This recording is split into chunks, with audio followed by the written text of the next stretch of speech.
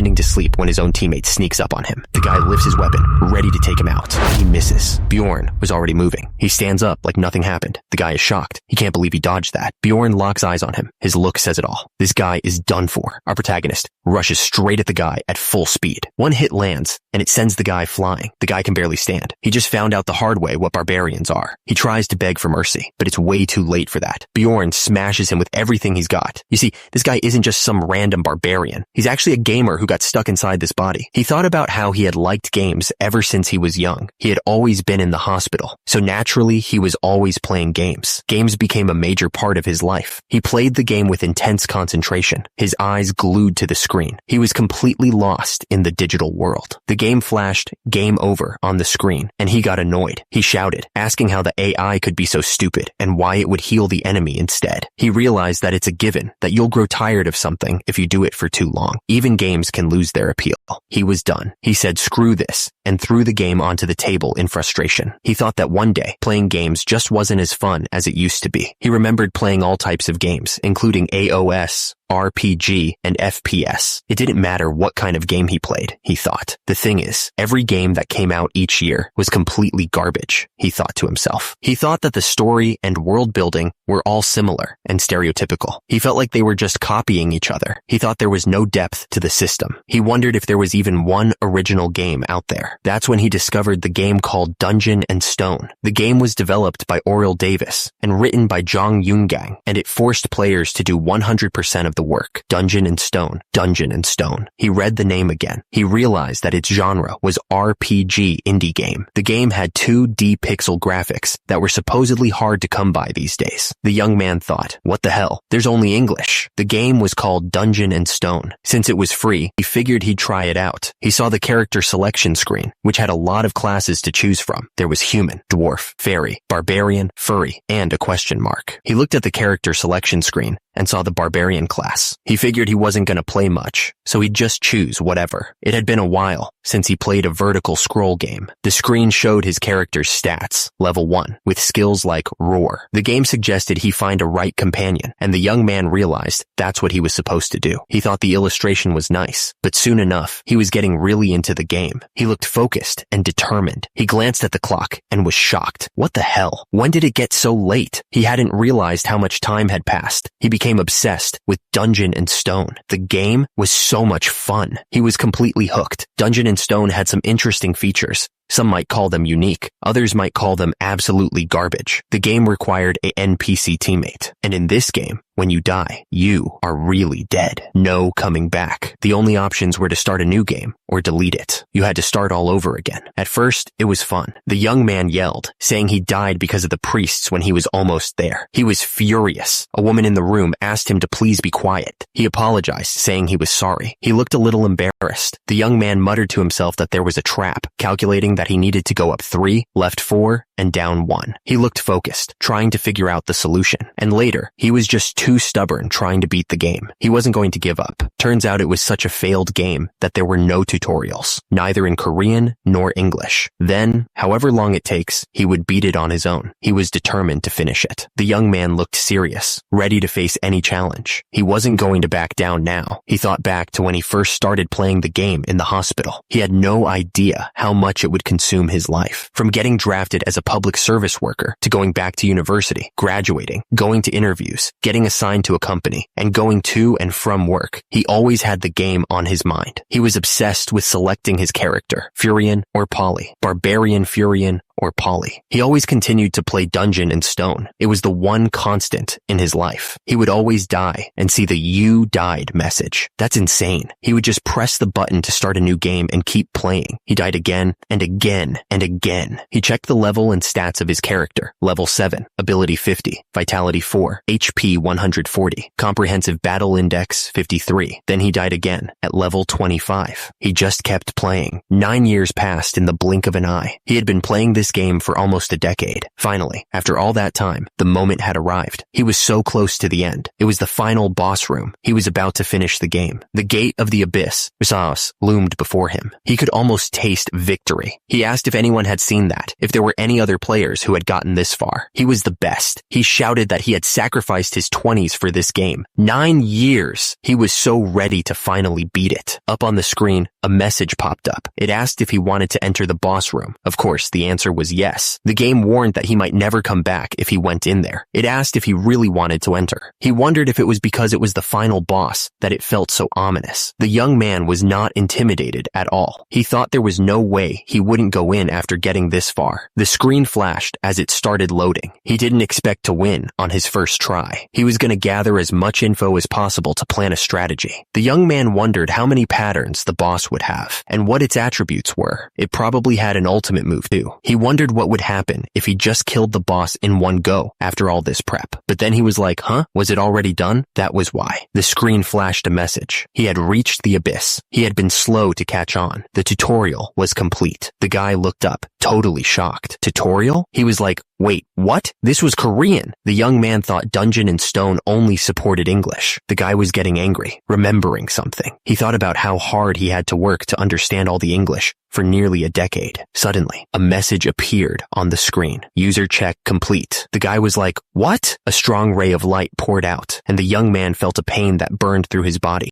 The guy was like, what the heck? Starting transmission. The light intensified. He lost consciousness. Suddenly, a voice boomed, congratulating the young warriors. The voice continued, announcing that today, they would all leave this sacred place. But Bjorn wondered who was being so loud. The voice boomed again, saying that when they opened their eyes again, they would become proper warriors. The warriors looked up, ready for anything. Bjorn was completely confused by what was going on. Turns out, he was faced with an unbelievable situation. Bjorn looked around and realized that they were using torches instead of LED lights. He was still trying to figure out what was going on. He noticed that there were muscular barbarians everywhere he looked. It was quite a sight. A weird man was giving a speech, telling them to pick a weapon that fit them. The speaker seemed very excited about it. Bjorn wondered what the man was talking about. He realized he was understanding a language he had never heard before, and he was confused about why he was even there in the first place. Bjorn told himself to calm down. He was clearly overwhelmed by the situation. Bjorn was trying to figure out what he was supposed to do, since this felt like the start of a really hard game. He was sweating a bit, trying to stay calm. Suddenly, a thought popped into his head. He needed to understand the situation and get as much information as he could. Bjorn started checking his body, but he was confused. He didn't understand what was happening. He noticed that he had rough hands, strong muscles, and tattoos all over his body. The young warrior realized his body was moving freely. Bjorn stood there, trying to get a grip on the situation. He looked around, trying to understand where he was. Bjorn was shocked. He looked at his hands and wondered what was going on, asking himself if this was really his body. Bjorn realized this was really him, and he looked up with determination. He shouted for those who were called to come forward, his voice echoing through the area. Bjorn was confused by the situation, but he kept his cool. He recognized one of the men as Karak, Venon's third son, and wondered what the hell was going on. The tension was thick in the air as Karak stood face to face with another warrior. The two men were ready to fight, the fiery background adding to the intensity of the moment. The warrior's hand tightened around his weapon, preparing for a fight. He wasn't going to back down, no matter what. The guy with the beard grinned, showing off the double-headed axe. He seemed pretty happy with his choice. The man in the back looked on with a smirk. The man shouted that Vanon's third son, Karak, was now a warrior. His voice boomed through the area, and immediately, he called for Feneline's second daughter, Einar, to step forward. The man looked off to the side, his brow furrowed. He thought that this situation seemed familiar. Something about it was making him uneasy. Turns out, young warriors were picking their weapons. The whole scene was like a deja vu moment for the man.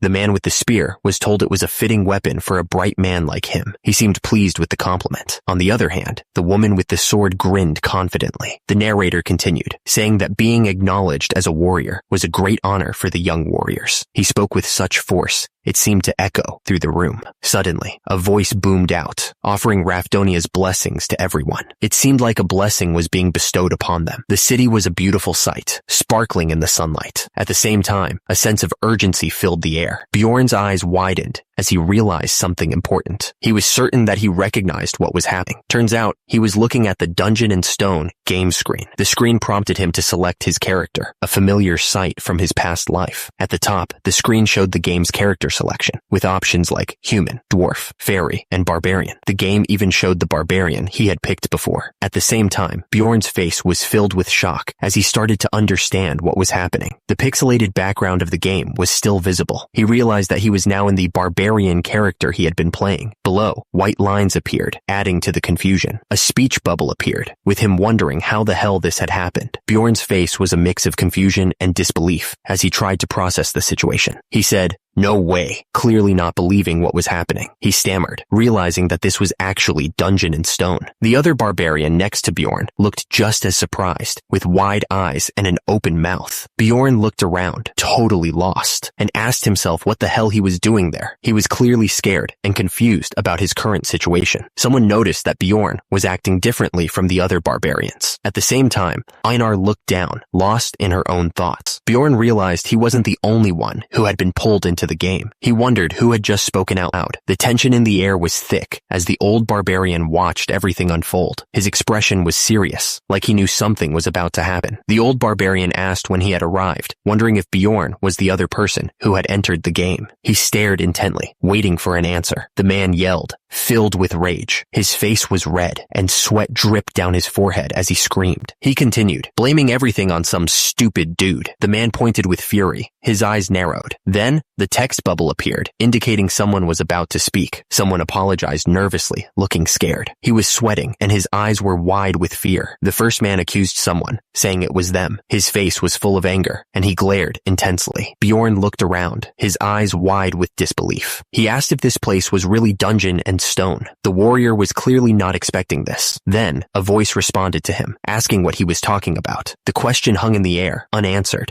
At the same time, a barbarian swung his axe down with incredible speed. Bjorn looked up, seeing the attack coming right at him. Bjorn stared, his eyes wide with shock. He couldn't believe what he was seeing. Bjorn's eyes widened even further, his face contorted in disbelief. He exclaimed, "What the hell?" The young man was completely taken aback by the scene. Bjorn was bleeding, but he kept his cool. He told himself to calm down, and immediately after, the young man realized he would be dead if he showed any emotion. The man declared that Kadua's son, ORM, had been possessed by an evil spirit. His voice was filled with anger. The guy put his hand on another man's shoulder. He ordered everyone to erase what the evil spirit had said from their memories. Bjorn was standing there, looking at the scene. He realized that they were going to continue with the coming-of-age ceremony. The young warrior understood what was going on. Bjorn was thinking about what it meant to be an evil spirit in this world. He realized that people like him, those who came into the game, were labeled as such. The young man's expression was one of dawning understanding and concern. He knew he had to be careful. He understood that if anyone found out he was an evil spirit, he would die. The warrior's eyes widened with fear at the thought. He shuddered, thinking about what almost happened. It could have been his head rolling on the ground right then and there. The thought terrified the young man. Bjorn steeled himself, knowing what he had to do. He needed to get through this without being found out. The young warrior focused on the task ahead. Suddenly, the speaker announced the next participant.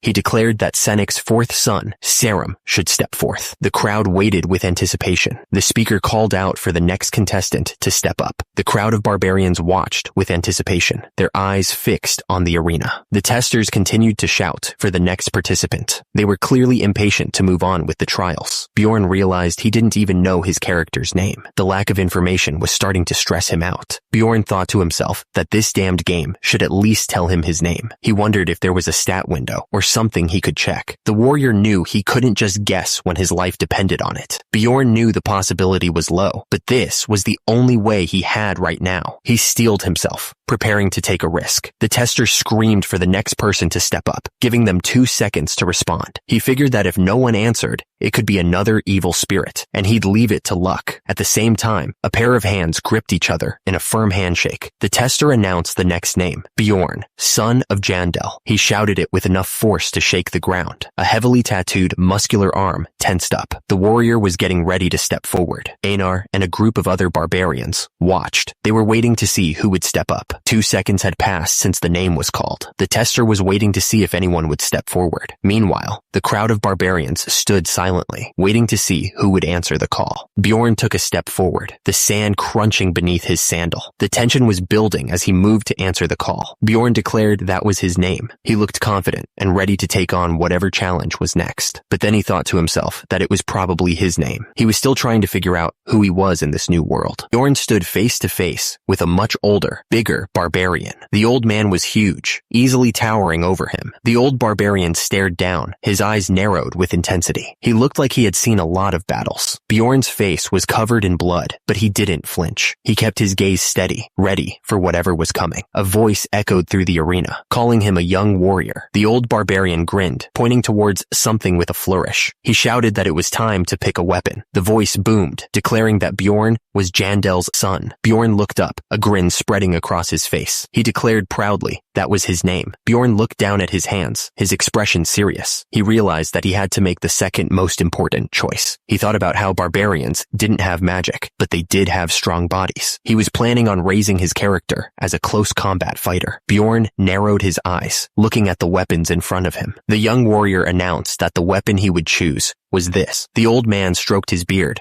looking thoughtful. He seemed to be thinking hard about something. Bjorn looked at the shield in his hands, a determined expression on his face. He knew this was the best choice he could make. Suddenly, a voice boomed out, declaring that Jandel's son, Bjorn, had become a warrior. The announcement echoed through the area, and immediately, a message appeared, stating that the synchronization was complete. It seemed like the game was registering his choice. The screen lit up with another message, confirming his overall item level was 24. The system also recorded his character information and daily log, sending the data to the administrator. Bjorn's character info popped up, showing his level was still 1. He saw that his physical stat was 25, and his mental stat was 35, with an ability of 1. His overall combat index was 67. The word Barbarian flashed on the screen. It was a reminder of the path he had chosen. He remembered when he first played as a barbarian. He thought it would be cool to use a greatsword. But the thing is, he ended up dying way too much. He just couldn't survive with that build. He was getting frustrated. He wondered how he needed to build this character so it could survive longer. He was tired of dying all the time. Dual axe, large hammer, flail. He was thinking about all the different weapons. Bjorn remembered trying different weapons and testing them all. But the thing is, it was all within the berserker meta.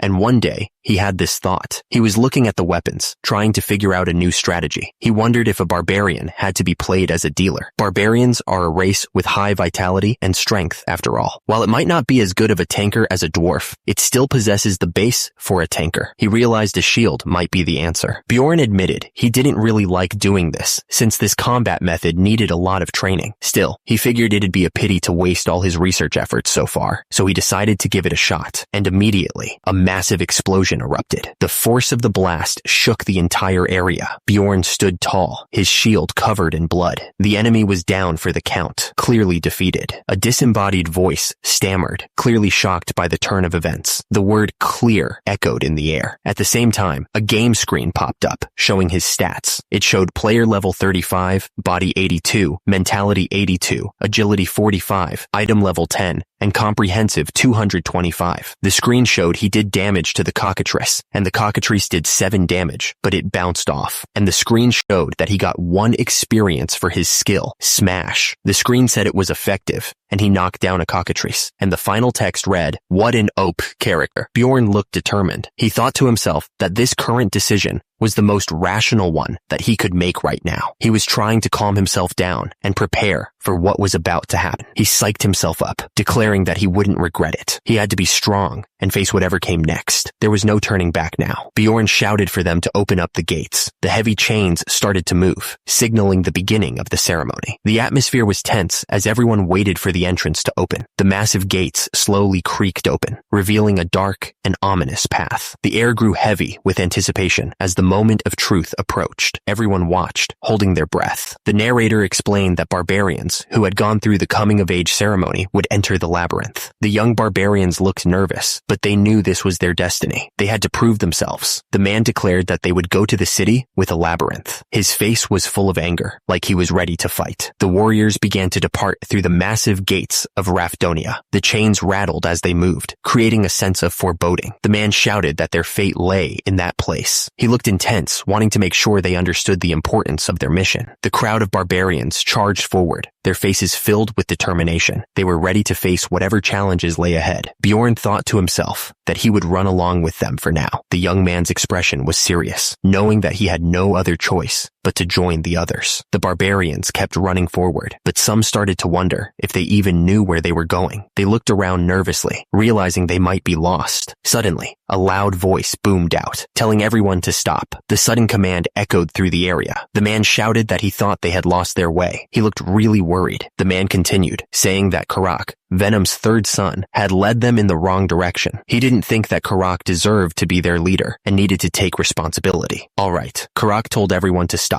He admitted that he wasn't qualified to be the leader and would step down. Einar stepped up and shouted that she would be the one to lead everyone. She looked confident and ready to take charge. Einar was wise and should be able to lead everyone to the right path, she thought. The barbarian woman smiled, feeling confident in her abilities. Meanwhile, one of the guys admitted that he thought he was lost. He looked at Einar with a worried expression. Einar looked shocked and asked if it was happening to him too. She clearly didn't expect another person to be lost. The men shouted, wondering how this could be. They needed to get to the labyrinth within the time limit. People started arguing that Einar didn't deserve to lead. They thought that Jin, Tatron's second son, should be the one in charge. Others disagreed, and the whole situation was quickly turning into a mess. The arguing was getting out of hand, and one of the guys thought they were all brainless. He realized that if this kept going on, they might never reach the labyrinth. However, he didn't want to attract attention just yet. Einar suddenly called out, saying, "Hey." She was trying to get someone's attention. Bjorn was standing in front of her. Einar asked Jondel's son if he was also there to blame her. She looked worried and defensive. Bjorn denied it. He told her that he was there to tell her how to get to the labyrinth. The young man seemed serious and determined to help. Bjorn put his finger to his lips, signaling her to be quiet. He didn't want anyone to hear them talking. Einar looked surprised and asked how. She really wanted to know how to get to the labyrinth. Bjorn told her that she just needed to follow those guys. He pointed towards a group of people walking away. One of the people in the group said that there were barbarians swarming over there. He called them foolish savages and said they wouldn't get anywhere so late at night, all armed. Einar said that she understood and would give it a try. She looked determined to follow Bjorn's advice. Einar announced that she had found the way to the labyrinth. The crowd cheered and said that she was wise, but Bjorn wondered if they were really not brainless. Einar shouted to follow her. Her voice echoed through the night sky. The labyrinth was right in front of them. It pulsed with a strange energy. The crowd cheered as they saw the labyrinth, calling it the sacred dimension of battle. Down below, Bjorn cursed under his breath, realizing that it was really the labyrinth. Bjorn wondered if it was really the right decision to enter the labyrinth. He looked worried. Bjorn stood alone for a moment, thinking that nobody would even notice if he just walked away. He knew he could slip away without anyone even realizing it. He thought back to his life before, when he had been sick all the time. He remembered being stuck in a hospital bed. Bjorn wondered how someone like him, who had never even thrown a punch, could possibly survive in the labyrinth. He looked up, his eyes narrowed, questioning if he was strong enough.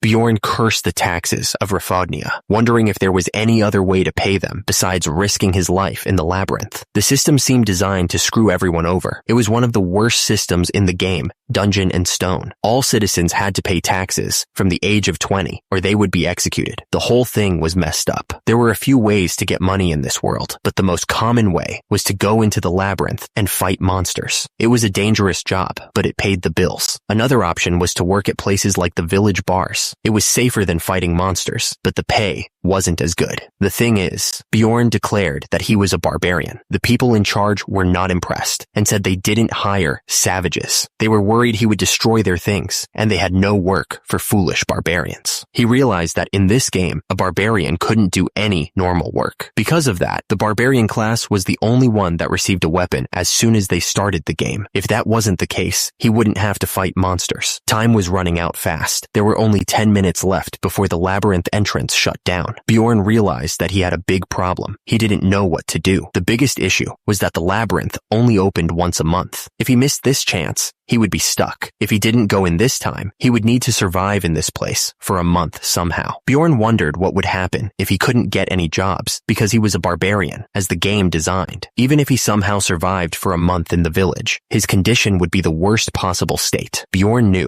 that if he was going to go in, then this was the right time to do so, but he couldn't get his feet moving. Bjorn was starting to panic. He realized that this wasn't just a game anymore. His life was actually on the line. Suddenly, someone called out to him, identifying him as Jandel's son, Bjorn. The announcement made him even more nervous. Bjorn looked up and saw a girl with blonde hair. She introduced herself as Einar, Veneline's third daughter. Einar explained that she was actually the second daughter, not the third. She added that all the other warriors had already entered the labyrinth, and they were the only ones left, so they needed to hurry. Time was running out. There were only minutes left before the labyrinth closed completely. The portal was definitely getting smaller by the second. Bjorn told Einar to go in first, saying that he would follow right after. He looked at her, waiting for her to move. Einar nodded, saying all right. Einar stepped into the portal, ready to face whatever was on the other side. She looked back at Bjorn, thanking him for his help just now. She seemed grateful for his assistance. Bjorn replied that there was no need to thank him. He stared straight ahead, his expression unreadable. The young man seemed focused on the task ahead. Einar then asked a question, wanting to know what she needed to do to become wise like him. She admitted that she had never seen a barbarian as clever as him before. The girl added that she wanted to become like him. Bjorn looked to the side, a strange expression on his face. He told her that she needed to be reborn again. The warrior's tone was serious, but also a little sarcastic. Bjorn gave a vague answer to Einar. He told her that she must always think before she acted. The young man seemed to be trying to sound wise, but also not give away too much. Einar thanked him for the advice. She told him that she would make sure to repay him for his help if she made it back from the labyrinth. The girl had a bright smile on her face. Bjorn questioned if she would make it back. He seemed surprised by her lack of confidence. The warrior then explained that in the game, barbarians were people that didn't know fear. Bjorn then asked Einar if she was also afraid of dying. He stared at her intently, waiting for her answer. The young man seemed to be trying to gauge her true feelings.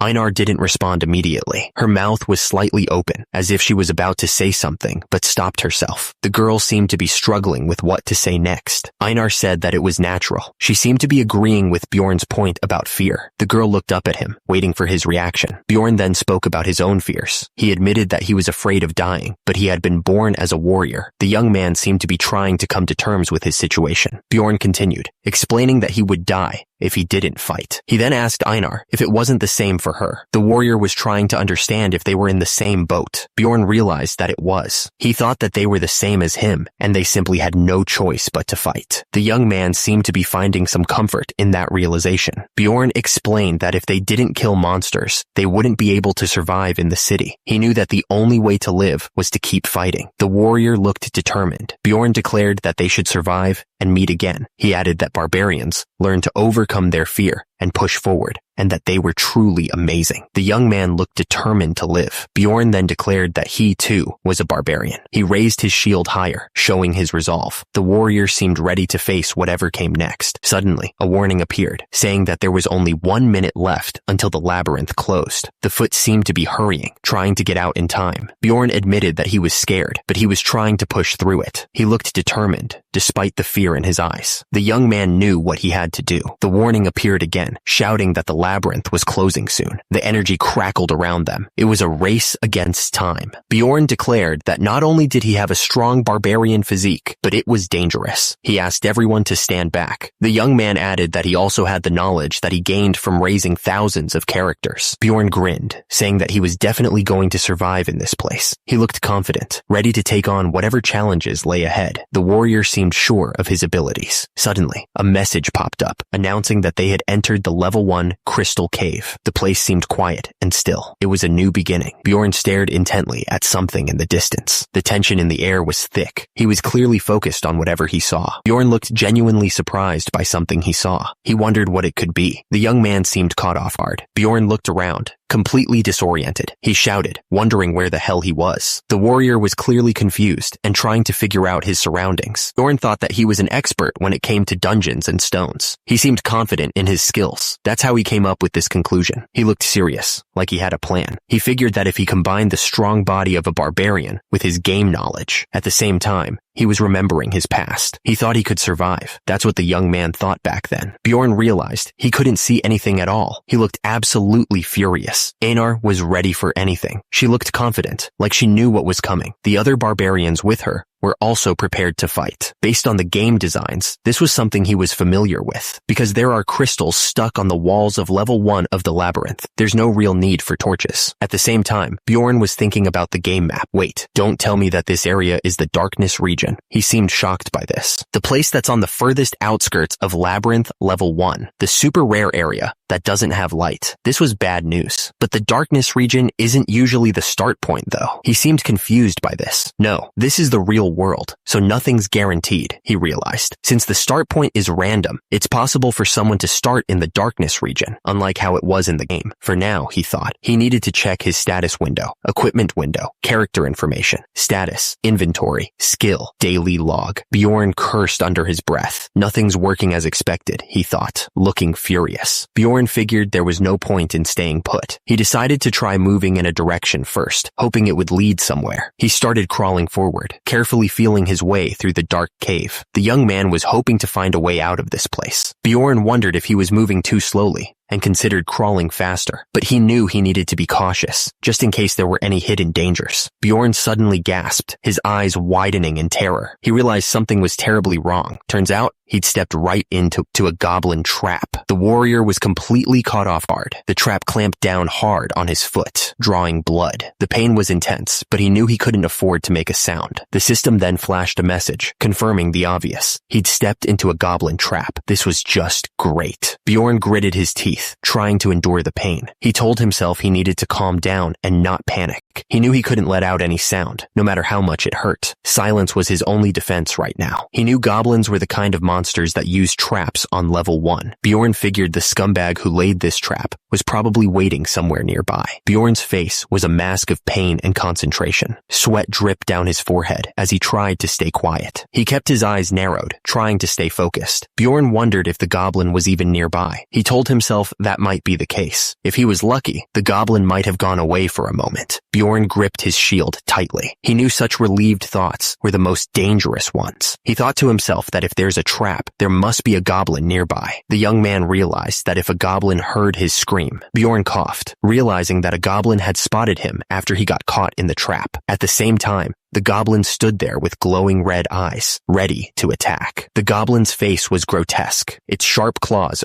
ready to tear him apart. It would wait for him to lose his strength while waiting in the darkness. Bjorn knew that he mustn't make a sound. He realized that this was how Dungeon and Stone worked. In that case, the young man decided to do what was necessary first. There was paralyzing poison in the trap, which annoyed him. Bjorn thought that if they had given him leather boots instead of useless sandals like these. As a result, he found himself annoyed at the situation. Bjorn told himself, what the hell? What's the point of saying all this now? He knew he needed to stop whining and get moving already. Bjorn knew that if he needed to fight, he had to do it quickly. He looked absolutely furious, ready to take on whatever was hiding nearby. He told the hidden enemy to come on out. The poison from the trap was already making his feet bleed. It seemed the poison was spreading. Bjorn realized that his right foot had gone numb. Bjorn knew the enemy was already hiding out there. He thought that he didn't even feel fear because of the paralyzing poison, which he guessed was a good thing. Bjorn was getting annoyed by the silence. He shouted, demanding that the scumbag come out already. Bjorn wondered if he was just imagining things. He thought maybe there wasn't a goblin there at all. He looked around suspiciously, trying to see if anything was hiding. Bjorn kept thinking to himself, even if he was acting like a fool, he knew he had to be careful. Bjorn told the enemy to just stay where it was. He said that he was gonna leave. The barbarian looked serious, like he meant it. Bjorn thought that he would become an idiot who survives. He was determined to live, no matter what. Bjorn suddenly insulted the hidden goblin. He told the enemy that its mother was a goblin. The young man's foot was still bleeding from the trap. Bjorn kept insulting the goblin's family. He said its father was a goblin too. The barbarian realized this was dangerous, since his bleeding wasn't stopping. He added that its sibling was also a goblin, and he was starting to feel like his brain had been dipped in alcohol. That's why he was also calling the goblin a goblin. The goblin was huge, towering over Bjorn from behind. It was clear that he was in serious trouble, facing facing such a massive enemy while weakened. Suddenly, Bjorn's eyes widened. He heard footsteps nearby, alerting him to the immediate danger. Then, a voice boomed, declaring that it moved. The threat was getting closer. Bjorn asked what was wrong. He wondered if the goblin couldn't take him insulting its family. The young man realized the footsteps came from behind, and the goblin probably came closer because he was getting further away from it. Bjorn realized that even though he knew something was there, it was still hard to see. He told himself he needed to run faster. He looked around nervously, trying to figure out where the threat was coming from. Bjorn started running. His feet splashed in the water, and he could feel the blood still flowing from his wounds. He knew he couldn't keep this up for long. He kept running. The sound of his bare feet hitting the stone floor echoed through the cave. The barbarian was trying to put as much distance as possible between himself and whatever was chasing him. Bjorn collapsed on the ground, exhausted. He looked over and saw the goblin standing a short distance away. The young man knew he was in trouble, but he was too tired to move. Bjorn realized that whatever was following him was keeping its distance. He noticed that when he stopped, it stopped too. The fighter was starting to think he was dealing with something smarter than he expected. The goblin looked down on Bjorn, clearly enjoying his suffering. It was rejoicing, watching its prey bleed out. The little scumbag was probably waiting for him to die slowly, terrified by its laughter. Bjorn realized the goblin was smarter than he thought. He figured the little creep wasn't even bothering to hide anymore. The young man decided it was time to change his strategy. Bjorn suddenly stood up, surprising the goblin. He let out a yell as he charged forward. The barbarian wasn't going to let the goblin have its way, but Bjorn immediately collapsed, his legs giving out. The attack had clearly taken a lot out of him. The fighter was still badly injured. Bjorn thought to himself that his prey had collapsed just as it wished. He was setting a trap for the little monster. The young man was going to make it pay. The goblin stood over Bjorn's hand, looking down at him. The little monster seemed to be enjoying the situation. It was probably wondering if Bjorn was still alive. The goblin suddenly shouted for Bjorn to come closer. It was clearly trying to lure him into another trap. The little scumbag thought it was so clever. Suddenly, a rock hit Bjorn on the head. He realized what the goblin was doing. The young man was starting to understand how smart these things really were. Bjorn thought to himself, was the goblin really throwing rocks at him to see if he was dead? He was starting to think this was more than just a dumb monster. Bjorn realized that the goblin was smarter than he expected. He thought to himself that they were definitely more intelligent than barbarians. The warrior was starting to get worried. Suddenly, a warning flashed, declaring that something was coming. The message was clear, but what exactly was on its way? Then, the sound of something crawling nearby echoed through the cave. A goblin was standing over Bjorn, holding a small axe. The little monster was ready to strike. The goblin reached down and touched Bjorn's face. It was checking to see if he was really dead. The barbarian's eyes suddenly flashed red. Bjorn suddenly stood up. He looked down at the goblin, his eyes burning with anger. The young man greeted the monster with a dark expression. Bjorn shouted that the goblin was a scumbag. He was furious that the monster had tried to trick him. The warrior was ready to make the goblin pay. Bjorn was ready to strike. He moved with incredible speed. His fist aimed right at the goblin's head. The barbarian was about to deliver a devastating blow. The goblin realized his reach was too short. He was panicking because he couldn't escape the incoming attack. At the same time, Bjorn was confused. Bjorn asked what was happening. Red energy was flowing around his hand. The young man didn't understand what was going on with his body. Bjorn realized his body was moving by itself. He was completely shocked and had no idea why. The warrior was losing control. Bjorn's fist continued to move forward. He was still paralyzed, unable to stop the attack. The young man felt like a passenger in his own body. Bjorn's fist crashed into the ground with incredible force. The impact sent tremors through the cave, and dust flew everywhere. Bjorn realized he could vividly sense the goblin's movements. He felt stronger than ever before. The young man was ready to take the fight to the goblin. Bjorn thought that this body was way different from the sick one he had in the hospital. He declared that the goblin was the prey now. The warrior was feeling confident. Bjorn shouted that this was the body of a barbarian. He let out a wild yell, feeling the power coursing through him. The young man was ready for action. Bjorn stood panting over the fallen goblin. He was catching his breath after the savage attack. The barbarian had won. Bjorn was panting hard, trying to catch his breath. He was covered in sweat and grime, clearly exhausted from the fight. The barbarian was breathing heavily. Bjorn slammed his fist into the ground with a loud thud. The force of the impact shook the earth around him. The young man was letting out his frustration. He punched the ground again, even harder this time. Dust and small rocks flew up from the impact. The warrior was furious. Bjorn looked down at his hands, clenching them into fists. He was trying to control his anger. The young man was clearly struggling with something. Bjorn punched something with incredible force, sending debris debris flying everywhere. The impact echoed through the cave. The barbarian was unleashing his rage. The screen popped up, telling him he had defeated a goblin. Turns out he got EXP +1 for that. Bjorn was kneeling on the ground, panting. He was still paralyzed from the trap, but at least the goblin was dead. Bjorn's eyes widened. He noticed the goblin's body was starting to disappear. He was shocked by this. A bright flash filled his vision. It was just like in the game, he realized. And then a crystal appeared on the ground. He wondered what it was. Bjorn was thinking about money. The currency that's being used in Dungeon and Stone was.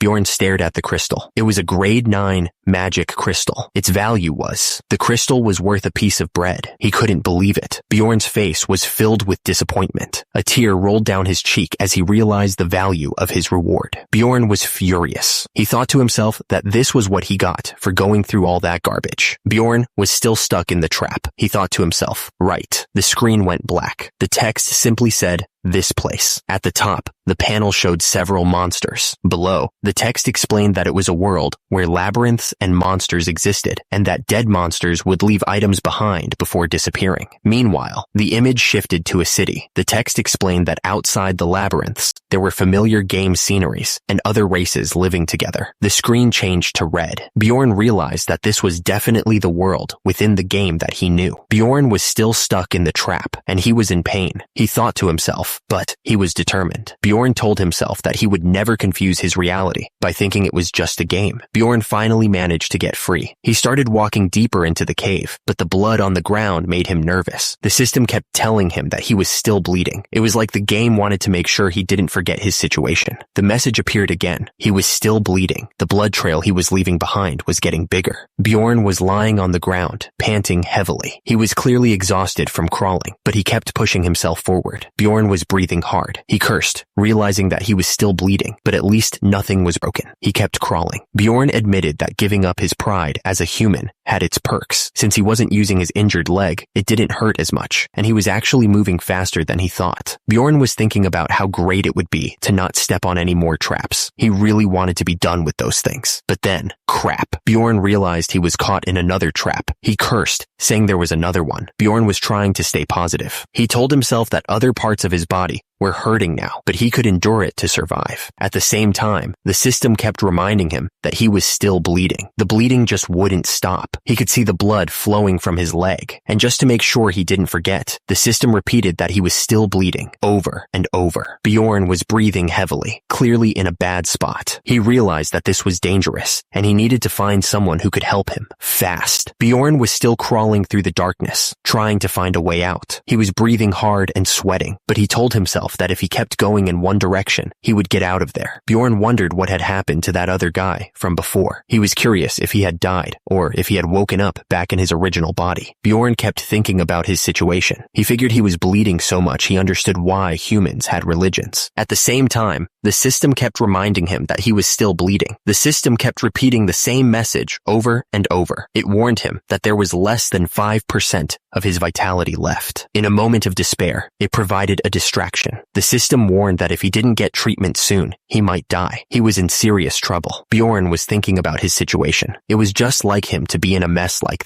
this. Bjorn kept crawling forward. He was leaving a trail of blood as he went. Bjorn figured he was doing well because it was getting brighter. He added that the entire first floor couldn't be covered in darkness. Bjorn knew he needed to get to a lighter area. He could see the light at the end of the tunnel. Bjorn was sure there were 1 or 2 people who could help him, but he immediately realized what a joke that was. Bjorn was standing over another person. He looked down with a smirk, like he knew something the other didn't. The barbarian was clearly enjoying this. Bjorn was still seeing things. He asked himself why anyone would help a dying barbarian like him. The young man wondered if he needed to be a beautiful woman or an intelligent man to get help. Bjorn thought he was going insane. He said that he guessed he was pretty smart, since he was talking to himself. The fighter wondered what he was going to do if he didn't keep going forward, saying he needed to do something. He figured he was seeing illusions now. He had to push forward. Bjorn was starting to lose it. He figured he would probably run into a monster before he encountered a human. The young man hoped he would at least have better vision than now. Bjorn was sure he was going crazy from losing too much blood. He told himself that he needed to survive no matter what. Then he questioned himself, wondering how he could possibly do that in in his current state. And immediately, he heard a voice in his head, calling him a loser and saying he was about to die. It told him to just give up and be comfortable. Bjorn refused to give up no matter what. He wouldn't let this beat him. The barbarian was determined to survive. Suddenly, a light appeared. A warning popped up, saying that less than 4% of his vitality remained. Bjorn was breathing heavily, his eyes wide with fear. He pleaded for anyone to help him. Suddenly, a group of adventurers appeared above him. They were all staring down, seemingly surprised by what they saw. One of the adventurers, Drouse, pointed down. He told the others that there was a dying barbarian over there. Another one asked if it was a barbarian. A warning popped up, saying that less than 4% of his vitality remained and that he was still bleeding. Then another warning appeared, saying that less than 2% of his vitality remained. But he got an achievement. His mental stat would keep rising by 1. Bjorn looked up at the adventurers with a pained expression. He thought to himself that the guy looked like a novice. The barbarian then pleaded for them to help him, calling them jerks. One of the adventurers wondered if it was suspicious. The situation seemed strange to the group. One of the adventurers looked down, confused. He wondered out loud how a novice could have gotten there faster than they did. The adventurer seemed annoyed by this.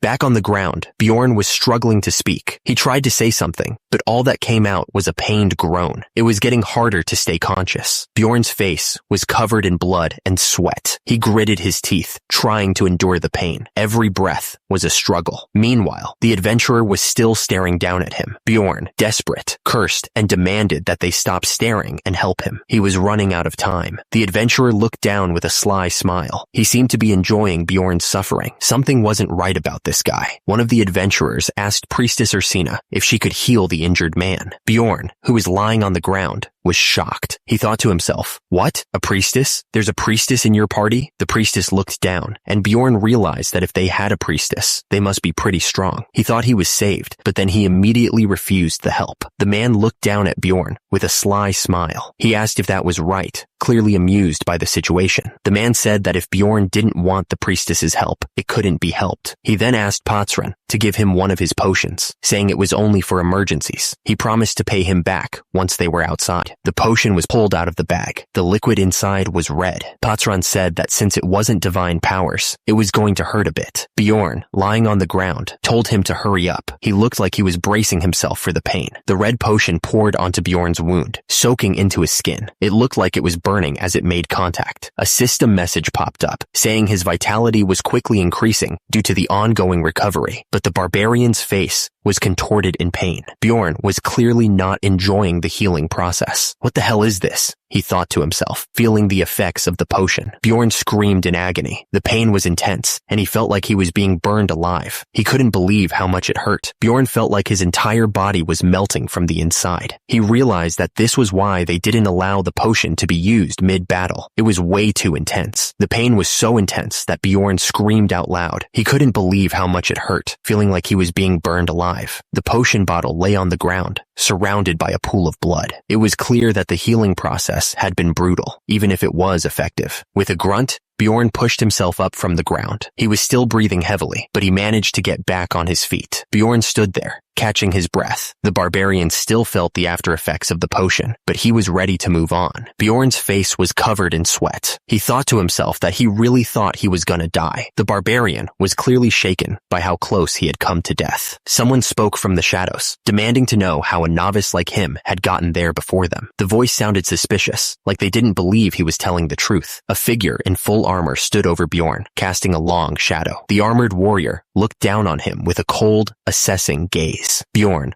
looked up at the armored figure, who made it clear that they were willing to pay for information about a secret passage. The barbarian realized that was their real objective all along. Bjorn explained that it was probably for the best, since goodwill without a reason was suspicious. He added that he didn't know how he got there. He just stepped into the labyrinth and ended up in that place. The armored figure considered what Bjorn had said. He explained that due to the dimensional instability, people could fall into the outskirts of darkness sometimes. He added that the probability was so low that it only happened once every 100 years. Bjorn listened carefully. He repeated, questioning if it only happened once every 100 years. The barbarian was surprised by how rare the event was. The mage and priestess stood side by side. They had a mage and priestess in their party, which meant they were at least mid to high level. The pair looked like they had seen their fair share of battles. Bjorn thought to himself about what the armored figure had said. He couldn't believe that he just happened to experience something so rare on his first trip. The young man was starting to think he was incredibly lucky, or unlucky.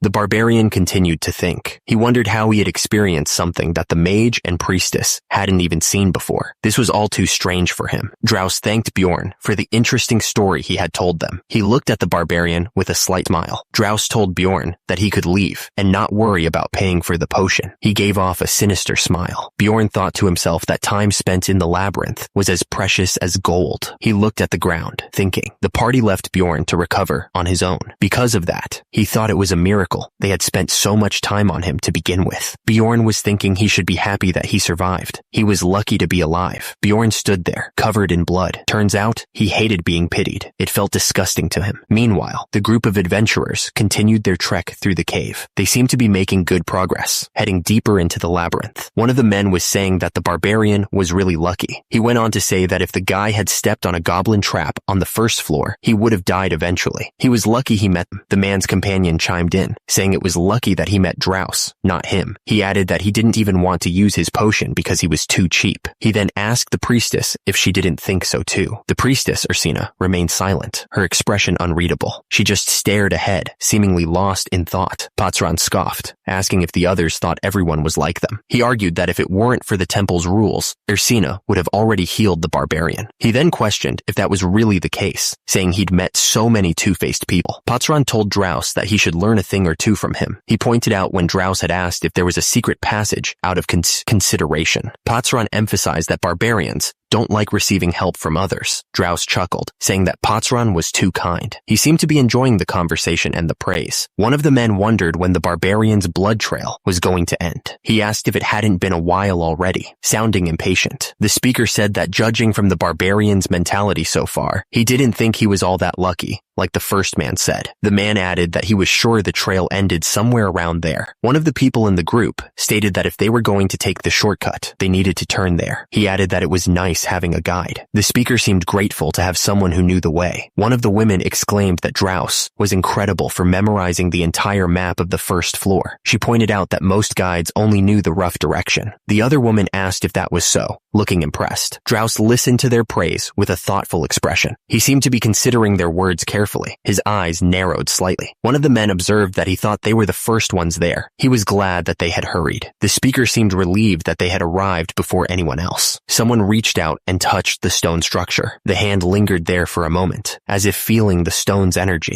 The portal to the second floor was right in front of them, shining with a powerful light. One of the men reached out, ready to take the next step. The man declared that the portal would take them to the second floor. He told everyone to go, smiling confidently. One of the women started walking towards the portal, ready to go to the second floor. She seemed eager to continue the adventure, but someone suddenly yelled for them to wait. The group stopped, turning to see what the problem was. One of the people pointed out a sandal on the ground, covered in blood. She recognized it as the one the barbarian had been wearing earlier. The man with the white hair looked up, realizing something important. He said that he thought the other person was right, with a serious look on his face. The camera panned down to the dark cave, showing a faint light source. The cave looked dangerous and mysterious. Back with the group, they all looked worried. They seemed to be discussing the missing barbarian and what might have happened to him. Drouse asked how long it would take to get back to where they found the barbarian. He wanted to know the distance, especially if they didn't take the shortcut. The man smiled creepily, finding something funny. He thought it was amazing that the barbarian had crawled so far in the dark, calling the guy a monstrous scumbag.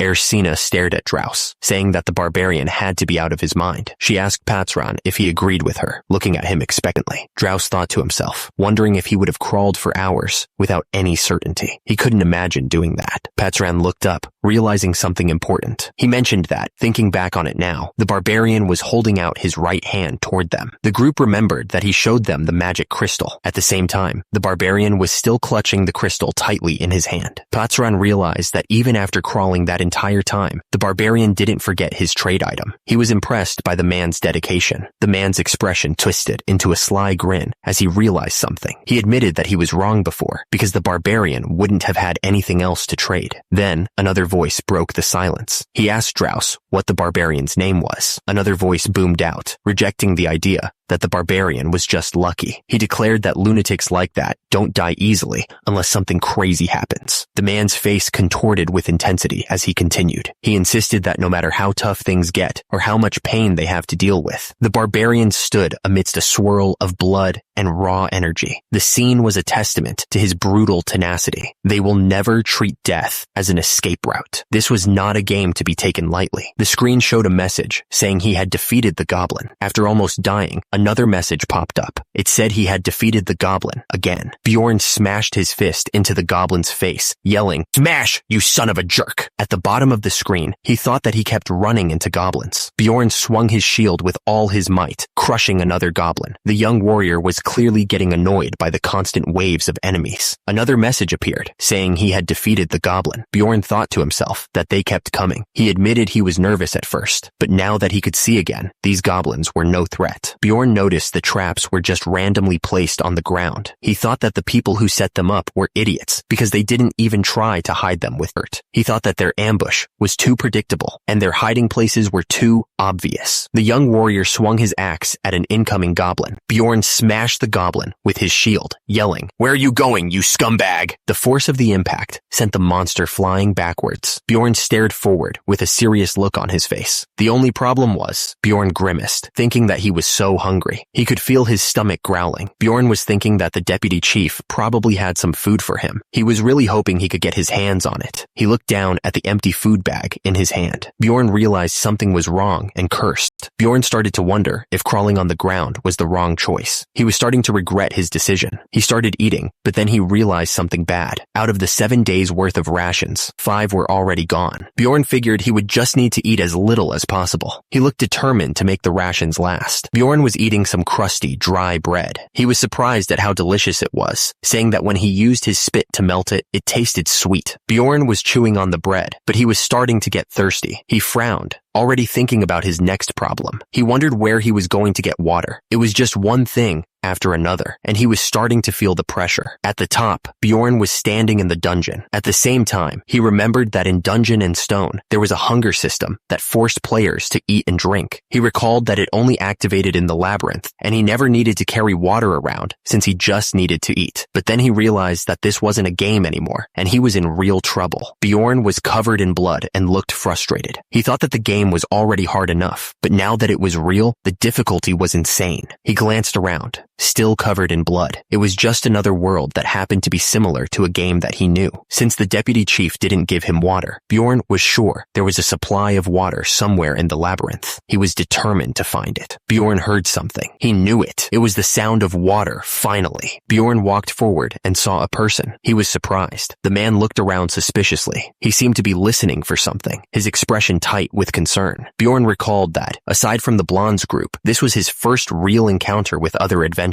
He was starting to get a feel for how things worked in this world, but there was no conversation, he realized. Bjorn stood on the stairs, surrounded by glowing crystals. Another man walked away without a word. He kept his head down, focused on moving forward. It was as if there was an unspoken rule not to interact with other adventurers unless it was absolutely necessary, Bjorn thought. He wondered what was behind that. Bjorn counted the red gems one by one, his fingers stained with blood. He muttered the numbers under his breath, focusing on the task at hand. The barbarian sat cross-legged, looking down at the pile of gems with a satisfied expression. He thought that he had collected a lot. He started thinking back on how he was dying, which was an impressive situation. But there was another problem. Bjorn was so tired. He had hunted so many goblins, so it was a given that he was really sleepy now. There were 2 ways in which you can sleep in the labyrinth, he thought. First, you leave your life in the hands of God and sleep. Or second, Bjorn looked at the group and proposed that they become allies. He suggested that they find allies to protect each other in this dangerous place. One of the group members stammered, apologizing to Bjorn. He seemed nervous and scared. Another member of the group interrupted, saying that they already had all the necessary members for their party. He looked at Bjorn with a mix of fear and annoyance. The group stated that their party was full, and they weren't keen on barbarians. One of them even complained about the stench of blood coming from him. Bjorn was left standing alone, the rejection hanging in the air. He didn't say anything, but the silence spoke volumes. Bjorn was thinking about how he couldn't believe he was rejected by everyone. He was clearly upset by their decision. Bjorn was looking absolutely furious. Blood splattered on his face. He cursed those scumbags under his breath. He thought to himself that it wasn't like he was asking to join their party officially. The barbarian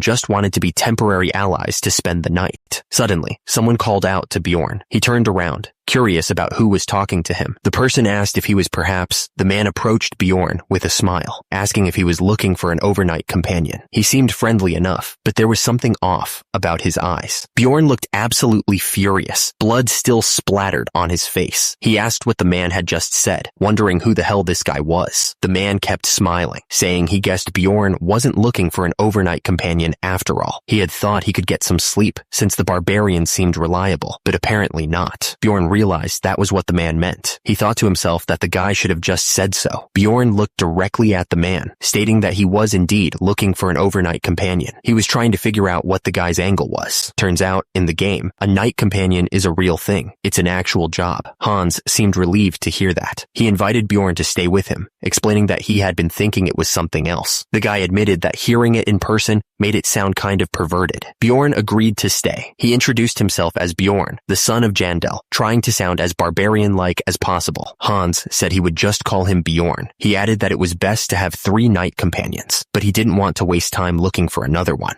Hans wondered why the two of them didn't just spend the night together. He immediately realized how that sounded, and he looked absolutely mortified. Hans thought there was something strange about Bjorn's way of speaking. He couldn't quite put his finger on what it was, but something felt off. Bjorn suggested that they play rock, paper, scissors to decide who would get to sleep first. The barbarian seemed pretty confident about his chances. That's how they decided to spend their first night together in the labyrinth. Hans immediately realized how weird that sounded. Hans was happy because he won. He asked if that meant he could sleep first. Bjorn reluctantly agreed. The big guy knew he was going to lose because he had no luck. Hans told Bjorn to take the item, explaining that it was a watch. He said that the barbarian could use it to wake him up when the shorthand reached a certain spot. He held up the watch, which looked pretty old school, with Roman numerals. Hans figured that Bjorn probably didn't even know how to read time anyway. Hans asked if Bjorn understood what he was saying. He offered to explain it again, but was clearly getting annoyed. He was thinking, what the hell? Hans figured that was probably how most people saw barbarians, in Dungeon and Stone. They just assumed they were all dumb. Bjorn looked at the watch and thought it looked pretty expensive. It felt like trash to him, but he was sure there would come a time when he could use it to his advantage. Hans was sleeping soundly, completely comfortable. Bjorn watched him, wondering if that was what an experienced adventurer was like. Bjorn wondered if Hans would even lend him his sleeping bag if he asked. He was really getting tired of just sitting there. Bjorn complained that it was so boring, since there weren't any goblins or adventurers around, though he admitted that it was convenient. Bjorn glanced at the watch Hans had given him, thinking that time needed to hurry up. He was so ready to get some sleep. The hands on the watch were slowly inching closer to the mark. He was really looking forward to getting some shut-eye. Bjorn woke Hans up, telling him to get up. He was making sure that Hans was awake and ready to take over watch duty. Hans answered that nothing had happened while Bjorn was sleeping. The man seemed all right, though Bjorn was still a little suspicious. Bjorn told Hans that he should get some sleep too, and that he'd wake him up in 2 hours. The barbarian seemed to be in a good mood. Bjorn thought to himself that there was no way he could rest. He was too on edge to be able to fall asleep. The young warrior knew he couldn't let his guard down. He had a bad feeling about the dungeon. Hans noticed that Bjorn hadn't broken the bottle. He was already suspicious of the guy, thinking to himself, how can I trust someone I just met? At the same time, loud snores filled the air. Bjorn was already asleep. The big guy was out cold, covered in blood. He looked completely exhausted. Bjorn continued to snore. He was sleeping like a savage who'd had a long day. Hans watched him. His eyes narrowed. He hoped Bjorn wouldn't notice that he was still awake. Hans watched Bjorn sleeping and thought to himself that barbarians were a funny species. He figured that his act was working like a charm. It was easy to see what they were thinking, since they assumed that barbarians were simpletons. Hans continued to watch the sleeping Bjorn. He thought, all right, the dumb barbarian is sleeping like a log. Hans was still wide awake and thought that since he was so open, he was sure Bjorn would act if he had ulterior motives. The guy was ready to catch him in the act. Suddenly, A voice boomed, demanding that someone show themselves. Bjorn suddenly stood up, looming over Hans. The big guy declared that he didn't sleep a wink. Bjorn was wide awake, thinking that for 2 hours, the other guy didn't do anything. He was starting to get annoyed. Hans was sleeping soundly. He thought to himself that he should have slept, questioning what the hell he was doing. But there was no way Bjorn would let his guard down so easily around a complete stranger. The barbarian couldn't sleep until he decided if Hans was trustworthy. Bjorn was starting to feel like he was going to die from fatigue. The poor guy looked exhausted. He couldn't fall asleep. The warrior's eyes were wide open, staring into the darkness. Bjorn suddenly shouted. He looked absolutely furious, his face contorted in anger. Hans was standing next to Bjorn, touching him with a smile. The barbarian looked exhausted, covered in blood and dirt. Bjorn started to speak, pausing mid-sentence. He seemed to be struggling to find the right words. Bjorn insisted that he wasn't sleeping. He told the other guy to wipe the drool off his own face first. Hans apologized, saying it was all right, and thankfully nothing happened while he was sleeping, so he wouldn't say much. But Bjorn was still looking at him with suspicion. Bjorn thanked him. He offered to stand guard if Hans wanted to sleep more. Bjorn's face was still brutal, and he looked pretty intense. He was clearly on edge, even after the fight.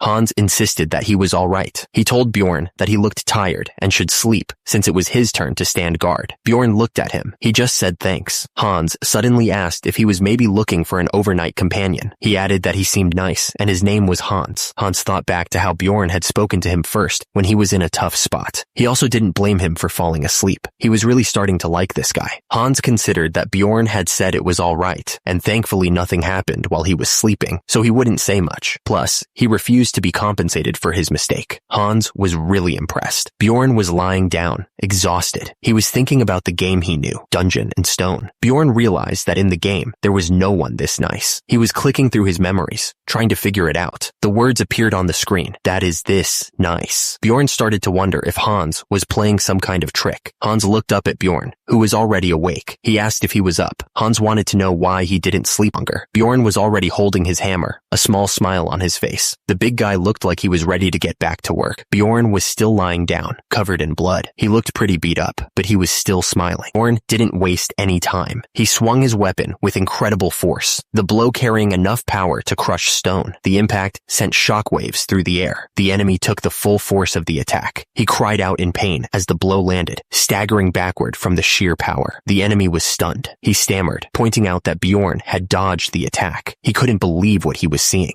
Bjorn glared at the enemy, his eyes filled with rage. The warrior was covered in blood, but he seemed unfazed, ready for another attack. The enemy started to speak, trying to get Bjorn to listen. He wondered if the guy was trying to make up some kind of excuse. The guy on the ground was trying to crawl away, clearly regretting his life choices. He shouted, wondering how stupid he could have been. Bjorn didn't give him a chance to escape. He swung his weapon down with full force, the sound of the impact echoing through the dungeon. The man coughed up blood, his face contorted in pain. He was shocked by the power of the blow, asking if Bjorn thought he was a barbarian. Bjorn stood over his fallen opponent, towering over him. The guy was still trying to explain himself, but it was clear he was running out of time. Bjorn thought to himself that the guy didn't die with one hit, unlike the goblins. He realized he needed to strike him one more time to finish the job. Bjorn brought his shield down on the guy while yelling that he was going to smash him. The force of the blow looked absolutely devastating. The impact sent the guy flying through the air. He was completely helpless, unable to do anything to stop himself. The guy landed hard on the ground and tried to catch his breath. He was clearly in a lot of pain. Bjorn stood over the guy, his shadow looming over him. The enemy started begging for forgiveness. The guy pleaded with Bjorn to let him live, his voice trembling with fear. He was desperate to escape the situation. The injured man looked up, his face covered in blood. He was asked why he had done it, looking nervous and scared. The guy stuttered, trying to explain that he only wanted Bjorn's magic crystals. He claimed he was just going to knock him out and take them. The injured man was asked if he was really going to kill a barbarian for a few magic crystals. He admitted that he was also after Bjorn's shield, since barbarian equipment sells for a good price. The man was then asked if that was really all. He started begging to be let go, looking up with hopeful eyes. Bjorn didn't buy it for a second, realizing that the guy was still hiding something. He struck the guy hard, leaving the guy gasping for air. Bjorn stood over the injured man, his foot pressed against his chest. He told him that this was the last time to be honest, looking down with cold eyes. The injured man was reminded that killing another adventurer in Dungeon and Stone was a serious crime. Bjorn pressed him to reveal the real reason he attacked, focusing on his heart. The guy looked up, clearly confused by the question. He asked what Bjorn meant. his eyes wide with fear. The injured man started talking, admitting that barbarian hearts were being sold for a high price. He was trying to justify his actions, but his voice trembled. Turns out, they were being used as ingredients for a new spell. The heart glowed with an eerie light, surrounded by a strange, magic circle. Bjorn realized something about the situation. He finally understood the other guy's point of view. To that man, Bjorn was just another monster to kill. He was nothing more than a goblin in his eyes. He was tough to catch, like a slippery fish. The goblins were all around him, but he was too strong for them. But he was precious enough to give a big reward if someone managed to take him down. As a result, Bjorn wondered why the guy had waited until now to attack. Bjorn pressed the man against the wall, asking why he didn't attack when he was asleep. He added that he needed to sleep too, looking down at the man with a serious expression. The man on the ground tried to justify himself. He said he was just a pest, but an effective one. He asked if Bjorn would forgive him since he had told him everything. Bjorn looked down at the man, his expression unreadable. The barbarian was covered in blood, but seemed completely unfazed. A sinister smile crept across Bjorn's face. He looked like he was enjoying the situation way too much. The man on the ground looked up, waiting for an answer. Bjorn asked if he really thought he would forgive him. He added that he would probably run into more people like him, and they would all say the same thing. Bjorn continued, asking if the man really thought he was going to. The rest of his sentence was cut off. Bjorn stared down at the man with cold eyes, covered in blood. He asked if he was supposed to forgive people like him every single time. The man on the ground looked up, terrified. He quickly denied it, saying he wasn't like those other people at all. The man begged for his life, trying to bargain with Bjorn. He offered to give him everything he had. He pleaded, saying he didn't have much right now, but he would give him everything once he got back to the city. He begged Bjorn to give him just one more chance. He promised that Bjorn wouldn't regret it. But little did he know, it had only been one day since the barbarian entered this game world. The man's hand lay limp on the ground, surrounded by a pool of blood. The scene was gruesome, showing the finality of what just happened. Bjorn stood tall, covered in blood. He muttered to himself that he had killed a man. The system notified him that he had accomplished an achievement, his first murder. As a reward, his mental stats would increase by 1. 2 days had passed since Bjorn entered the game. The system informed him that he had equipped a shoulder pad, increasing his overall item levels by 13. Bjorn was now carrying a backpack, which increased his inventory limit. He also equipped a hammer and leather boots, which increased his overall item levels by 30 and 5 respectively. Bjorn thought about how he had graduated from living like a savage. He had started drinking water from his bottle when he was thirsty. He also used his compass when he needed to know which direction to go. The barbarian looked at his pocket watch when he wanted to know the time, and he could even treat injuries with bandages and potions. Bjorn thought about how ironic it was, and then he said that it was only when he killed a man that he was able to start living like a man. He walked away into the darkness. Bjorn checked his stats again. He saw that his mental stat had increased by 1, and his item level had jumped to 72. His overall combat index was now 81. Bjorn swung his hammer with incredible force. The goblin didn't stand a chance, disappearing in a cloud of dust after the powerful hit. Bjorn thought about how the goblin disappeared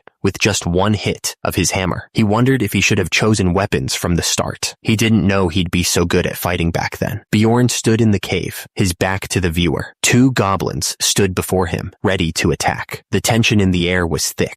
Bjorn realized that since it was the second day, the goblins had started appearing in pairs. He gripped his weapon tighter, ready for the fight. Bjorn thought his battle stats had gone up thanks to his new weapon. 2 goblins approached him, looking angry and ready to fight. Bjorn kept punching the goblins. The force of each blow was enough to make them disappear in a flash of light. Bjorn continued his relentless assault. He thought to himself that his progress was going smoothly so far. Bjorn knelt down, looking around at the crystals scattered on the ground. The scene was covered in blood. Bjorn was starting to feel the strain. He thought that he was going to die from fatigue, since he had been battling goblins non-stop since meeting Hans. He knew he wouldn't last much longer and needed to sleep soon. Bjorn mused that he might not have an overnight companion, but he figured he might be better off alone anyway. Bjorn stood there, looking down at the ground. He was thinking that getting stabbed by the goblins' daggers would be safer than what he was about to face. Bjorn's face was filled with anger. He cursed under his breath, clearly frustrated by the situation. Suddenly, a couple of goblins appeared, holding their daggers. Bjorn complained that the scumbags decided to show up as soon as he started to doze off. Bjorn yelled at the goblins, his face red with fury. He was pissed that they showed up after only 10 minutes. Everything went silent. A big question mark appeared, showing the confusion. Suddenly, there was a huge explosion. The force of it shook the entire area, leaving nothing but dust and debris. Bjorn's back muscles tensed as he spoke. He was saying that he had killed everyone he could see. Bjorn was lying down, looking exhausted. He begged them to stop showing up, wishing he could just get a little bit of sleep.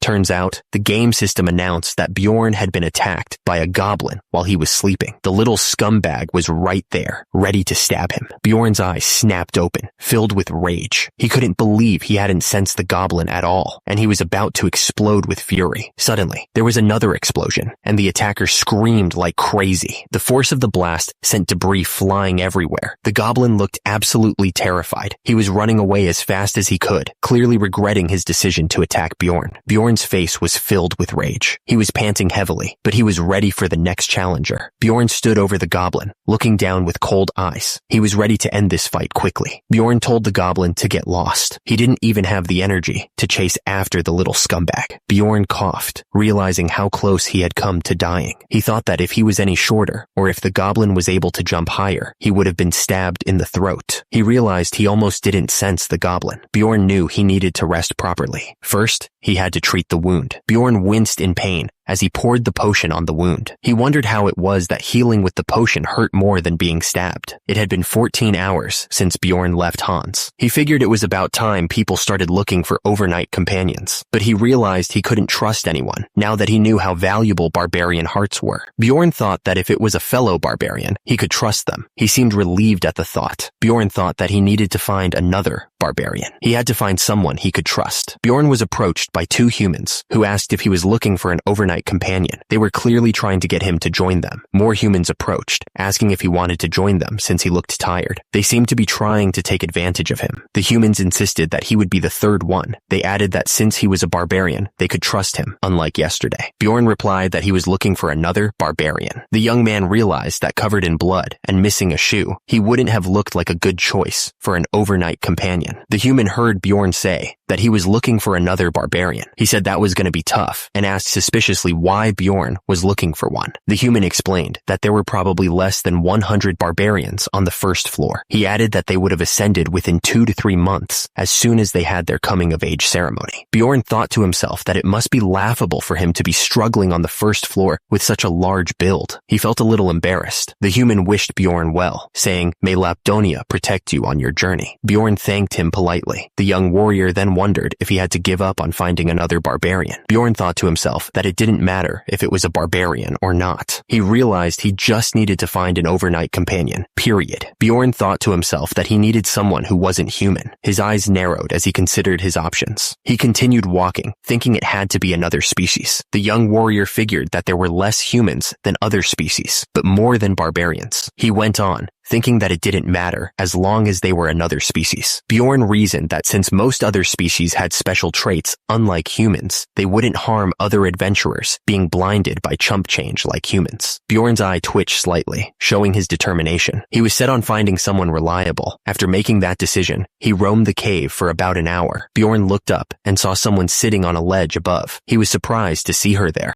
The elf looked absolutely terrified. She was shivering, clearly scared of something. The elf's eyes widened as she noticed Bjorn. She looked like she was about to run. Turns out, he had found an injured elf. This could be useful. Bjorn looked at the elf and asked if she was alone. He wanted to know if there were any other threats nearby. The elf was super on guard. It made sense, since anyone would be intimidated by a big barbarian when they were injured and all alone. The elf was hurt on her stomach, and it didn't look like she was stabbed by a goblin dagger. Bjorn looked down at her and asked if a human had hurt her. He was trying to figure out what had happened. Bjorn started walking toward her. The sound of his footsteps echoed through the cave, making the elf even more nervous. The elf begged for help, calling him Mister. She looked up at Bjorn with pleading eyes, hoping he would show her some mercy. Bjorn looked confused by her reaction. He hadn't expected her to beg like this. At the same time, The elf kept begging him to let her go, calling him a barbarian. Bjorn thought to himself that he was surprised. What the hell? What kind of elf has no backbone? He had assumed that she would be cold, like the elves in the game. He realized that he would have approached her differently if he had known her personality. The warrior decided to get rid of the misunderstanding by giving her a smile. Bjorn reassured her, telling her not to worry. He was hoping to calm her down and gain her trust. Bjorn was smiling, trying to look friendly. At the same time, the elf was staring up at him, probably trying to figure out what he was planning. Bjorn told her that he had no intention of killing her, but the word liar appeared on the screen, so he was definitely lying. Erwin begged him to let her live, just this once. She was clearly terrified of what he might do to her. Bjorn wondered what the hell all barbarians do. He was starting to get annoyed. Bjorn was thinking about why she was so intimidated by just one sentence. He thought, what the hell is with their image? Bjorn suggested that she should treat her wound first, and they could talk later. Erwin looked at the bandages in surprise, wondering what they were. Bjorn knew that those were lyco leaves. He had been worried that they were poisonous, but now he knew that she could use them safely. Erwin asked him why he was giving her those. She looked confused, wondering what his angle was. Bjorn said that there must be a reason to help someone. He thought to himself that there definitely was a reason. Bjorn told her that he would stand guard so she could treat her wound. The barbarian wanted to become overnight companions with the elf. Bjorn thought to himself that it might sound bad, but it wasn't exactly the worst situation for her either. He was trying to figure out the best way to approach her. Erwin was injured and fatigued. She had been through a lot, and it was starting to show. Bjorn knew that Erwin was in a much worse situation than he was. The barbarian knew that she had a beautiful appearance. She finished treating her wound. Erwin had cleaned and bandaged it as best she could. Bjorn thought to himself that she seemed to be less guarded now. He figured that they should probably make their introductions now. The young man was ready to start talking. Bjorn decided to formally introduce himself, trying to ease the tension. He stated that his name was Bjorn, the son of Jandal. Erwin seemed a little surprised by his sudden formality. The elf quietly responded with her own name, barely above a whisper. Bjorn wondered why she was so afraid of him. The barbarian asked if it was because he was a barbarian and she was an elf. He tilted his head, confused by the situation. The scene flashed to a battle between elves and barbarians. The two groups were locked in a brutal conflict, each side fighting with savage intensity. The flashback continued, showing the deep-seated hostility between the two races. It was clear that there was a lot of bad blood between them, and it wasn't going to be easy to overcome that. Bjorn seemed to be getting a little annoyed. He stated that it was relevant to the conversation they were having. The barbarian continued, saying that this was the first time he was hearing about the hostile relationship between elves and barbarians. He thought they had good relations in the game before. Erwin stammered nervously, denying everything. The elf insisted that the war ended 10 years ago, and that she harbored no ill will towards barbarians. Erwin insisted that she didn't want to fight Bjorn. She wondered how much time had passed from the game that he was aware of. Either way, the woman said that she had no time to find anyone else right now. Erwin seemed relieved that Bjorn didn't harbor ill will either. She asked if that was so, her face lighting up with hope. Bjorn looked down at Erwin. He asked if she wanted to be his overnight companion. The barbarian seemed serious, but the question was still kind of weird. Erwin seemed surprised by the question. She said that she was really tired and suggested that they just cooperate for today. The elf looked like she was trying to avoid something.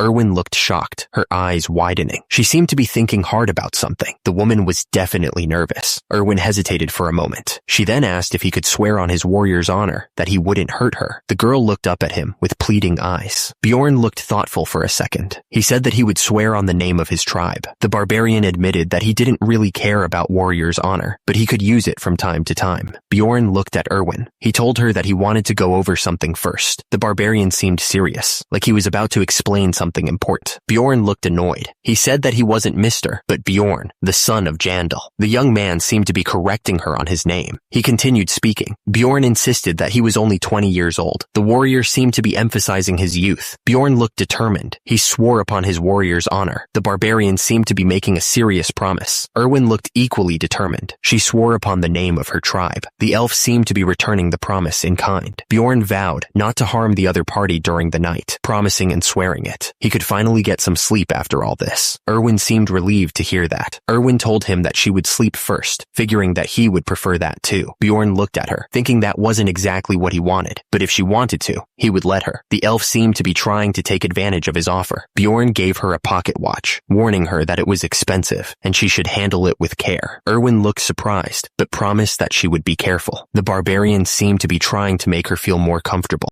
Bjorn thought to himself how difficult it was to get some sleep, but since he never knew, he would pretend to sleep for about 10 minutes. The warrior was still on guard, even after making the promise. But Erwin suddenly called out to him, interrupting his thoughts. The young woman seemed to need something urgently. Bjorn's eye snapped open, alert and ready for anything. Erwin suddenly woke up, asking what time it was and saying it had been hours. She immediately handed Bjorn back his watch, looking a little flustered. Bjorn wondered when he had fallen asleep, since he couldn't even pretend to snore. He thought that it must be the synergy of the blanket and backpack that made him so sleepy. Bjorn figured he should let her borrow those things too. He told Erwin that she could cover herself with the blanket. If she wanted, she could also use it as a pillow. Erwin seemed happy and told him that she would use them well, thanking him for the offer. She looked relieved to have something to keep her warm. Erwin fell asleep as soon as her head hit the ground. She looked peaceful and relaxed, finally getting some rest. Bjorn figured that Erwin must have been tired as well, since her day was probably as tiring as his. He was starting to feel bad for the elf. Bjorn sat down, thinking it felt like it had been 5 days, but it had only been 3. He figured that since he had all these useless thoughts in his head, he was probably feeling better. At least he wasn't bored. Bjorn wondered what had happened to him in real life, asking himself if he had been reported as missing. He figured it probably hadn't been reported yet, since who would even come visit him anyway? He looked sad as he thought about his old life. Bjorn told himself to stop thinking about it. He was starting to get depressed. Bjorn figured that even if he were to go back, there was nothing there for him. He knew that if he kept thinking about it that way, his willpower was going to break. After a few more turns of standing guard, it was time to get going. He stood up, ready to move. At the top, the pocket watch showed the time ticking down. Meanwhile, Bjorn was still lying down, thinking that there were only 10 minutes left. Bjorn was silent as he stared off into space. He started to wonder about something. Bjorn was considering something as he watched the elf sleep. He wondered if he should ask her again. Bjorn thought that since she was an elf, she would be helpful in battle. He figured she could pull her weight. Bjorn thought that if they became allies, he would need to split the rewards with her, which would decrease his share. But the goblins had been appearing in swarms since 3 days ago, so he was conflicted. Bjorn was thinking about whether it made more sense to get some safe sleep or to go find more magic crystals. He was trying to decide what was more logical. At that moment, Bjorn was being watched by 2 people. They were walking through the cave towards him, but he didn't notice them yet. One of the men asked if that was the elf. The other man thought it was her, saying that the bow and arrow looked the same. The man asked the barbarian what his relationship was with the elf. He seemed very curious. Bjorn told him that they were overnight companions, as he could probably tell. The man found it fascinating that a barbarian and an elf could be companions. He then asked how much time was left. Bjorn looked down at the men with pure anger. He told them that he had no obligation to respond to them. At the bottom, one of the men looked nervous, while the other smirked. The man smirked, a bead of sweat dripping down his face. He simply replied that he understood. The 2 men turned around and ran away. They were clearly trying to get out of there as fast as possible. Bjorn stared after them, a worried expression on his face. He had a bad feeling about this, thinking that they were definitely looking for Erwin. Bjorn looked down at Erwin. He seemed concerned about what was going to happen next. Erwin was still sleeping soundly. She mumbled that she wanted just 5 more minutes. Bjorn looked absolutely furious. He said that she was about to get screwed, but she still wanted to sleep. Bjorn tried to wake Erwin up. He told her to get up immediately, his voice firm. Erwin just mumbled in response. She was clearly still half asleep. Bjorn realized that she was pretending to be asleep. He noticed that the blanket, which had been loose before, was now covering her face completely. Erwin suddenly screamed. The young woman was clearly startled by something. Bjorn asked her why she was pretending to be asleep. She stammered, saying that if she got up. Erwin looked up at Bjorn with tears in her eyes. She thought he was going to desert her. The elf was clearly afraid of being left alone. Bjorn realized that was what she was worried about. He thought to himself that they weren't official allies, just temporary overnight companions. The warrior considered it a relationship maintained by standing guard while the other person slept for one night. Bjorn thought that as soon as she opened her eyes, their oath would end. He wondered what had happened with those 2 guys. The young man was curious about what they knew. Erwin immediately denied that anything had happened. She looked surprised by the question. The elf seemed flustered. Bjorn asked how they knew her. He figured they were probably from the same clan as the human who had tried to hurt her. The barbarian was suspicious. Erwin noticed that the symbol on the garments of the men they encountered were the same. She realized that they were called the Crystal Union. The elf seemed concerned by this information. Bjorn realized that it wasn't just a couple of guys, but an entire group after her. He thought the situation was getting much much worse. The barbarian considered parting ways with the elf and getting going, but then he looked at her. He was anxious because the elf was only 20 years old. The warrior felt a pang of guilt. Bjorn sighed. He decided that they should talk while they were moving. The young man seemed to have made a decision. Erwin asked if he was going to help her. She added that she would hear his story first before she decided. The elf looked hopeful.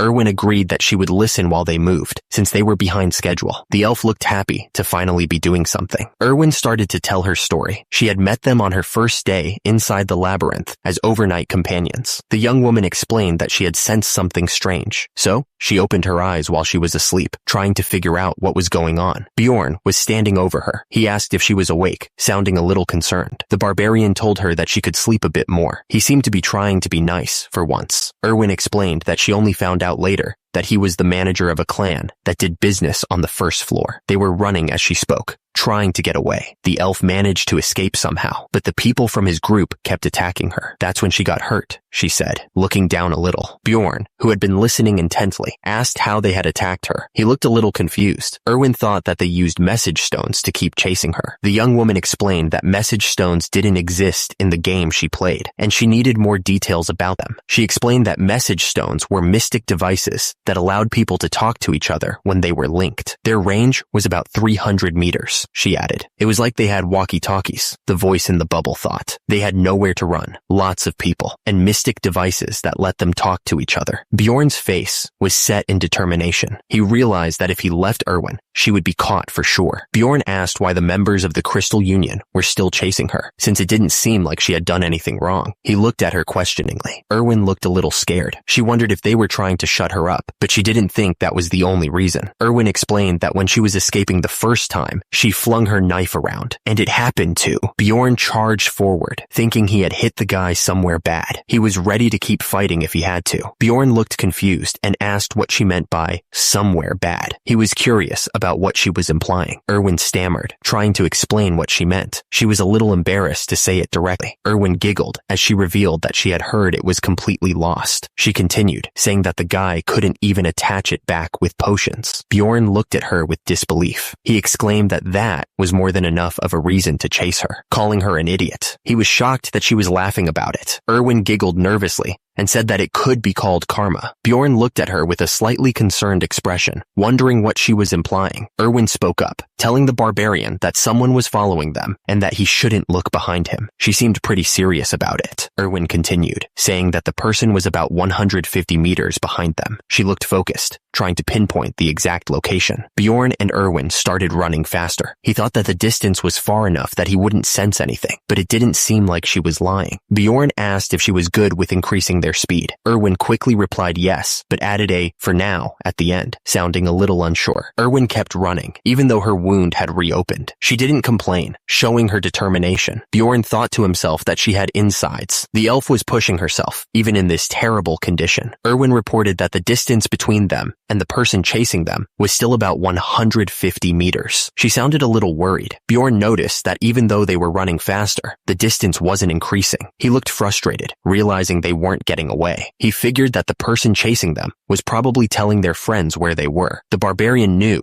that was going to be a big problem. The decision was made. They had to get rid of the people chasing them. Bjorn figured that if he were the target, he would have already made the same decision. He looked serious, gripping his hammer tightly. Bjorn knew that if they killed the scumbag, there was no going back. He had to think about the risks. Erwin wanted to know what the benefits were. She stammered, asking Bjorn for more information so she could make a good decision. Bjorn turned to Erwin, asking her what she was good at. He needed to know her strengths. Erwin told Bjorn that she was good at laundry and cleaning, but not at cooking. Bjorn looked at her, confused, and asked her what she was talking about. Erwin realized that Bjorn was asking about her skills in battle. She laughed nervously, correcting herself that she meant during battle. The elf proudly declared that she was good at archery. She seemed happy to finally have something useful to contribute. Erwin then added that she could also use spirit magic, specifically the flame element. She showed off her power, conjuring a small flame. Bjorn thought to himself that she was the perfect example of an elf archer. He also realized that the flame element was the rarest one. He looked impressed. The question hung in the air. Had she ever taken a life before? Erwin looked up, her expression unreadable. A shadow fell over her face as she thought about the question. Below, her hand tightened around her bow, but she answered simply, denying any past kills. But she hesitated. Something was clearly bothering her. She declared that she could do it, whatever it was. Bjorn looked up at the elf, considering her words. He finally spoke her name, grabbing her attention. Bjorn was making her an offer. He asked if she wanted to be his comrade. Bjorn continued, laying out the terms of their deal. He'd get 9 shares of the profit, and she'd get 1, and that was final. And immediately, Erwin agreed to his terms. Her face flushed. Bjorn seemed satisfied with her answer. He asked how far away their pursuers were. The reply came back, 100 meters. The voice on the other end sounded stressed. He said they were running as fast as they could, but the Crystal Union was still gaining on them. The voice paused, thinking out loud. He suggested that they stop running. Bjorn told Erwin that they were going to veer off. He ordered her to summon the spirit right now. He looked focused and determined. Erwin agreed to do it. She started to summon the spirit, her face showing concentration. A small fire spirit appeared next to her. Erwin thought to herself that she couldn't believe she was back here on her own. She felt their pursuers getting closer. The small spirit floated between her and Bjorn. Erwin then canceled the summon. She looked a bit nervous, but she followed Bjorn's instructions. The fire spirit disappeared. Bjorn and Erwin continued moving through the cave. The air was tense, and they knew their pursuers were close. They had to be careful. Someone realized that the pursuers had come in, even though they couldn't see. They stopped right by them, which was bad news. Bjorn remained under the blanket, pretending to be asleep. As he stayed still, he figured that the pursuers must have some proper tracking methods to find them. Erwin spoke his name, probably to get his attention.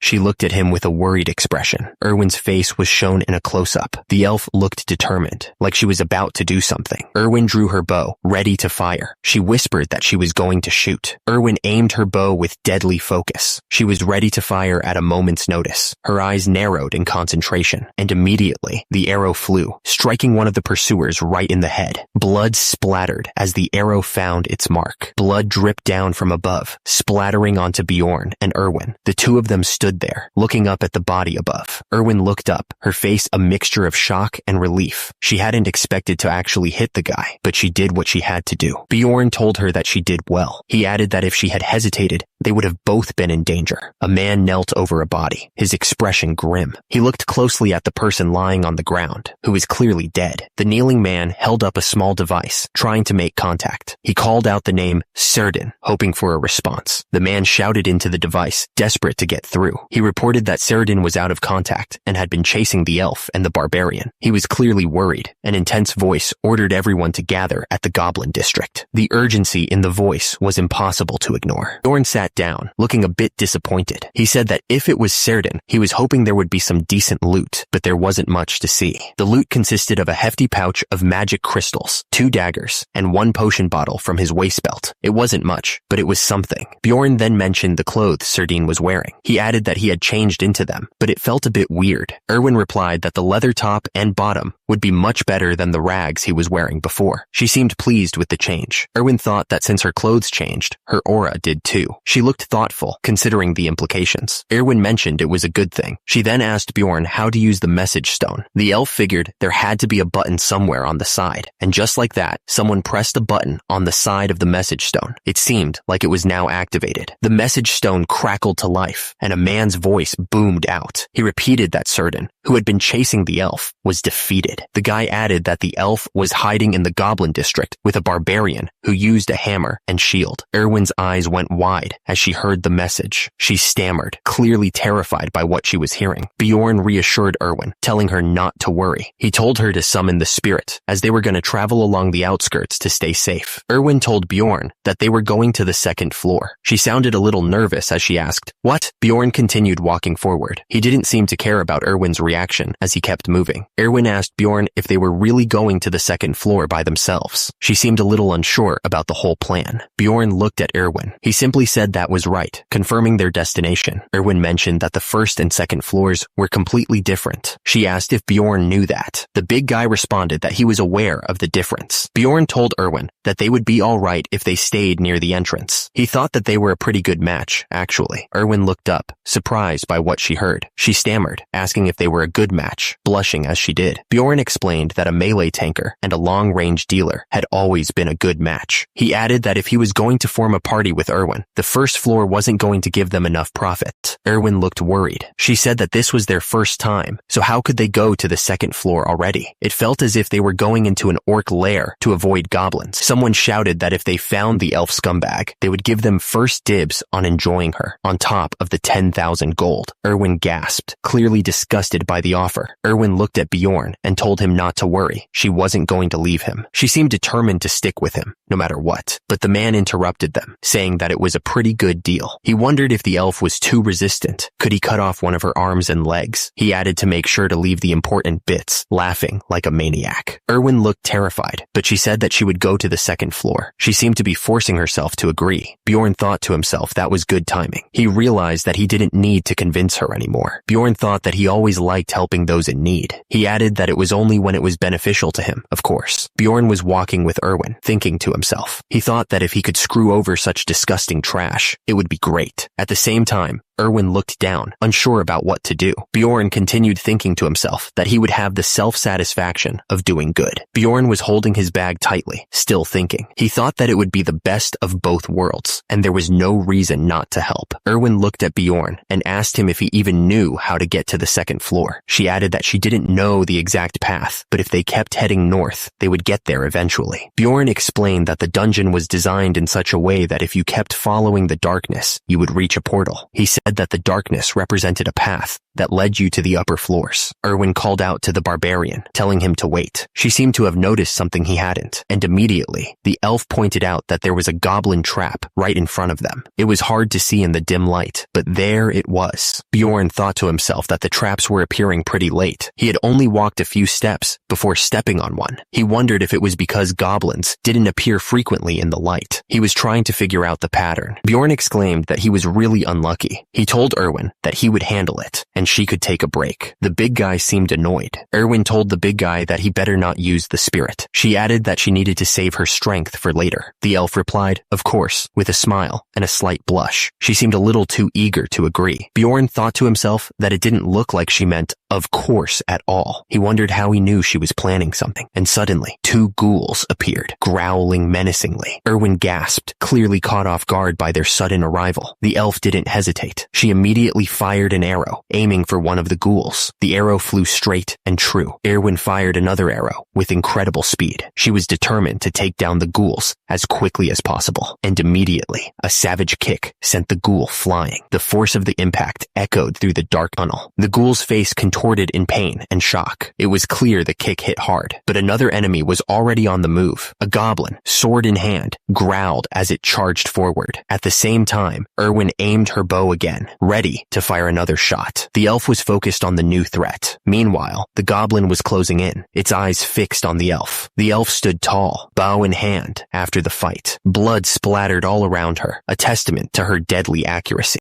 Erwin looked at Bjorn with a bright smile. She asked him how she did. Bjorn told her that she did well. He added that she really must be an elf with that kind of archery. The barbarian thought she was more skilled than he initially believed, and her movements were also agile. Bjorn held out his hand, showing the magic crystals they had obtained. The crystals glowed softly in the dim light of the dungeon. Erwin held the crystals, her eyes sparkling. She asked if she got one, and he got 9, right? Erwin smiled brightly, talking about something her younger sibling had been asking her for. She seemed really happy at the thought of getting it for them. Bjorn looked confused as he heard her words. He thought to himself if she was trying to insult him or something. He looked at her suspiciously. The system announced that the bounty on the elf had been raised to 20,000 gold. Erwin looked absolutely shocked by the news. She was clearly worried about the implications. Bjorn reassured her not to worry. He said that no one would search for them in the dark. He added that those guys didn't seem to have the best teamwork either. He seemed confident that they could handle anything. Someone announced that they were relocating to hunt the razor-mane wolves. The message continued, asking if anyone wanted to take a break with them, but it seemed like a lot of people weren't even interested. Bjorn thought things were going too well and that something bad was about to happen because of his bad luck. He was interrupted by something. Erwin yelled for Bjorn, warning him that there were ghouls nearby. She looked terrified. Bjorn looked shocked and asked why there were ghouls here. He knew that on the first floor, different monsters appeared based on the direction you went, and ghouls were supposed to be in the south. The barbarian wondered if they had roamed too far and gotten to the border. He seemed concerned. Erwin looked at Bjorn with a worried expression and asked asked if she had to fight them by herself. She seemed really scared. Bjorn explained that the experience system in this game was really weird. He added that you only get rewarded the first time you beat a monster of the same kind. Bjorn continued, saying that they needed to beat as many different kinds of monsters as they could to level up. He thought this was actually a good thing. Bjorn told Erwin that he would take the lead. He wanted her to take care of the ones in the back. Bjorn thought that if this was like the game, the ghouls wouldn't attack until they got close enough. He prepared himself for the fight. The ghoul was drooling and looked like it was ready to attack. It was staring right at them. Bjorn was facing a bunch of ghouls, but he was surprisingly calm. He thought to himself that things were going exactly as he expected. Bjorn swung his weapon with incredible force, hitting one of the ghouls. The ghoul went flying backwards, clearly caught off guard. Bjorn stared intently. His eyes narrowed. He was focused on the fight, ready for anything that came his way. He swung his weapon again, putting all his strength into the blow. Bjorn knew that ghouls were stronger and faster than goblins. Bjorn thought that even though the ghouls were stronger, they were still rank 9 monsters. He knew their patterns were simple, making them easier to deal with. Bjorn stared intensely at the ghoul, his expression serious. He wasn't intimidated at all, ready to take on whatever came next. At the same time, Erwin was aiming her bow with a confident smile. She thought that with a trusty comrade, this was going to be easy. A message popped up, showing that they had defeated a ghoul and gained 1 experience point. They kept walking north. Turns out, it took them 3 days to get where they were going. Erwin suddenly stopped. She asked Bjorn what was going on. Erwin pointed at the blood on the ground. She didn't think it was from the goblins, and wondered whose blood it could be. She added that she thought the blood led in the direction they wanted to go. The camera zoomed in on the blood. Bjorn considered what it could be. He started to look worried. Bjorn looked up, his eyes wide. He thought it couldn't be, right? He seemed really nervous about something. The blood trail continued across the floor. A bear trap was visible, suggesting someone had been caught in it. Bjorn stared at the blood trail. He seemed to be contemplating something important, his face unreadable. Bjorn remembered the first place he stepped into in the labyrinth. He focused, trying to recall every detail. He remembered that the portal was right behind it. Bjorn and Erwin stood before the glowing gateway, ready to move on. The scene shifted to a man lying on the ground, defeated. He was clearly in bad shape. Bjorn looked absolutely furious. He shouted, "Are you kidding me right now?" Erwin, seeing Bjorn's anger, immediately apologized. She said she was sorry for whatever was happening. Bjorn was furious, realizing the portal was so close to where he started. He shouted that this was insane, wondering how he could have such bad luck. Erwin looked up at him, worried. She asked if she had done something wrong, clearly nervous about his reaction. Bjorn quickly reassured her that it wasn't her fault. He told her not to worry about it, trying to calm her down. Erwin looked shocked. She saw the words blood, bread, sandal near her, realizing the expression he was making. Erwin gasped, realizing Bjorn had gone through so much. She wondered if she had finally figured out why he was acting that way from this situation. Erwin clasped her hands together, thinking that Bjorn must have lost a precious comrade there. She was sure they went to heaven, but she immediately dismissed that thought, admitting she didn't believe it. The elf realized she was definitely misunderstanding the situation. Bjorn asked if she was ready to go up. At the same time, Erwin admitted that she was a bit scared, but she didn't think she would die if she stayed with him, mister. She looked at him with a smile.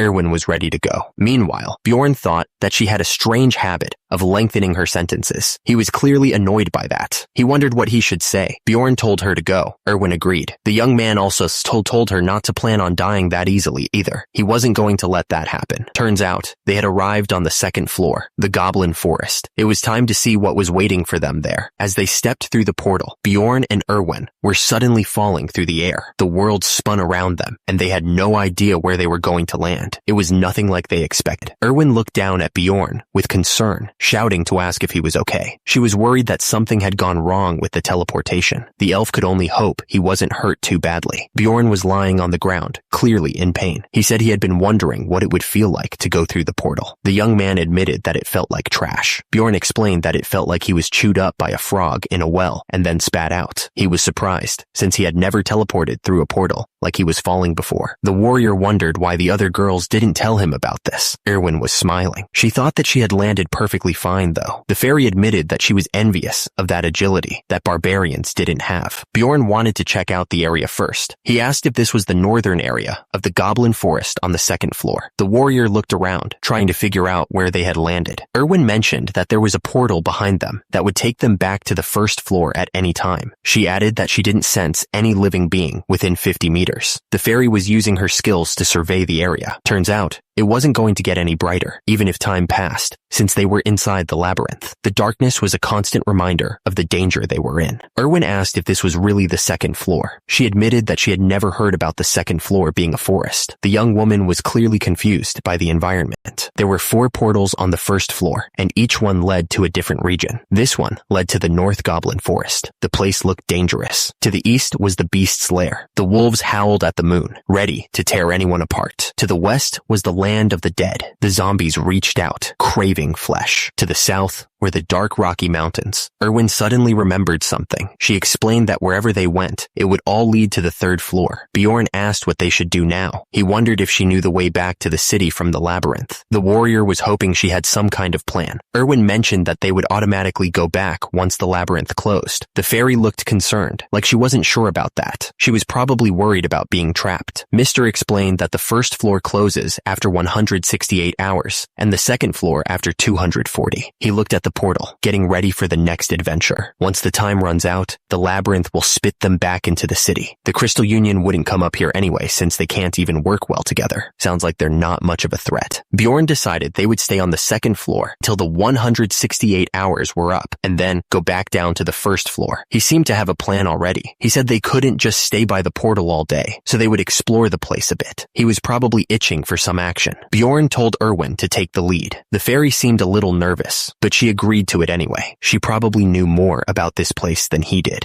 Erwin looked around at the forest, saying it felt nostalgic to be there. She was really enjoying the vibe of the place. The fairy added that even though she knew there were only monsters around, it still felt a bit like the fairy shrine. She seemed to be in a good mood, despite the danger. Bjorn warned that there were traps around, telling Erwin to try to follow his footsteps. He was being cautious, looking out for any potential dangers. The barbarian pointed out that there was a trap there too. He seemed pretty confident in his ability to spot them. Erwin looked around, saying she didn't see anything. The fairy seemed a little confused. Maybe the traps were hard to spot. Erwin told Bjorn to look over there, under the leaves, and to pay attention. She seemed pretty sure of herself, and immediately, a trap was triggered, kicking up leaves and dust. The sudden movement was a little startling. Erwin asked if it was her detection ability that found the trap. The fairy seemed pretty proud of herself. Bjorn thought to himself that she was suddenly looking pretty reliable. He didn't expect that. Bjorn simply grunted in agreement. The barbarian was still processing the fact that she found a trap. Bjorn told Erwin that she was good at throwing rocks, but there was no need to praise her. He seemed to be trying to downplay her accomplishment. Erwin was surprised and asked if that was it. She seemed a little disappointed by his lack of praise. Bjorn replied that it was always her duty to find the traps. Bjorn told her not to get so excited over something as small as that. He said that she was already a proper explorer. Erwin looked at him with wide eyes, a little surprised by his words. The young woman seemed to be taking his words to heart. Bjorn simply said, "All right." He seemed to be trying to end the conversation there. Bjorn thought that Erwin was easy to control, now that she was a proper explorer. The young man was definitely thinking about how to use her, but something seemed to him. He noticed that there were traps, but he didn't sense any goblins in the area. Bjorn realized that unlike the first floor, having traps didn't mean there would also be goblins. The traps on the second floor were more like a terrain feature than anything else. Bjorn told Erwin to stop with the small talk and focus. He ordered her to go ahead of him. The fairy archer agreed, saying, "Okay, turns out this place was called the Goblin Forest in the game." Besides the traps, another trait of the Goblin Forest was that the goblins went around in groups of about a dozen. Bjorn knew that sometimes there were mutant goblins who were warriors or archers. He also knew that the farther they went towards the exterior of the forest, the more mutants and high-ranking monsters there would be. The young man was worried about the dangers ahead, but that shouldn't matter, since Bjorn planned on staying close to the portal. He figured that was the safest option for now. The barbarian had a plan. Bjorn thought to himself that they would get rid of all the traps in the surrounding area and begin widening their area of search. He was already thinking about the best way to do it. Bjorn said that if they got into a dangerous situation, they'd run immediately to the first floor. He wanted Erwin to be clear on the escape plan. The warrior was very serious. They widened out their area by removing traps using rocks. Erwin seemed to be doing most of the work. The fairy archer was focused on the task. Bjorn knew it would be a problem if they accidentally stepped on one of the traps while running away. He was thinking ahead to all the possible dangers. Erwin asked if she did well. The fairy archer was excited to get some praise. She told Bjorn that he was good good and a proper explorer. Erwin suddenly stopped what she was doing. She looked around carefully, sensing something was off. Erwin looked up with a worried expression. She told Mr. that it was a group of goblins. Bjorn asked how many goblins there were. The young woman said she wasn't sure, but there were definitely more than 10. She thought they were about 50 meters away. Erwin noticed that the goblins hadn't seen them yet. She looked a bit relieved, but still worried about what might happen next. She asked what they should do. Bjorn replied immediately that they would fight the goblins. Bjorn asked how close they could get without being seen. He was trying to figure out the best way to approach the goblins without alerting them. Erwin said that she could get about 30 meters away from them on her own. The barbarian warrior understood and said they would do it according to plan. He seemed confident in their strategy. Bjorn thought it was amazing how she didn't make any noise walking through the grass. He figured that was just how fairies were. Erwin spotted a group of goblins walking down a path. She narrowed her eyes, trying to count them and figure out their strength. Bjorn watched as Erwin walked away. He looked serious, knowing that they were about to fight a bunch of goblins. Erwin aimed her bow at the goblins. She was ready to shoot, her hands steady despite the danger. She let the arrow fly. The arrow shot through the air towards the goblins, hoping to catch them by surprise. Bjorn stepped forward, ready to fight. He was eager to smash some goblins. Erwin kept her bow aimed at the goblins in the distance. She wondered if her arrow had hit one of them. She couldn't hear anything because they were too far away. Bjorn shouted at Erwin to get behind him quickly. The young woman responded that she understood. She knew that meant things were about to get serious. Bjorn charged into the group of goblins, swinging his weapon with all his might. The goblins looked scared as the huge man approached, ready to smash them. Bjorn thought to himself that the second floor was definitely different from the first. He looked determined, knowing that they had to be careful. He realized there were 3 times the amount of goblins they would usually find on the first floor. It was rather intimidating, even if they were just goblins. Plus, there was a goblin warrior. It should be scary. Surprisingly enough, Bjorn didn't feel scared at all. He was calm, even though there were a bunch of goblins right in front of him. He was ready to fight. Rather, Bjorn explained that the warrior's heart he possessed was twitching. He looked down at his chest, feeling the power building up inside him. He could barely contain himself. Bjorn's heart started to glow red, pulsing with energy. It felt like it was about to explode out of his chest. He was getting excited to fight. Bjorn screamed as he charged forward, ready to smash the goblins. He swung his weapon with all his might. He wanted to crush them. The goblins went flying as Bjorn's weapon hit them. They were no match for his strength. The force of the blow sent them crashing into the trees. Bjorn slammed his shield forward with incredible force. The impact sent a shockwave through the air. He was going all out against these goblins. Goblins flew through the air after getting hit, but more goblins were coming at him from every direction. They were attacking from both sides, trying to overwhelm him. Bjorn roared as he swung his weapon again, hitting more goblins. His eyes glowed with a fierce intensity. The warrior was not backing down.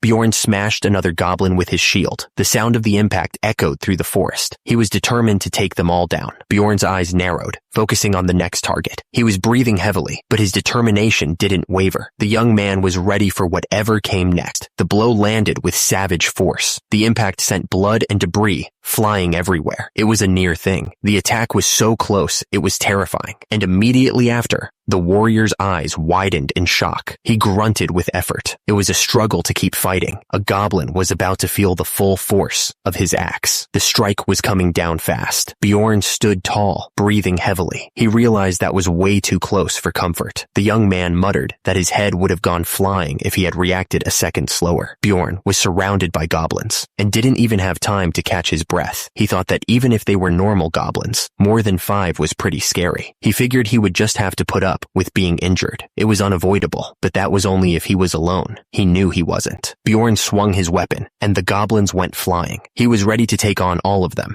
Erwin looked relieved. She had been worried about the fight. Bjorn noticed that Erwin had gotten back into position. He thought he would finish things off. He was ready to take on whatever came next. Bjorn looked absolutely furious. He called those goblins a bunch of bastards. He was tired of dealing with them. Bjorn challenged them, shouting for them to come at him. The warrior was ready to take on the whole group. He wasn't scared at all. The system announced that Bjorn had defeated the goblin warrior, giving him EXP +1. He also earned 11 magic crystals after taking down the first group of goblins. Bjorn thought that considering it took him an entire day to earn 44 on the first floor, this was a satisfying reward. He wished he could take the warrior's weapon or armor, but they disappeared with the goblin. Erwin handed Bjorn some magic crystals, saying that even if it's the same 9th rank, a swordsman's magic crystal has more worth, so she'll give him more. She asked if 2 was okay, and Bjorn thanked her. Bjorn said that they should keep moving. Erwin replied okay, and said she was looking forward to seeing how much she could get by the end of the 4 days. Once they started going farther out than a 3-kilometer radius, they encountered more goblins, ready for another fight. Turns out, we began running into goblin groups every 5 minutes. This time, there was an archer in the mix, which was a new challenge. Suddenly, Erwin warned that the archer was disappearing. Bjorn could sense the danger, knowing something tricky was about to happen. Erwin shouted that it was stealth magic, urging Bjorn to concentrate. Bjorn nodded, knowing they had to be extra careful. The fight became much harder because of the goblin archers. They were fast and hard to spot. Even with the added challenge, Bjorn was sure they wouldn't lose. He was tearing through the goblins with his bare hands. Bjorn was tearing through the goblin ranks, smashing them left and right. But below, a goblin archer aimed an arrow directly at him, his gaze steady. Bjorn knew he had to focus. He thought that with this body, he only needed to concentrate, and he could do anything. Bjorn's eyes narrowed, his vision sharpening. He had to stay focused if he wanted to survive this. Bjorn knew that in order to dodge the arrows flying toward him, he had to be ready. The goblin archer was locked on, ready to fire. Bjorn gripped his weapon tightly, ready to strike at any moment. He wouldn't let a single arrow hit him. The goblin archer's eyes went wide, realizing he was about to be crushed. He was absolutely terrified. Bjorn didn't hold back, bringing his massive weapon down on the goblin. The impact shattered the goblin's bones. The system chimed in, announcing, "You have defeated the goblin archer. Archer XP +1. Bjorn had taken down the archer. A voice suggested, "Let's take a break." They needed to rest after all that fighting. Erwin finally sat down, wiping sweat from her brow. She complained, "Finally, how many hours have we been going around?" She added, "About 15 hours. Bjorn offered that Erwin could sleep first if she wanted. Erwin looked surprised and asked about the sleeping bag and blanket, wondering if he was going to get them out. Bjorn's massive weapon and shield leaned against a tree, silent for the moment. The metal was stained with the dark blood of the goblins they had fought. Bjorn sat nearby, watching Erwin as she slept. He thought to himself that she must have been really exhausted. He had never heard her sleep so soundly before. Erwin was completely out, wrapped in a blanket. Bjorn figured that maybe she felt safer now, being with him. They had been going around hunting for 15 hours straight. It was a brutal grind.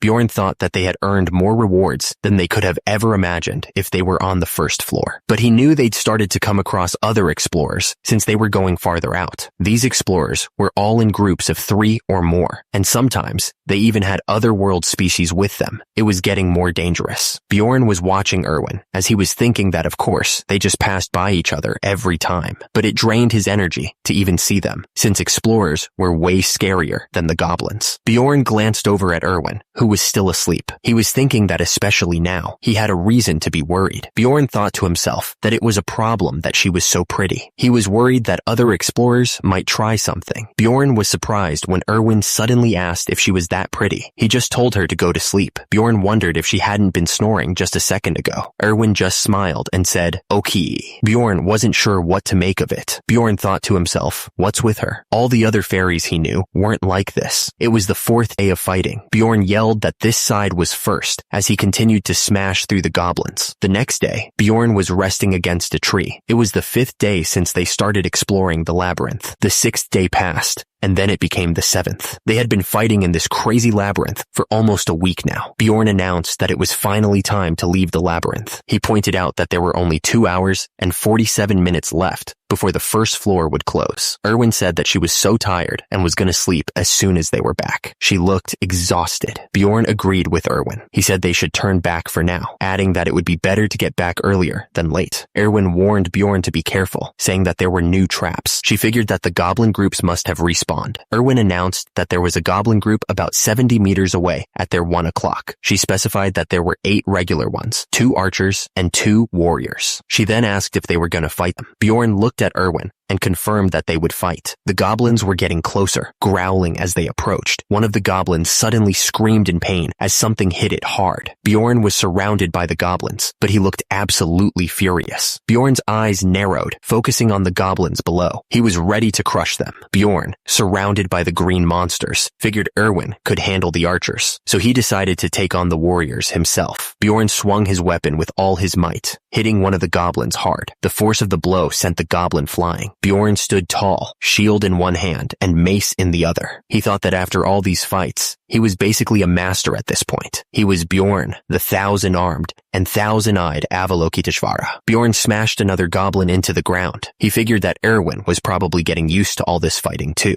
Bjorn was surrounded by goblins, smashing them left and right. He thought that Erwin knew exactly who to shoot when necessary, since she said there were 2 archers. Bjorn noticed he didn't see any arrows coming his way. The time it took to smash all the goblins was getting shorter too, which was definitely a plus. Bjorn looked in Erwin's direction and complimented her. He told her that she was doing a good job. Bjorn continued to bash the goblins with his mace. He asked Erwin to let him know once she'd killed all the archers, because he didn't want to keep worrying about them while he fought. Bjorn apologized quickly. Bjorn admitted he wasn't sure if the last archer was hit or not. Erwin asked if that was why he was talking to her. Erwin thought to herself that uncertain information could be more dangerous than anything else. She smiled slightly, knowing she was right.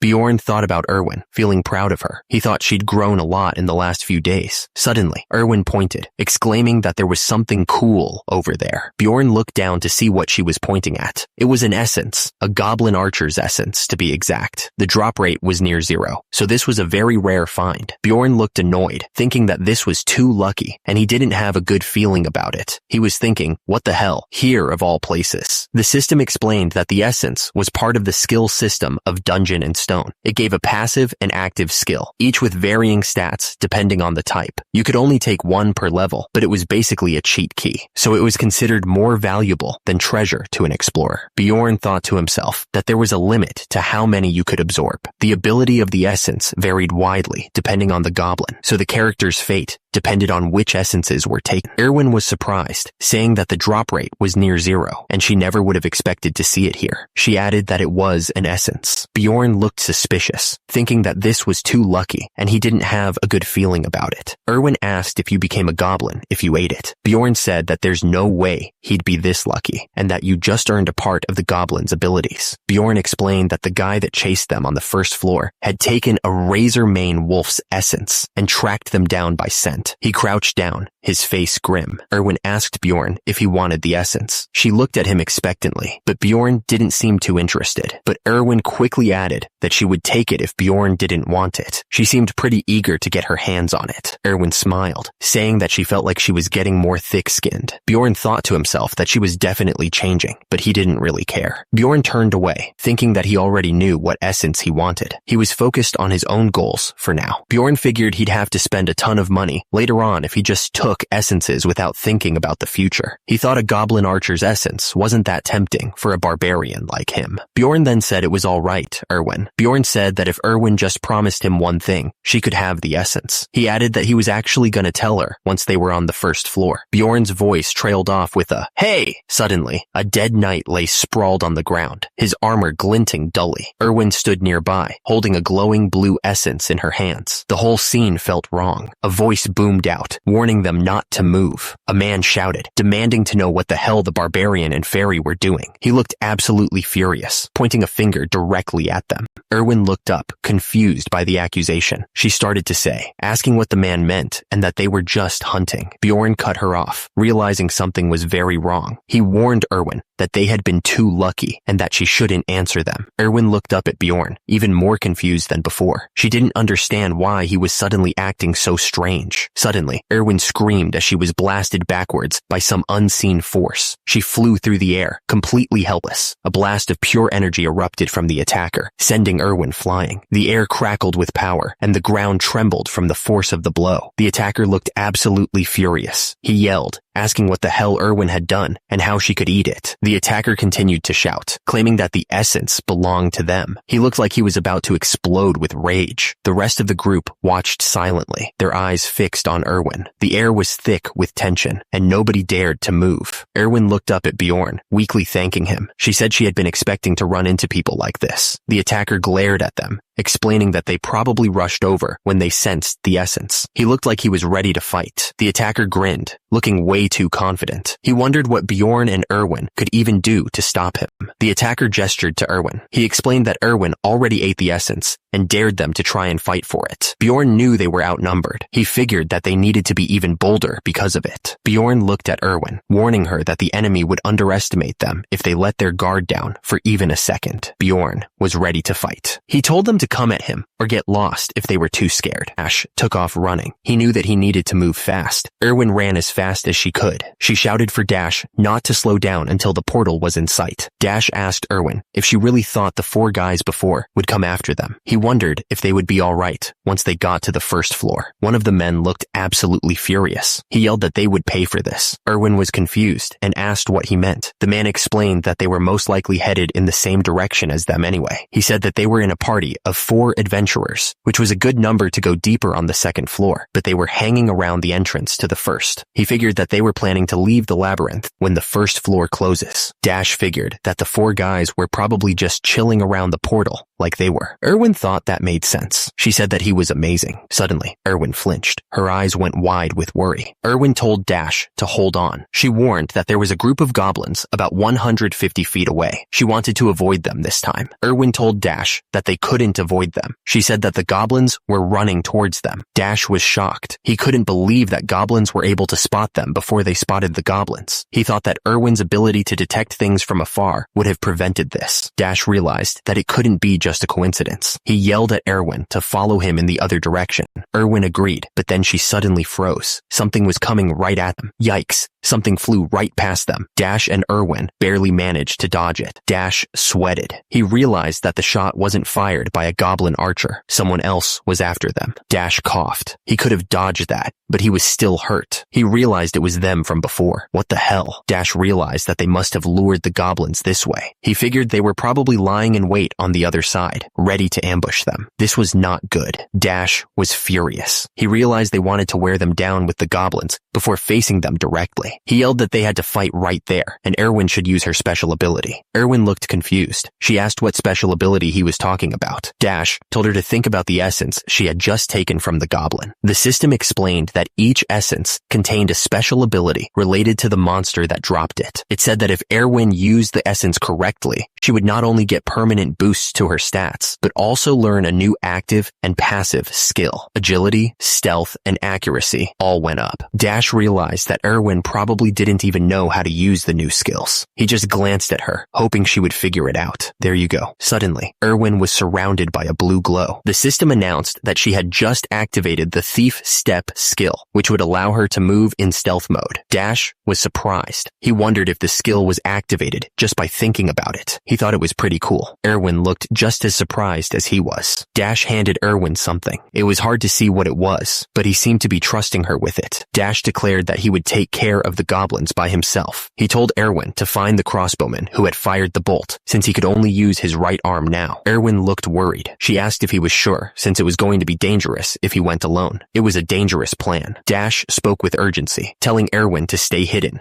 and to shoot the crossbowman down on his signal. He emphasized that she had to kill him with that one shot, or they were screwed. Erwin, still cloaked in stealth, confirmed that she would stay hidden until then, but she was confused and asked Dash what kind of signal he was even talking about. Dash suddenly stopped, planting his feet firmly on the ground. He muttered that this spot should do just fine. He pointed towards the distance. There, he said, was the group of goblins they'd been trying to avoid. Dash cursed under his breath. Those jerks weren't showing themselves after firing that crossbow bolt, he said, clearly annoyed.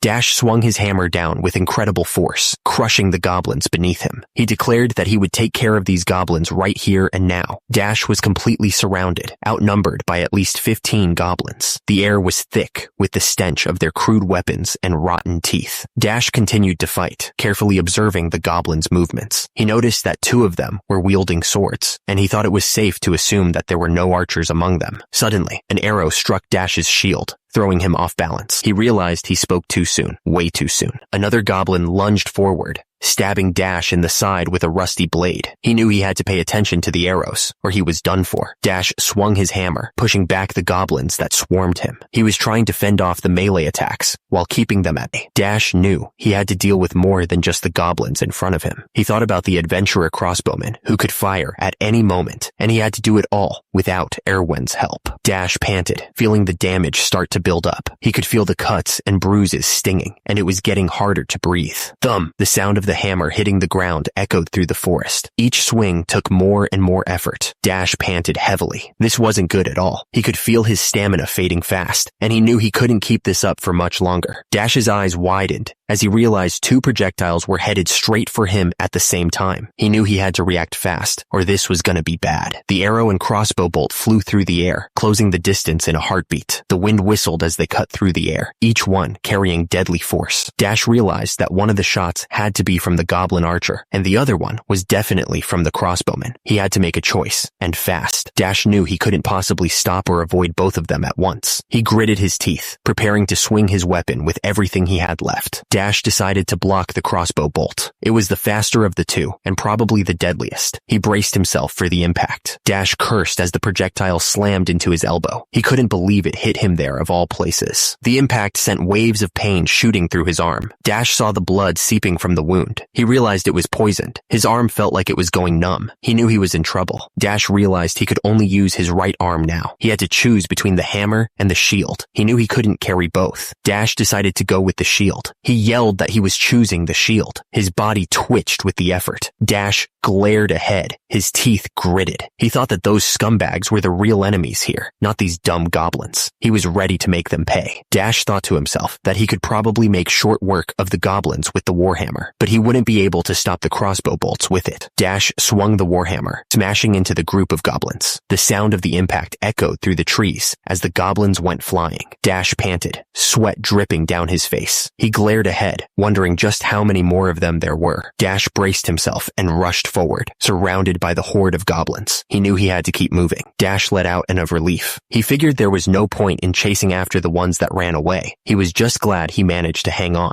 The rustling of the trees filled the air as the attacker spoke. He sneered, commenting that he didn't think Dash would be able to take care of all those goblins by himself. The attacker spoke again, admitting that Dash was better than he expected. He was standing with 2 other men, one of whom was holding a katana. Dash glared at the group. He demanded to know where the crossbowman was hiding. One of the men smirked, confirming that it was them. He then asked what had happened to the elven girl, using a nasty word. Dash's face twisted in rage. He told them to forget about it and come at him. The attacker was breathing heavily, sweat dripping down his face. He admitted that barbarians were not to be taken lightly, especially after fighting a whole bunch of goblins. The attacker chuckled darkly, his eyes gleaming with malice. He noticed that Dash was badly hurt and offered a deal. Tell him where Erwin was hiding, and he'd let him go. Dash smirked to himself, a dark amusement flickering in his eyes. He thought, they'd let me go free if I tell them? They must really think I'm a freaking dimwit. Dash's expression hardened, his grip tightening on his weapon. He told them that if they thought this was funny, they were wrong. He warned that he was going to make short work of them first and then ask questions. One of the men warned the others not to let their guard down. He told them to think of Dash as a big monster to be hunted down, steeling themselves for the fight. Dash let out a battle cry and charged right at them. He was ready to take them head on, no matter what. Dash noticed that he still couldn't move his left arm freely. He wondered if Erwin had found the crossbowman yet, and knew he needed to send a signal soon. Dash had an idea. He knew exactly what to do to signal Erwin. Dash grinned, a crazy glint in his eye. This was it. Dash raised his arm high into the air, knowing it was a risky move. One of the swordsmen shouted, wondering what the hell he was doing. He hoped that Erwin had seen the signal, but he couldn't hear anything from this distance. He had no idea if she even knew what to do. Dash knew he had no choice but to trust Erwin. He had to believe she would come through. The swordsman lunged, but Dash was ready, slamming his shield into the attacker's blade. The force of the impact shook the ground. The swordsman screamed Elias's name, his face contorted in shock. Something was terribly wrong. The sound of metal on metal rang through the air as Dash clashed with Elias. He thought to himself that Elias was strong, really strong. Dash knew he was in a tough spot, but he couldn't back off now. He had to keep pushing forward, no matter what. He steeled himself, realizing he needed to distract them in order to make an opening for Erwin. It was the only way. He kept fighting, but a seed of doubt started to grow in his mind. He was worried about Erwin, wondering if she was okay. He hoped she hadn't been defeated by the crossbow guy. Suddenly, a surge of pure energy blasted upwards from the ground. It was so intense that it shook the very air around them. An arrow suddenly slammed into Dash's shield, the force of the impact vibrating through his arm. The attacker looked surprised by the sudden attack. Dash grunted as he blocked another arrow, wondering who was attacking them. Was it Erwin or someone else entirely? Another arrow bounced harmlessly off his shield. Dash thought it had to be Erwin. No one else could be helping him right now. The attacker yelled at his guys to focus on Dash. He said he would block all the arrows himself. Another arrow bounced off the attacker's shield. He yelled, asking where they thought they were going with this. The attacker realized that the shield guy, Dash, had been planning to block Erwin's arrows all along. He was getting angry. Dash found himself surrounded, fighting off two attackers at once. He gritted his teeth, knowing this wasn't going to be easy. Dash blocked a sword strike with his shield, the impact jarring his arm. He realized he couldn't take them all on his own. One of the attackers raised his sword, ready to strike. It was about to get ugly. The attacker was getting desperate, blood splattering as he moved. He knew he had to give up something to survive this. The attacker's left arm was useless, hanging limp. He figured it was time to think about what he could afford to lose. The attacker considered the options, his gaze hardening. If he could trade his unusable arm for the life of the redhead, it might be worth it. The attacker smiled grimly. That wasn't a bad trade-off at all. He was ready to make the sacrifice. Dash looked up, shocked by the attacker's words. He couldn't believe what he was hearing. "You monster," he managed to choke out. The attacker went flying, crashing hard into the dirt. He landed with a thud, leaving a small crater where he hit. Dash was knocked off his feet, skidding backwards. He struggled to get back up, his body aching from the impact. The attacker looked up, his face twisted in disbelief. What the hell was going on? Dash raised his shield just in time to block the incoming attack. "Focus! I'll block your—" Dash braced himself against the force of the blow, his shield holding firm. "Nice! Erwin!" the attacker screamed, saying it served Dash right, asking if he thought he could block all of the attacks. He was getting angrier, realizing his archer was. The attacker finished his sentence, revealing that Erwin was a spirit archer. But then he suddenly coughed up blood. Dash didn't waste any time. He screamed as he stabbed the attacker, ending his sentence right there. The attacker's face was covered in blood, his eyes wide with fear. He realized this was looking bad. The attacker decided he'd go take care of the fairy bitch himself. He was pissed that he'd have to chase him too far. The attacker swung his sword, screaming that Dash should give up. He'd just have to trust Erwin to finish the job, he figured. The ground shook with each step, cracking under the force. He was really putting his weight into it. The attacker ran as fast as he could, sword in hand. He wasn't going to let Dash get away that easily. The attacker's eyes went wide. Something had clearly caught him off guard. Dash hit him hard, sending the attacker flinting. The punch was so strong that it echoed through the forest. The attacker was sent flinting, crashing into the ground. He shouted, clearly frustrated. The attacker swung his sword with all his might, screaming that he wouldn't give up. He was clearly getting desperate. Dash realized he was alone now. He thought that the attacker was very powerful, and he didn't get why he was in a party with those other guys. The attacker swung his sword, but Dash blocked it with ease. He thought that teaming up with Dash was the biggest mistake he could have made. The attacker shouted, asking if Dash was just going to keep dodging backwards. He assumed that Dash was trying to stall for time until the redhead came back, but he wasn't going to let that happen. Bjorn looked like he was about to bring his weapon down on the attacker's head. He warned that he was going to pretend to swing. Bjorn's weapon was still falling towards the attacker. He shouted that he was going to let it go.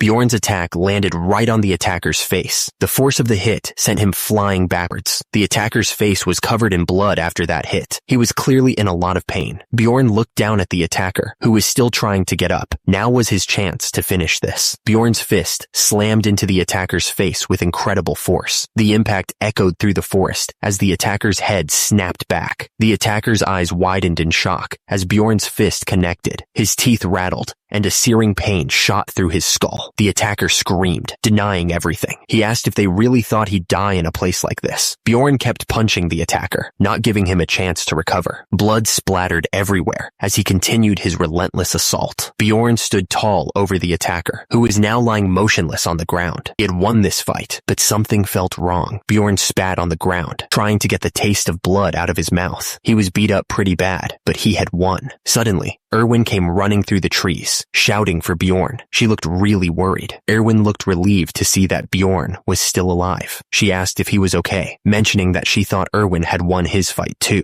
Erwin insisted that Bjorn's injuries were bad. She told him to hurry and drink a potion. Erwin said it was better to drink the potion than to pour it on the wound. She added that he was poisoned, telling him to hurry up. Bjorn reluctantly agreed. The empty vial lay discarded on the ground, a few drops of the potion mixing with the dirt. The stuff seemed pretty strong. Bjorn felt like his insides were on fire. He could feel the potion coursing through his veins. The pain spread to every vein in his body, and his skin felt hot and itchy. He was trying his best to ignore it. Erwin looked at Bjorn with worry. She asked him what time it was, clearly anxious about something. Bjorn told Erwin that it was 11:20, which meant they only had 40 minutes before the first floor closed. He added that they didn't even have time to rest. Bjorn suddenly told Erwin to strip. She was completely caught off guard by the order, and her face turned red with embarrassment. Erwin was confused. She wondered if he had a reason for saying that so suddenly. Then she realized he wasn't talking about her, but the dead explorers around them. Bjorn said that there wasn't any time to waste. They would just have to take the dead explorers' equipment, magic crystal bags, and backpacks. He told her to also grab the redheads and the crossbowman's things, and to be fast about it. Erwin called out to Bjorn, her voice filled with urgency. She was clearly worried about something. Suddenly, a massive portal opened up in front of them, shining with bright light. It was their only way out of this mess. Bjorn yelled that they were going in. He didn't even hesitate before jumping straight into the portal, pulling Erwin along with him. They were pulled through a swirling vortex of light and energy. The system showed that there were only 40 seconds left on the clock. The system announced that their entry to the first floor was a success. Bjorn landed hard on the ground, but Erwin somehow managed to land perfectly on her feet. Erwin was smiling brightly as she told Bjorn that he did a good job. She seemed genuinely happy to be out of that mess. Bjorn told Erwin that she did well too. He asked if there were about 30 seconds left. That was way too close for comfort. Bjorn suddenly remembered something important. He said that he remembered the essence and that Erwin had asked him to promise something earlier. Bjorn said that they didn't have much time to talk about it now, but they could discuss it once they were out of here. He seemed to be thinking hard about something. The system showed that there were only 10 seconds left. Bjorn was starting to panic. He asked what the name of the tavern was again, trying to remember where they were supposed to meet. Bjorn was gritting his teeth, pushing himself to remember. Erwin just looked at him, waiting anxiously for him to recall the name. With just 1 second left, Bjorn shouted that it was the Black Whale Tavern. He said that they should meet there, relieved that he remembered in time. The system announced that the labyrinth was closing. It was pulling everyone back to the city, whether they liked it or not. The system chimed in again, saying that the character was being transported to Rafdonia. The city walls grew closer as the light pulled him in. Bjorn let out in of relief. He was glad to be out of that crazy labyrinth. Bjorn took a deep breath and said that he was back. He could feel the familiar energy of the city. Bjorn looked around and realized he was in Rafdonia. He was back in the familiar city, but something felt different. It made sense that all the explorers were gathering in one place, given the circumstances. But damn,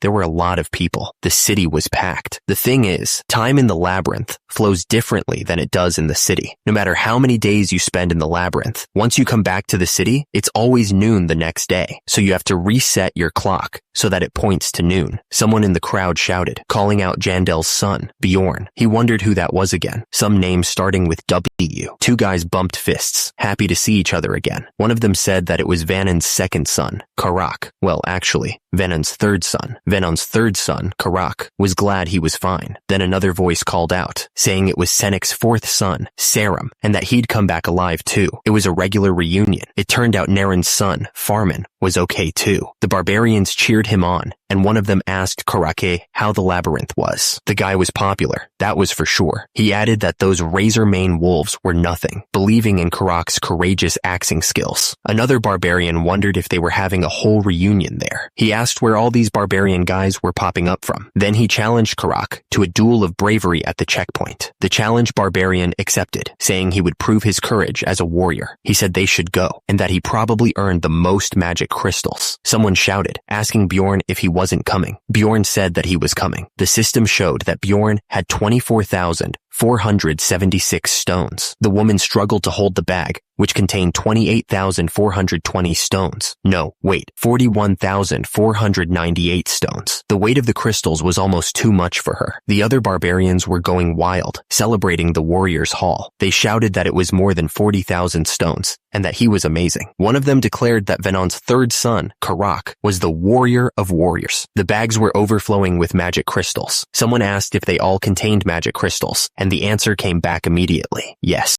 The woman started counting the crystals with incredible speed. The warrior watching her was amazed, saying that she was fast. The woman finished counting, announcing the total, 182,413 stones. Bjorn looked at the number, impressed by the amount he had earned. The barbarians were going completely nuts. They yelled that Jandel's son, Bjorn, had gotten 180,000 stones, which was the highest record of all time. The crowd was in disbelief. Turns out, it wasn't just the stones. The crowd realized that Bjorn had also come back with an axe, shoes, and a bag. The amount of loot was insane. Bjorn stood there, covered in loot, as the other barbarians started to get jealous. One of them shouted that it wasn't possible, and another called Bjorn the best warrior. They were all losing their minds. The barbarians started chanting Bjorn's name over and over. Erwin watched, understanding why they were so passionate. Bjorn was becoming a legend right before their eyes. Bjorn thought to himself that, of course, he'd be the first barbarian to ever enter the labyrinth without anything. He was different, and he knew it. Bjorn grinned, thinking he'd come back a civilized man. He was already planning how to act like a normal person when he returned. Suddenly, Bjorn swung his weapon around and yelled that he was the best warrior.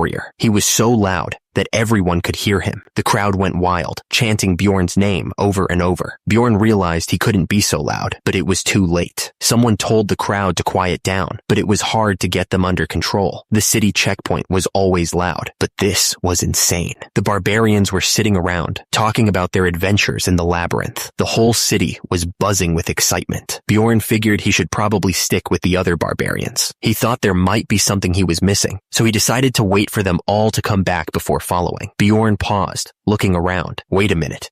It was Erwin. She looked happy to see him. Erwin told the group that she thought she knew how to work with spirits now. She explained that she had heard flame spirits were impatient. So, Bjorn watched them, a little annoyed. He figured that was the kind of people Erwin hung around with. He thought to himself that he only had savages around him, and that he was envious. Erwin looked this way, smiling. She seemed happy to see him, and waved. Erwin asked Bjorn to meet that night. Bjorn watched her, nodding slightly. Another woman asked Erwin if she knew Erwin. Erwin seemed shocked by the question and denied it. Another man, Jandel's son Bjorn, asked him what he was staring at and if he knew that fairy. Bjorn denied knowing her. Bjorn figured that was the case. He shouted that there was no way the best warrior like him would be on familiar terms with those cowardly earheads. Erwin looked absolutely annoyed. She didn't like what was happening. Bjorn was in a lot of pain. He cursed. One of the barbarians was losing his mind. He complained that they never gave a damn and asked if this was Romeo and Juliet. Two barbarians walked up to the building. One of them was happy that they were finally done. One of the barbarians shouted that they should get going. He added that everyone was here and told them to go. Bjorn looked down at his dirty boots, covered in blood and grime. He figured it would be impossible to talk to Erwin with so many people around, so he decided he'd have to catch her later that night. Suddenly, Jandel's voice boomed over the crowd, calling out for Bjorn. The barbarian was eager to see his son. Bjorn turned and saw his son running towards him. He picked him up and gave him a big hug, saying he missed him too,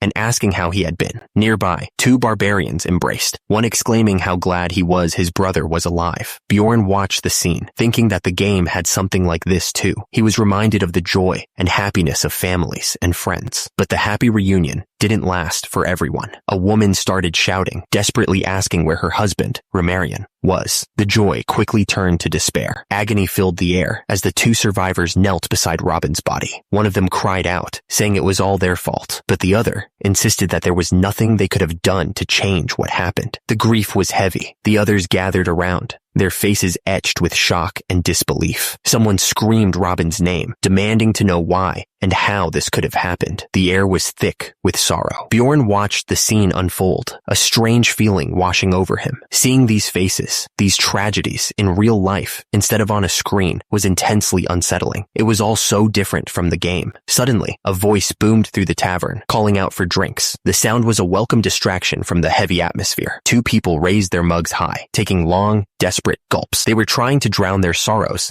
and find some comfort in the shared moment. The tavern was filled with the sound of heavy drinking. Bjorn tilted his head back and poured the liquid down his throat. He didn't seem to care about the others or the recent tragedy. The barbarian slammed his mug on the table. He thought to himself, asking if the others had lost their minds. The person thought that the reason he was with these barbarians was because he didn't want to miss a necessary step in the process. The barbarian watched the others pour drinks. He thought to himself that it was a waste of time to stay here with these guys. The barbarian said that he had somewhere to be. Another barbarian looked up, shocked, and asked if he was really leaving now. The others couldn't believe it. One of the barbarians yelled, asking if Jandel's son was really leaving today and wondered why. He was worried that they wouldn't stop him from leaving. Bjorn just walked away, not looking back. The others cheered him on, wishing the warrior of warriors good luck. Bjorn walked through the city, the sounds of his footsteps echoing. Someone was chasing after him, yelling for him to wait. Bjorn kept walking, a rare moment of peace washing over him. He was glad to be away from the chaos for a moment. Back at the tavern, the others started talking about their lives. One woman said how peaceful it was here, with no monsters or humans to hurt them. She wondered what they should do this evening, and suggested they have a drink, mentioning her husband had gone to the labyrinth. Bjorn thought about how this place had laws and rules, and it felt relaxed. It was a nice change from the labyrinth. Bjorn walked through the streets, looking at the clothes hanging outside the shops. He took a deep breath, enjoying the simple things. Bjorn realized that even if he fell down here, he could get up like nothing happened. Someone might even lend him a hand before he could even ask. Bjorn walked towards a building, thinking that this place might be the other world. It was way more barbaric than 21st century Earth. That was for sure.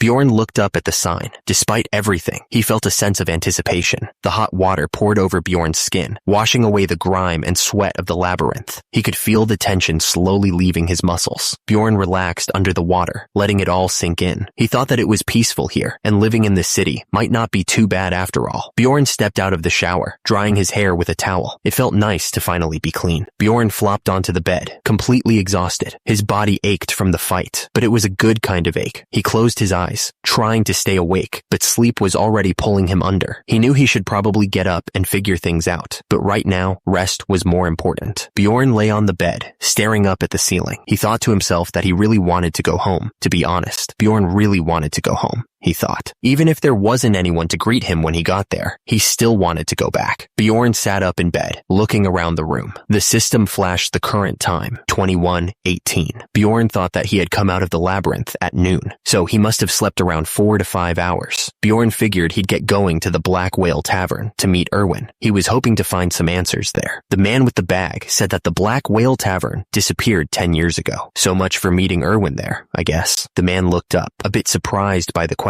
He was carrying a big bag of potatoes, but his face was serious. The man with the bag explained that the owner's son got into gambling, so the name and owner both changed. He added that it was a shame because the place had done well for generations. Bjorn thought that he expected it, but the world in the game must be years behind this one. He wondered what the new name of the tavern was. Suddenly he remembered the new name, Python Puth. He stared up at the building. Bjorn looked up at the building, thinking it didn't look like the Black Whale Tavern from the game. He was relieved that he could at least read the language, and he figured he'd have to find a library later. The tavern was a mess of people and drinks. A tavern worker welcomed him, shouting for more drinks and asking where Erwin was. Someone shouted, "Here!" Bjorn looked over and saw Erwin with another woman. It was the same woman from before. The woman with short white hair looked at Bjorn seriously. She said that he was that barbarian. Bjorn asked who she was. She said that she was Erwin's older sister. Teresia scoffed, asking if he thought her older sister was her name. She told him to call her Teresia. then revealed that Erwin's real name was Erwin Fornaci de Tercia, guessing that she didn't want to tell him her full name. Teresia leaned forward, her expression serious. She asked Bjorn why he was here, adding that she had a question to ask him.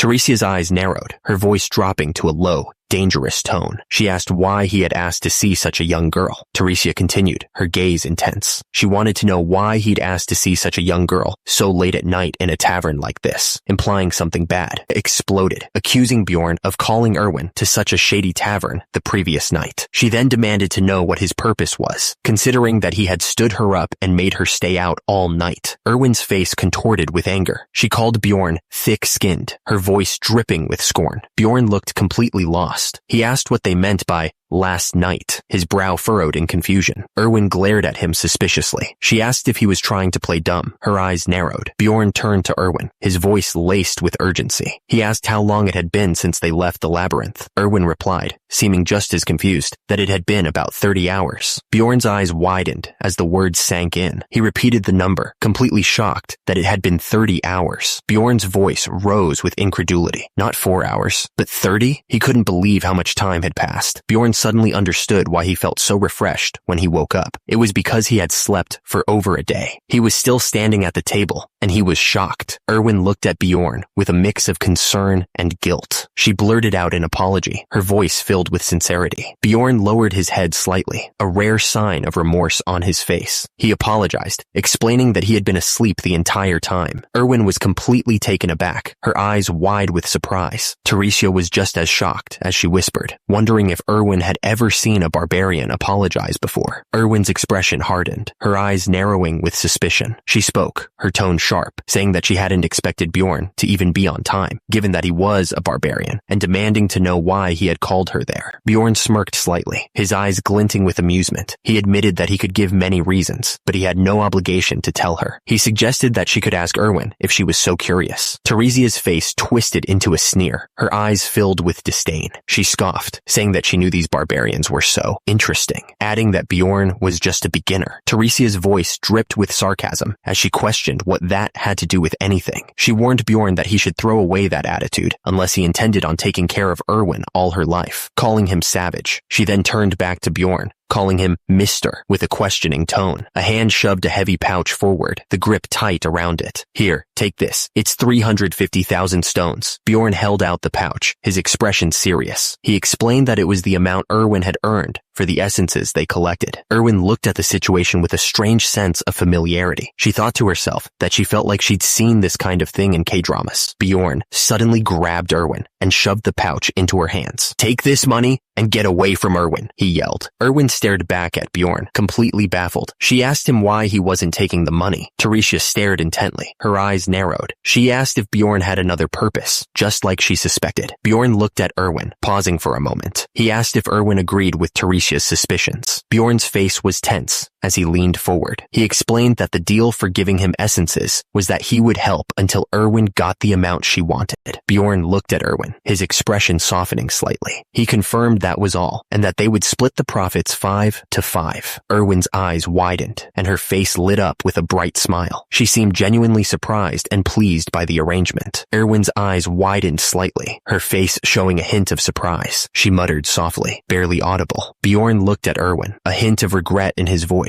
He apologized, saying that they were a pretty compatible duo. Bjorn turned to Teresia, his expression firm. He declared that from now on, Erwin would accompany him into the labyrinth. Erwin looked down, her expression unreadable. Bjorn explained that they were just following tradition in letting her go alone, since it was her first time, but he never intended on letting her go alone otherwise. Teresia's face twisted in anger, her eyes narrowing. She realized that Erwin already had someone to carry her, and muttered that she didn't care about personal connections. Mr. held out a pouch, telling Erwin to take it if she understood the terms. Erwin paused, doing some quick math in her head. She asked if the 350,000 stones were half the essences, and if so, she was still short 280,000 stones from their deal. Erwin gave a wide, fake smile. She acted like she almost forgot. Mr. reluctantly handed over the 280,000 stones. He thought to himself, wondering if she was trying to con him somehow. Mr. was getting annoyed. He muttered about how he now understood why barbarians hated fairies. He then asked if she was done and could leave, as he had something to talk to Erwin about. Erwin looked at Mr., her expression impatient. She asked if he still had something to say, sounding a bit annoyed. Erwin softened her tone, trying to be polite. She told the other woman that she appreciated her concern, but she could leave now. Erwin said she needed to thank Mr. and say goodbye. Erwin's expression hardened, a hint of defiance in her eyes. She stated firmly that she wasn't a kid anymore, as if trying to prove a point. Suddenly, the barbarian woman pointed down at Bjorn, her voice rising. She demanded that he swear on this, then paused, seemingly at a loss for what to ask. Einar's face turned red with anger. She shouted that Bjorn had to swear he wouldn't sleep with Erwin, and if he did, she would leave right away. The demand was completely out of left field. Einar's face was red with fury, her eyes blazing. She stammered, asking what Bjorn thought he was doing, and if he wasn't sleeping with Erwin, did that mean everything else was okay? The question hung in the air, thick with tension. Bjorn stared up at her, his expression unreadable. He didn't even hesitate before swearing.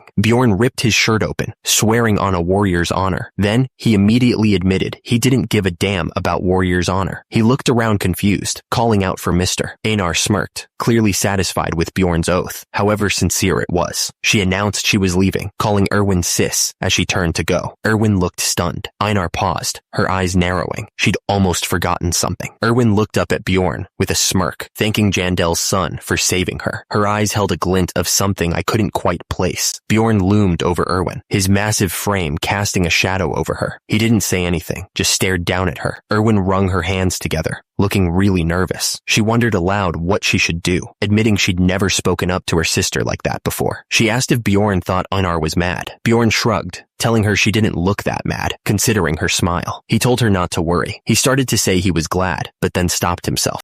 Erwin looked down, regret in her eyes. She thanked Bjorn for his offer earlier, but said she'd made the decision to work with her sister a long time ago. She apologized. Bjorn looked at Erwin, telling her she didn't need to apologize. He said he wouldn't reject the offer, either, if some high-level fairy offered to carry him. Bjorn handed Erwin a pouch. He told her it was exactly 63,000 stones, magic crystals from the redhead, and the crossbow. He added that he'd already taken his own share, so she didn't need to worry. Bjorn explained that he left the two people's backpacks at his place. He suggested that Erwin should take a look for herself tomorrow. He admitted that he gave up on having her as his teammate, but it was a bit of a shame. Erwin looked up at Bjorn, stammering, and asked how she should repay him. She seemed really worried about it. Bjorn realized that Erwin was worried about owing him something. He thought to himself, is this why her sister told me to swear not to sleep with her? He figured Einar was worried he'd make some weird request. Bjorn thought about how Erwin wanted to repay him. He had to figure out what to say next. Bjorn told her that he couldn't think of anything at the moment. He then asked her if she wanted to eat anything. Erwin said she wasn't hungry. Bjorn replied that he would just order something for himself then. Erwin just looked down and made a small noise. Erwin suddenly perked up and said she wanted alcohol. She explained that she hadn't had a single drop yesterday on purpose and asked again for alcohol. Erwin's eyes sparkled as she leaned forward, explaining that she wanted to drink the first return drink with him. She recalled that there was such a drinking culture in the game. Erwin continued, explaining that for fairies who lived only in their shrines until they were adults, the first return drink had a big meaning. She stammered, trying to say thanks. Erwin smiled brightly, saying, of course. They went through everything together in the labyrinth. It was a given that they should share their first return drink. Bjorn replied that, of course, this wouldn't be her first return drink, but he suddenly paused, then said that it was his first too.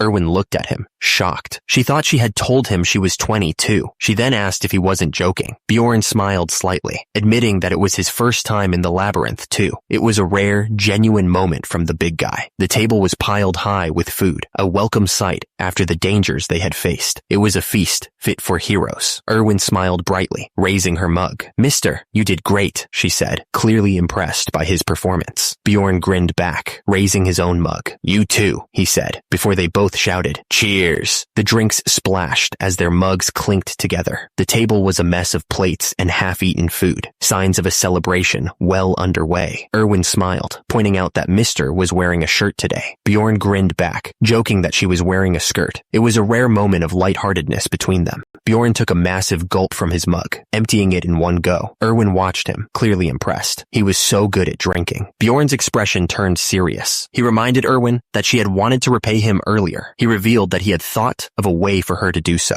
Erwin's eyes widened with anticipation. She leaned forward, eager to know what he had in mind. "What is it?" she asked. Bjorn glanced around, his voice dropping to a near whisper. He explained that they couldn't discuss it there, because the security would be all over them. It was too risky. Erwin blushed, a light pink dusting her cheeks. She seemed to be waiting for something, or someone, to make a move. Then, Erwin suggested they go to his room, a playful smile on her face. She added that it sounded good, clearly enjoying the moment. Outside, a door marked 305. Sounds of exertion could be heard. It was Bjorn, telling Erwin to spread wider as he struggled. Erwin winced, sweat beading on her forehead. "Even if you say that," she groaned, clearly not enjoying whatever Bjorn was doing. A sharp cry of pain escaped Erwin's lips. "My shoulder! You're dislocating it!" Bjorn's face was a mask of concentration, his muscles straining. "It's hard to control my strength," he grunted. It never went back that far. Tears welled in Erwin's eyes as she looked up at Bjorn, her voice trembling. "Are you sure about this?" she asked. Erwin screamed, "Yes, I swear on my family." Bjorn, satisfied, finally released her shoulder. "All right," he said, his voice softening. "Rest for a bit." Erwin gasped, relieved to find her arm still attached. "I'm alive," she exclaimed, checking her limbs. She then muttered, "I see flexibility +4. Isn't that noticeable in real life?" Erwin looked at Bjorn suspiciously, a blush rising on her cheeks. "Are you kidding me?" she asked. "Did you suggest I come here just to check my abilities?" Bjorn looked away, a little embarrassed. "Yeah,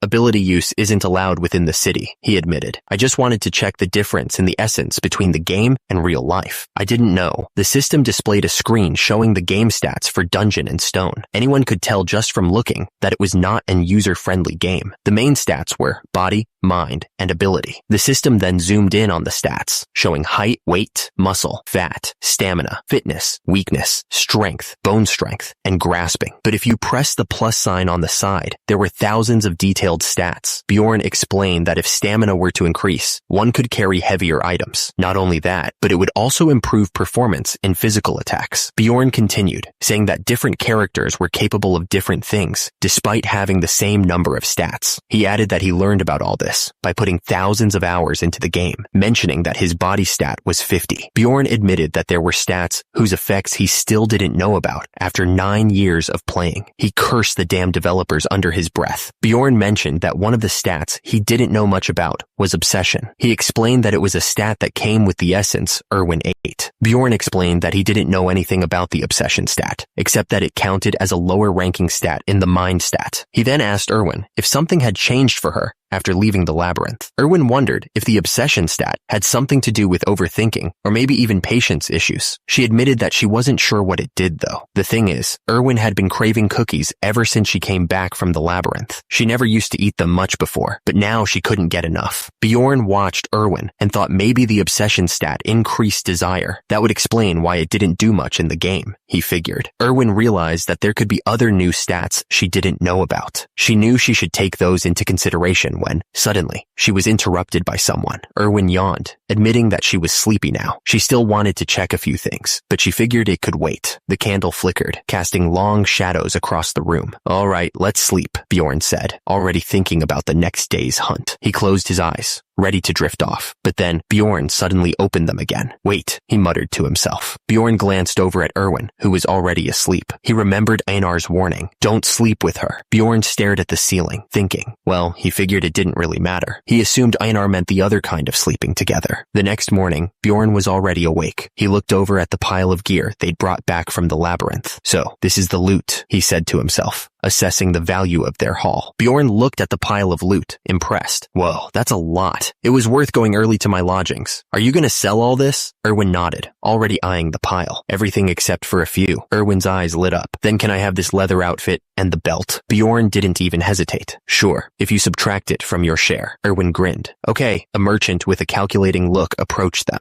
"I'll give you 350,000 stones for this." He paused, adjusting his glasses. "It all totals up to about 150,000 stones. Bjorn watched as the merchant counted the stones. 250,000 stones total. Bjorn stared at the bags of stones, impressed. He thought to himself, I earned a total of 1,450,000 stones. Bjorn stared at the bags of stones in disbelief. Mister, this isn't a dream, right? He wondered how much it was all worth. After subtracting Erwin's share, Bjorn realized he'd earned 1,400,000 stones, which was way more than he'd ever earned when he first played the game. Bjorn smirked, feeling satisfied with his progress. He thought to himself, nice start. Bjorn turned to Erwin. All right, then let's part here. He noticed Erwin's surprised expression. What's wrong? There's nothing more for us to do. Erwin looked down, trying to hide her disappointment. We're taking the same path, so we can walk to the central square together. She agreed to walk together, but secretly wished she could spend more time with him. The crowd was buzzing with anticipation. The air was thick with tension, as everyone waited to see what would happen next. Bjorn was walking with Erwin when he noticed a crowd. Huh? Why is there a crowd here? He started to say, but then his face went pale. That's a guard in shining armor stood tall, a spear in his hand. That's an execution. Everyone, back off. The crowd gasped as the massive guillotine came into view. The heavy blade glinted ominously in the dim light. The guard stood before the crowd, his voice echoing through the square. These people haven't committed serious crimes like murder, rape, or arson. The executioner raised his hand, the signal clear. Their crime is failure to pay taxes. I will begin the execution. Rafdonia was the last city standing after a witch's curse destroyed the other world. The only way to get resources in this limited space was the labyrinth below. The weapons of those who dared to venture into the labyrinth lay piled together. They were a grim reminder of the constant struggle for survival. The executioner's logic was simple. Those who couldn't pay taxes would be executed. It was a brutal way to decrease the number of mouths to feed. A man screamed, I'm first! Move! People were rushing towards the guillotine, desperate to claim their fate. Someone cried out, ah, dear God. People were eating bread, their last meal before facing the executioner's blade. Bjorn looked around in disbelief. Are you kidding me? Why are they dipping bread into the blood? He remembered a legend about people drinking the blood of the executed to gain financial luck. Bjorn turned to Erwin and asked how much the taxes were for the first year. Bjorn listened intently. The answer was 700,000 stones for non-humans. It's a bit off from the game, but it's similar enough. Bjorn asked what the taxes were for the second year. Erwin replied that the taxes were 800,000 stones. There are fees when exchanging too, same as in the game. Bjorn realized that taxes increased each year he worked, so he needed to become much stronger within the year. The pressure was already building. Bjorn thought to himself that if he couldn't return to his old life and he hadn't been training, he would be in serious trouble. He had to prepare for the worst. Bjorn's face was grim as he imagined the worst possible outcome. My blood might end up being the blood that those people are dipping their bread into, he thought, picturing the gruesome scene. Bjorn knew he had to avoid that fate at all costs. In order to avoid that, I need to save money, he thought, his mind already racing with plans. The 6th floor of the dungeon was his goal. He clenched his fists, his resolve hardening. He had to reach that level, become strong enough. He had to survive in this crazy world and avoid execution. The next morning, Bjorn found himself standing inside the city library. The library, he mused, looking around at the towering shelves. The library was even bigger than he remembered from the game. He suddenly realized people were staring at him. Why are people staring so hard? Well, I guess it's rare to see a barbarian in the library. Bjorn was looking around the library when he noticed Einar lying on a table. She was out cold, muttering something about being someone's second or third daughter. It was hard to make out the words. Bjorn leaned over, looking at her with concern. What's she doing here? Bjorn wondered, trying to figure out what had happened to her. Einar's eyes fluttered open, and she looked around, confused. She seemed disoriented, unsure of where she was or how she had gotten there. Bjorn towered over her, a hint of relief in his voice. Jandel's son, Bjorn. Glad to see you're doing fine, he said, trying to sound casual. Einar grinned, her eyes sparkling with excitement. Same goes for you too, Jandel's son Bjorn, she exclaimed, her voice filled with genuine happiness. Einar's booming voice echoed through the library, causing Bjorn to wince slightly. Lower your voice, she said, quickly apologizing. She admitted that she never expected to run into another barbarian here. Bjorn, curious, asked what she was doing there. Einar looked down at the book, her brow furrowed in concentration. You said I should think before acting, she explained, so I thought I needed more knowledge in order to think. Bjorn was impressed, even though he didn't show it. He thought to himself that was commendable. She's definitely a bit different from the other barbarians, he mused. Einar continued, her voice taking on a serious tone. She explained that she also realized while going around the labyrinth that the monsters aren't the only enemies. Something must have happened in the labyrinth. she said, adding that other barbarians would have just bragged about their experience. Einar looked down at the book in her hands, a frustrated expression on her face. Yeah, that's why I've decided to study, she said, pausing. Reading is so hard. Is that the problem? Einar looked up at Bjorn, a serious expression on her face. She explained that she was thinking of going to the shrine to learn to read and write from the elders. Einar's voice echoed, impatient and urgent. She needed to act now, before her resolve faded. Einar sighed, a hint of sadness in her voice. Barbarians are a sad species. The more I learn about them, she said. She remembered her promise to repay Bjorn for his advice if they made it back alive. Einar looked at Bjorn with genuine gratitude. If you ever need help, come to the Angry Bull Inn, she offered. I'll do my best to help you. Bjorn nodded, his expression unreadable. He simply said, all right. Bjorn made sure Einar wouldn't forget. Don't forget this promise in a couple days, Einar, he said, his voice firm. Einar turned to leave, her broad shoulders and blonde hair catching the light. I think I'm gonna, she muttered, ready to head to the shrine. Bjorn watched her go, adding, need your help soon. He had a feeling he'd be calling on her sooner rather than later. Bjorn stepped into the library, his eyes widening at the sheer size of the place. Anyway, how do I find the book I need in a place this large? He wondered. It's humongous. A librarian sat at the front desk, quietly reading a book as the light streamed in through the windows. The air was still and quiet, the only sound the turning of pages. Bjorn stared at the woman behind the desk. She must be a librarian, right? He thought, noticing she was asleep on the job. He loudly cleared his throat, hoping to wake her. The librarian slowly started to wake, her eyes fluttering open. She looked around, still half asleep and a little confused. The librarian blinked a few times, finally focusing on Bjorn, standing in front of her desk. What is it? She asked, her voice still thick with sleep. Bjorn towered over the librarian and asked, what is it? I'm looking for a book. Where can I find books related to Hister? Suddenly, the librarian's eyes glowed with power. She muttered, Fartitiev. Bjorn stared at the librarian, completely dumbfounded. Did she just use magic on me? He wondered, his brow furrowed in confusion. The librarian looked at Bjorn, her expression unreadable. But what changed? You'll be able to find the books you want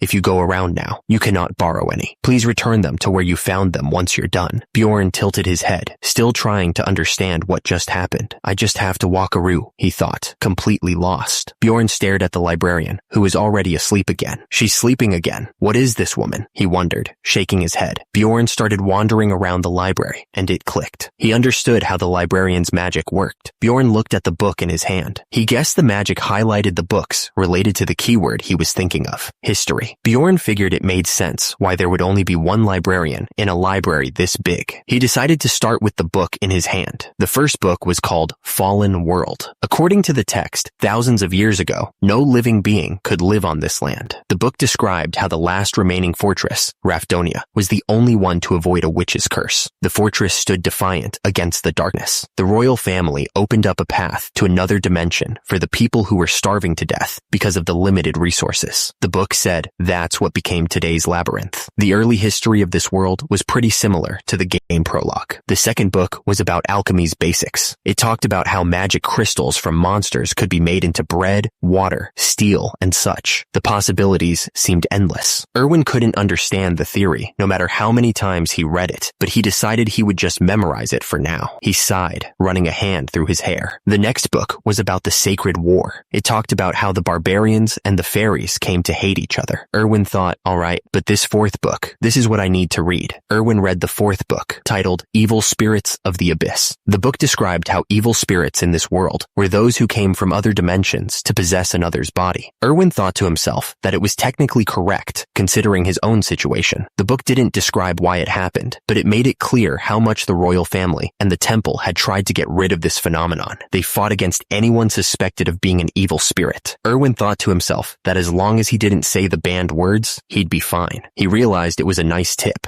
since he was the evil spirit in question. The fifth book was titled On the Death of the King. It talked about the first ever king, also called the Immortal King, Levigen. His death was 150 years ago, according to the book. The system informed him that the game started the day after Levigen's death, so this was 150 years after the game's timeline. Erwin guessed that was why the knowledge he had from the game kept contradicting the reality in this world. Bjorn flipped open the next book, the title reading Dimensions Instability Observation Records. He wondered if this was the same book that the blonde warrior who saved him had read. Bjorn remembered Einar's words about his situation being rare. He knew what he went through wasn't normal. The book mentioned a theory that entering a portal as it closed could cause dimensional instability. Bjorn realized this might explain his situation. Bjorn realized ending up in this world was basically his own fault. He thought, that's insane. This is getting depressing. I'm gonna stop thinking about this. It was already dark outside. Bjorn decided he'd read the rest of the book later. Bjorn lay in bed, staring up at the ceiling. It had been 3 days since he'd managed to escape the labyrinth. Bjorn did some quick math in his head. A month here was 30 days, right? The labyrinth opened every first at midnight, so he figured he had 27 days until he had to go back. Bjorn's eyes narrowed slightly as he made a decision. He'd start looking for a new teammate tomorrow. Bjorn's eyes snapped open, his body tensing up. Bjorn was shaken awake. Mister, wake up! It was Erwin. Bjorn was about to ask, what brings you here so early in the morning? Suddenly, Bjorn was blasted in the face by a gust of wind. He was caught completely off guard. Erwin was beaming with pride. I succeeded with the contract. Look, I tried like 10 times with the spirit stone my sister bought for me, and it worked, Erwin continued. Plus, it's wind. It works great with fire. She looked extremely happy. Bjorn stared back at her. That's lucky. The system displayed the description of the spirit stone, an item that could be used to sign a contract with a spirit with a 10% chance of success.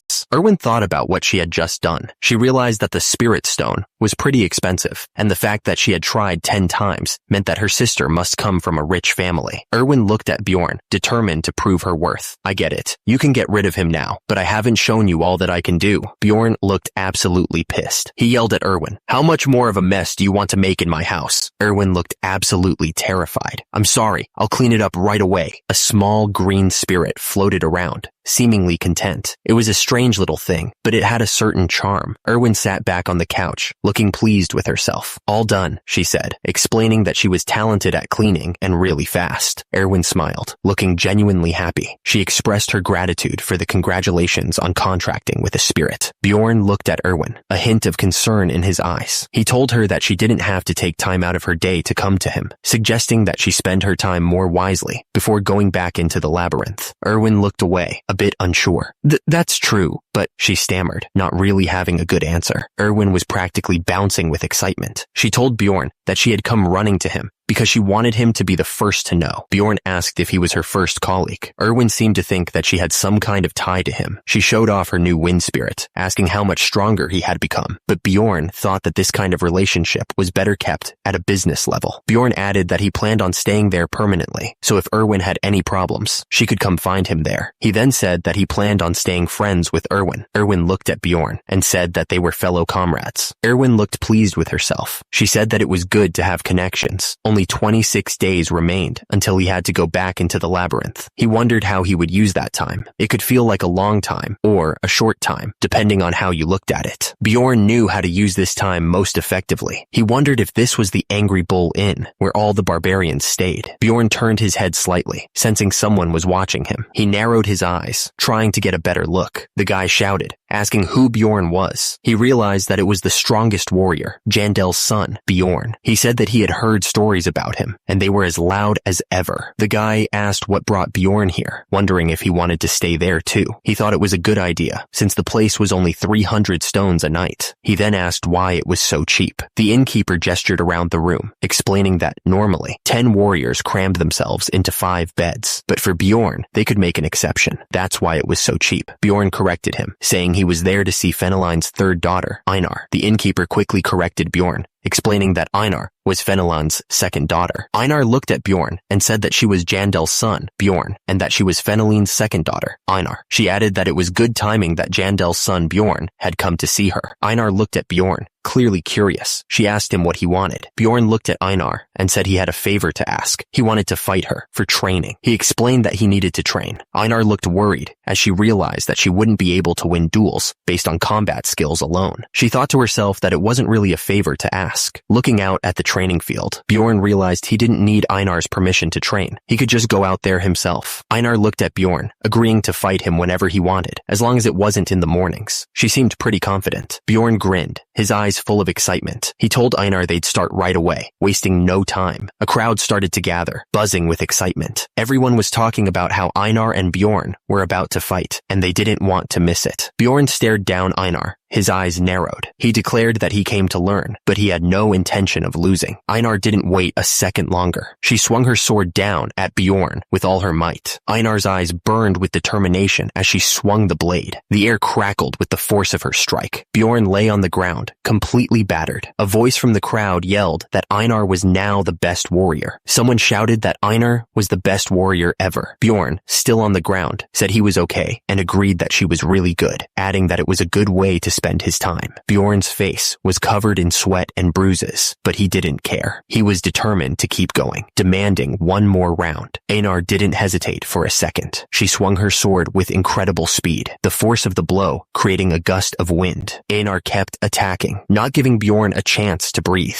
She screamed for him to keep going, demanding one more hit. Bjorn was on his knees, breathing hard. He was completely exhausted, but he tried to hide it. Einar, also panting, looked down at Bjorn. She asked if he wanted to keep going because she wanted to rest, admitting that he was strong. Bjorn figured that was enough training for the day. He thought to himself that she was smarter than the average barbarian. Plus, since she's a barbarian, she probably wouldn't betray him. Einar looked at Bjorn, asking if he was going to the labyrinth alone next time too. She admitted that she probably would, since she didn't have enough money to form a party. Bjorn realized that the best choice for him was clear. He reached out his hand, asking Einar if she wanted to be his teammate. Einar looked at his hand, considering the offer. She agreed to be his teammate, but she'd take 80% of the profits. She added that she would pay for the party fees, but that was enough. Einar stared back at him, her expression unreadable. She said there was no need to explain further. Bjorn started to panic, wondering if Einar didn't like the deal he was offering. He quickly added that he would pay for the equipment and other expenses too. Bjorn reached out to shake Einar's hand to solidify their agreement. He could feel the strength in her grip as they clasped hands. Einar smiled, telling him that she wouldn't understand even if he tried to explain it to her. She said that she'd trust him, Bjorn Jandel. Bjorn grinned, saying he was looking forward to working with her. He was excited, realizing that he finally had a friend now. The next day, they arrived at the Barbarian shrine. The air was still and quiet, a stark contrast to the bustling city. Einar and Bjorn walked toward the Barbarian shrine. The building was massive, but the air felt heavy, like they were being watched. A man with a long white beard greeted them, saying, "Welcome, Feneline's second daughter, Einar, and Jandel's son, Bjorn. I didn't want to come here because of him, but I had no choice." The man continued, "It's rare for a warrior who's left the shrine to come back. Have you come to learn to read and write like Einar?" He paused, then answered his own question. "No." Bjorn stared at the man and cut to the chase. "Then what are you here for?" "I want the spirit seal." Bjorn continued, "To be more precise, I want the undead's seal. This is an OP skill I need to take if I want to clear the labyrinth. Turns out, every species in this world has a special trait that makes them unique. Fairies, for example, borrow powers from spirits through contracts. Dwarves get the blessing of armor, which makes their items stronger, and therianthropes can make deals with ancient spirit beasts. Finally, there are the barbarians. They have something called the spirit seal. The man with the long white beard seemed taken aback. "Ooh, how did you find out about that?" The man continued, "That's not something a young warrior would know about, is it?" Bjorn was getting nervous, thinking, not again with the suspicions. Bjorn looked determined. He didn't care what they thought. He was going to get stronger. That's why he went to the library to find out about the spirit seal. Bjorn looked them dead in the eye. "I read about it in a book," he said, not backing down. The man with the long white beard was shocked. "I heard that spirit seals were greatly helpful in the war against the fairies. Is that how you knew? You read a book? How interesting," he exclaimed. The man with the long white beard smiled. "I'm so proud of both you and Einar. For certain, we have no reason to deny a warrior a spirit seal when they ask for it." The man with the long white beard turned serious. "Then right now, but young warrior, you need about 800,000 stones for a spirit seal." The man with the long white beard smirked. His eyes narrowed. He asked Bjorn if he really thought he could afford the spirit seal. Bjorn didn't hesitate. "I'll pay for it," he said, his voice firm. Einar looked at him, surprised. "Are you serious?" she asked, remembering how hard it was to get money at the start. The system chimed in, reminding them that as they ranked up, they'd need more than just money. They would also need rare ingredients. Bjorn held up the money. "This is one bag of 500,000 stones and 3 of 100,000 stones," he announced. "I have money." The man with the long white beard looked at Bjorn suspiciously. "Jandel's son, Bjorn," he said slowly. "Where did you get so much money?" Bjorn thought to himself that he already had an excuse ready for that question. Bjorn grinned, a disturbing smile spreading across his face. He said that he would have been disappointed if the man hadn't asked about the money. Bjorn continued, explaining that he'd been lucky enough to find a hurt fairy on the first floor of the labyrinth. The fairy looked up at the giant barbarian with fear in her eyes. Bjorn's grin widened as he described using the fairy like a slave to get magic crystals. He mentioned feeding her an essence, his eyes gleaming with a disturbing light. Bjorn waved his hand dismissively, adding that he got money from the fairy's sister as payment. The two fairies looked at him with a mix of fear and anger. The man with the long white beard threw his head back and laughed, a cruel sound that echoed in the shrine. They were so helpless, those fairies, he exclaimed, wiping a tear from his eye. The man with the long white beard roared with laughter, shouting that Bjorn had ripped off those cowardly earheads. He seemed genuinely impressed. The man with the long white beard continued, saying that Bjorn was probably the first to ever do that. Other barbarians crowded around, their faces showing a mix of resentment and satisfaction at the mention of fairies. The man with the long white beard placed a heavy pouch into Bjorn's hand. He announced that it was a gift for showing such great potential. Bjorn stared at the coins in his palm, his eyes wide with disbelief. He thought to himself, "Are you kidding me? I just earned 200,000 stones just from telling a story. This guy is amazing."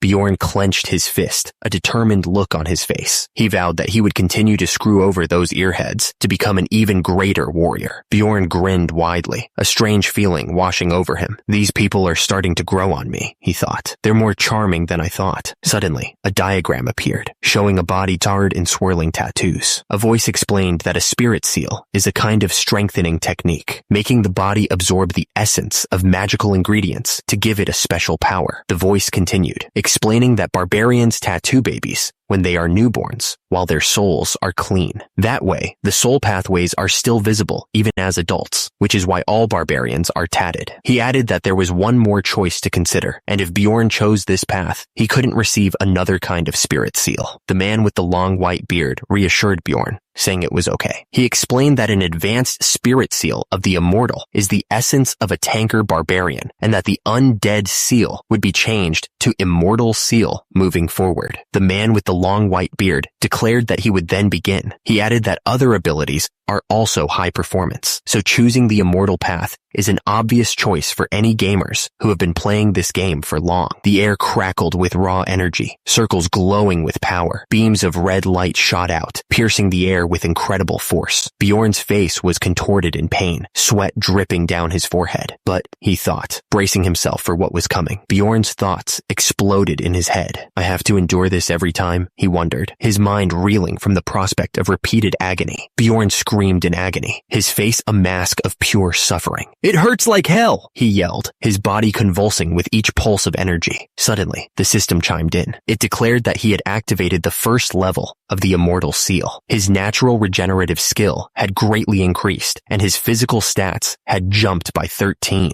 Bjorn thanked the witch doctor. The witch doctor just chuckled in response, a strange sound that echoed in the room. Bjorn looked absolutely confused. He wondered why the witch doctor was laughing. The witch doctor's smile widened. He thought it was pretty strange for a warrior to thank a witch doctor. Bjorn started to sweat. Did I do something wrong? He wondered. He knew he had to get out of there before the witch doctor started getting suspicious. Away from the barbarian shrine, the wind rustled through the trees. It was a quiet night in the forest. The next morning, Bjorn headed to the commercial district. He needed to buy some gear. Bjorn walked through the town, thinking about his training with Einar. He realized he wasn't cut out to be a swordsman. Bjorn planned to focus on shield techniques once he got the essence. He figured building proficiency in swordsmanship would just be a waste of time. The shopkeeper greeted him warmly, asking what he was looking for. Bjorn told him he wanted an one-handed blunt weapon. The shopkeeper gestured to a section of the wall. He said that those were the blunt weapons that barbarians usually preferred. He added that they were definitely to a barbarian's taste. Bjorn replied that he wanted something more normal. He explained that a weapon like that would have great destructive power, but it wasn't necessary for the first floor monsters that were easy to kill. Bjorn grinned, holding up a mace. Then how about this? Nice, he said, clearly pleased with his purchase. The system flashed a notification, showing the details of the mace. It wasn't too big, and it cost 220,000 stones. The system also noted that Bjorn's total item level had increased by 85. Bjorn showed off the helmet he had custom made, since the ones they had didn't fit his head. It cost him 170,000 stones.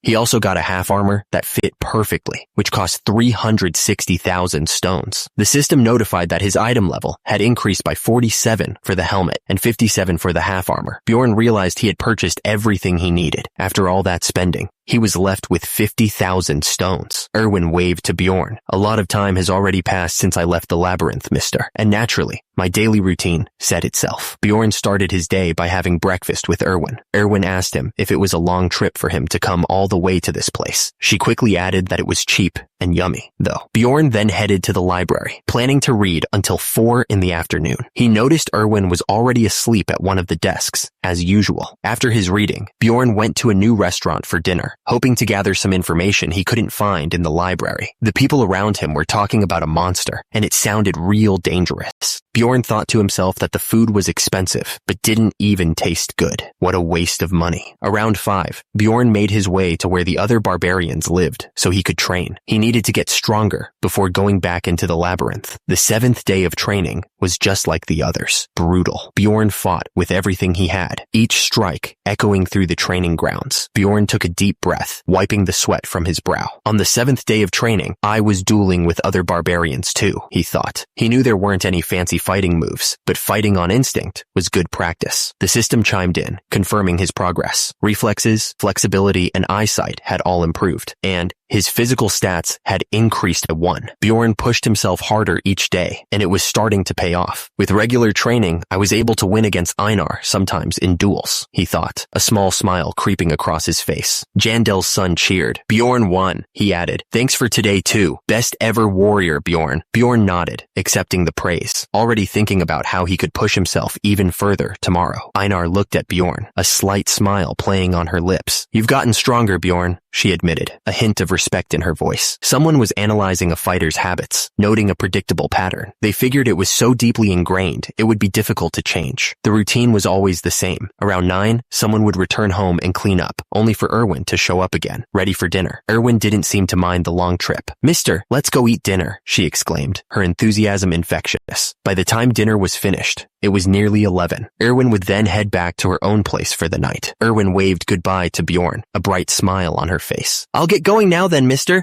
Good night. Good luck with the labyrinth tomorrow, she called out cheerfully. Bjorn watched her leave, a thoughtful expression on his face. Is it already tomorrow? Time sure goes by fast, he muttered. Yeah, you too. After repeating the same routine every day, a month went by quickly. Now there was only 24 hours left before the labyrinth opened. Bjorn checked his stats and saw his physical score had increased to 66, and his overall combat index was now 158.5. The next morning, Bjorn headed towards the Explorer Guild. He needed to prepare for the upcoming labyrinth. The Explorer Guild was full of people coming and going, all preparing for their own adventures. The air was thick with anticipation and the scent of steel and sweat. Bjorn stood tall, his armor gleaming in the dim light of the shrine. I've come to receive Unity magic, he announced to the figure behind the counter, his voice echoing slightly in the large room. The clerk, peering over his spectacles, asked, just the two of you? Bjorn confirmed with a nod. The clerk gestured towards a glowing crystal on the counter. Yes, please place your hands on the crystal. As Bjorn and Einar placed their hands on the crystal, it began to glow with a soft, ethereal light. The clerk cleared his throat. 2 rank 9 explorers. It'll be 15,000 stones. Bjorn frowned, doing a quick calculation in his head. It's expensive for being just an one-time use thing, but it's necessary, he muttered. He wondered just how many stakes that was worth. He then explained to Einar, start points are random when entering the labyrinth, but with Unity magic, it lets you start at the same location with your teammates. Bjorn, curious, turned back to the clerk. What decides the rank of explorers? The clerk adjusted his glasses and replied, we judge it by the amount of essence in the soul. Bjorn pressed further. Does the price increase if my rank is higher? The clerk behind the counter nodded. Of course. Then,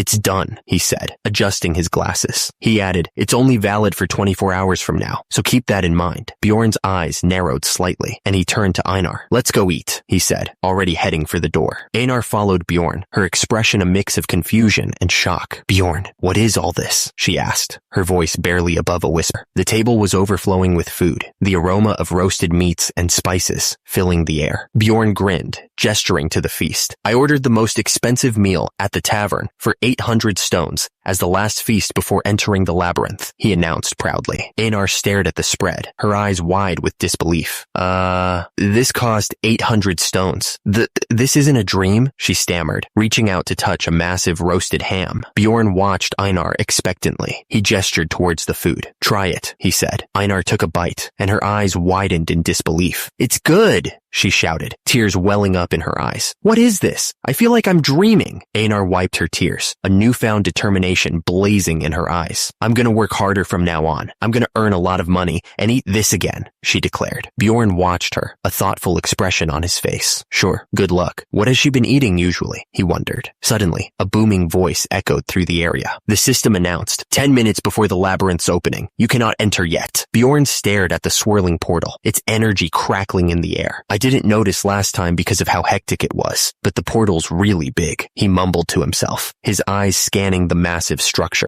The man with pink hair stopped, raising his fist in the air. That's stop! I can see the portal. We're here, as expected of Parthen. We're here on time. Parthen is a great warrior, he yelled, his voice filled with excitement. The man with the spiky hair watched the crowd with a smirk. They must have just finished their coming-of-age ceremony. How do they get here every time? He wondered. He smiled, remembering the past. I told you to trust me, one of the warriors chuckled, a hint of nostalgia in his voice. Reminds me of the good old days. His companion nodded in agreement. It's only been a month for us, she added. Suddenly, the system's voice boomed through the area. You can now enter! Einar grabbed Bjorn's arm, her eyes shining with anticipation. Bjorn, let's go! She shouted, but then paused, her expression changing. Wait, Einar. Einar grinned, her eyes sparkling with excitement. There's something I want to test, she said, before adding, It's fine, Bjorn. I don't think I'm going to understand what you say anyway. I'll just follow you. Einar's face suddenly turned worried as she pointed towards the gate. 1 minute remaining until the gate closes. But shouldn't we go in now? She asked, her voice filled with concern. The gate was shrinking rapidly, the purple energy swirling faster. It was definitely a lot smaller than when it opened, and about the same size as when he went in last time. The warrior watched the shrinking portal intently. We'll go in once he says that, he said, his voice firm. The gate will close soon. Bjorn didn't hesitate any longer. Now! Let's go! Einar! He shouted, leaping forward. Einar followed right behind him, yelling, Okay! A warrior shouted. Wait! It's dangerous! As a monster attacked him. The monster's weapon crackled with purple energy, striking down at the warrior. Bjorn's eye narrowed, a cold glint in his gaze. He thought to himself, I knew it. He had expected this all along. Einar stumbled, her voice laced with panic. I can't see, Bjorn, she cried out. Bjorn steadied her, saying, Calm down, Einar. It's the dark region. Bjorn held up a torch, the flames casting flickering shadows on the walls. I brought torches this time, he said, his voice echoing in the darkness. He seemed to be implying he didn't have them before. Einar squinted, pointing into the gloom. What's that, Bjorn? She asked, her voice filled with curiosity. Bjorn nodded, his expression grim. This is still here, as I expected, Bjorn pointed out. It's a monument. We can open a portal to the second floor with that. We'll go to the second floor right away. Bjorn grinned, his eyes gleaming with mischief. He thought to himself, an expert gamer should know how to utilize bugs. A hand reached out, fingers outstretched towards the swirling blue energy. It felt like stepping into another world, a place of pure energy and unknown possibilities. The swirling energy intensified, forming a massive portal before them. Bjorn and Einar stood ready, their weapons drawn, prepared for whatever waited on the other side. Bjorn stared into the swirling blue light, a determined look on his face. Let's go, he said, steeling himself for what was to come. Suddenly, the system chimed in, a notification flashing before his eyes. It announced that they were the first to open the portal and rewarded them with EXP +2. The system then announced that a character had leveled up. The maximum capacity of essences had also increased by 1, a welcome boost to their abilities. The dark earth squelched with each step, and broken stones littered the ground. How did you do it? He wondered. Einar's eyes widened. The chief said it'll take at least 3 days to get to the second floor. I read it in a book. Oh, you're amazing. She paused, then added, Anyway, this place isn't much. Einar looked around at the eerie landscape, and even the faint crying sounds. This place is definitely land of the dead. Einar turned to Bjorn, a concerned look on her face. Einar, can you feel it too? Bjorn placed a hand on his chest, looking disturbed. It feels like something is filling my entire body from the insides, from my veins. Einar gave Bjorn a thumbs up, grinning. Your spirit status must have gone up. Congrats. Bjorn looked surprised. So this was leveling up, huh? Bjorn saw a screen appear. It showed his stats. There were also levels in Dungeon and Stone, it said. Bjorn realized his MP, which he needed to use skills, increased with his level. The amount of essences he could eat also went up with each level. Since he was now level 2, he could take 2 essences.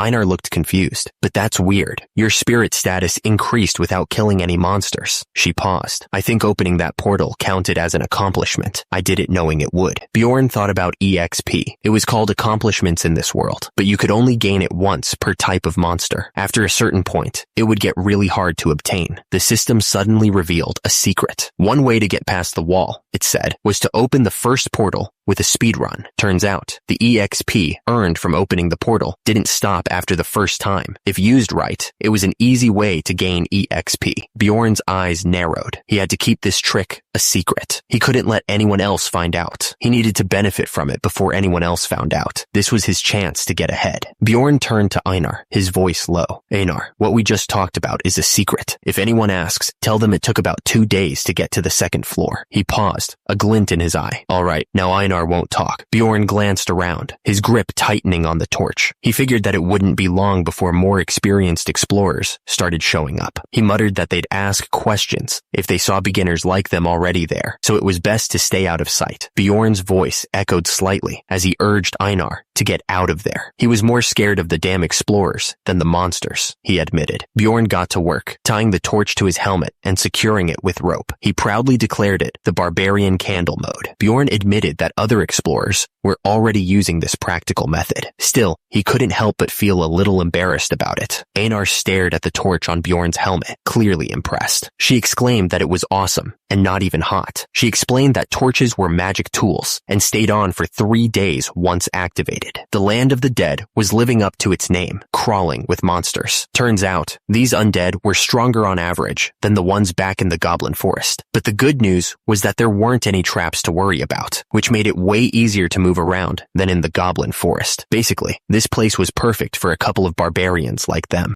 Einar and Bjorn looked ready for anything. They were finally starting to feel confident in this dungeon. Then, Einar's eyes went wide. She had spotted something. Suddenly, Einar shouted a warning. Bjorn, ghouls. The voice echoed, explaining that there were only 3 monsters around now, probably because it was the first day. But he warned that there would be about 3 times that amount on the 3rd day. Einar grinned, looking like she was ready to tear something apart. I was starting to itch from the lack of action, she said. This is good. I'll get rid of them on my own. The ground exploded in a cloud of dust and debris. Whatever just happened was fast and powerful. With a furious yell, Einar swung her weapon. She was clearly enjoying herself. Einar's eyes narrowed with deadly focus. She was not messing around. Einar spoke with false bravado, saying the second floor should be easy. But then she stammered, calling out to Bjorn in a panic. Bjorn reassured her, explaining that the blood-curdling scream was from a banshee. He added that they usually don't attack first, so they should just ignore it. He did think she was showing a lot of fear for someone her size, though. Einar asked if they were sure they didn't have to kill it, worried that it would be dangerous. Bjorn explained that their attacks wouldn't work on banshees anyway. Plus, he said, if they attacked first, they'd be cursed. The voice seemed to echo from everywhere, explaining that the banshees would be after them until they were out of the labyrinth. Einar stammered, clearly shaken by the mention of a curse, and said that could have been bad. She then called Bjorn a wise warrior, saying she made a good choice coming with him. Einar grabbed Bjorn, shaking with fear. But Bjorn, she stammered.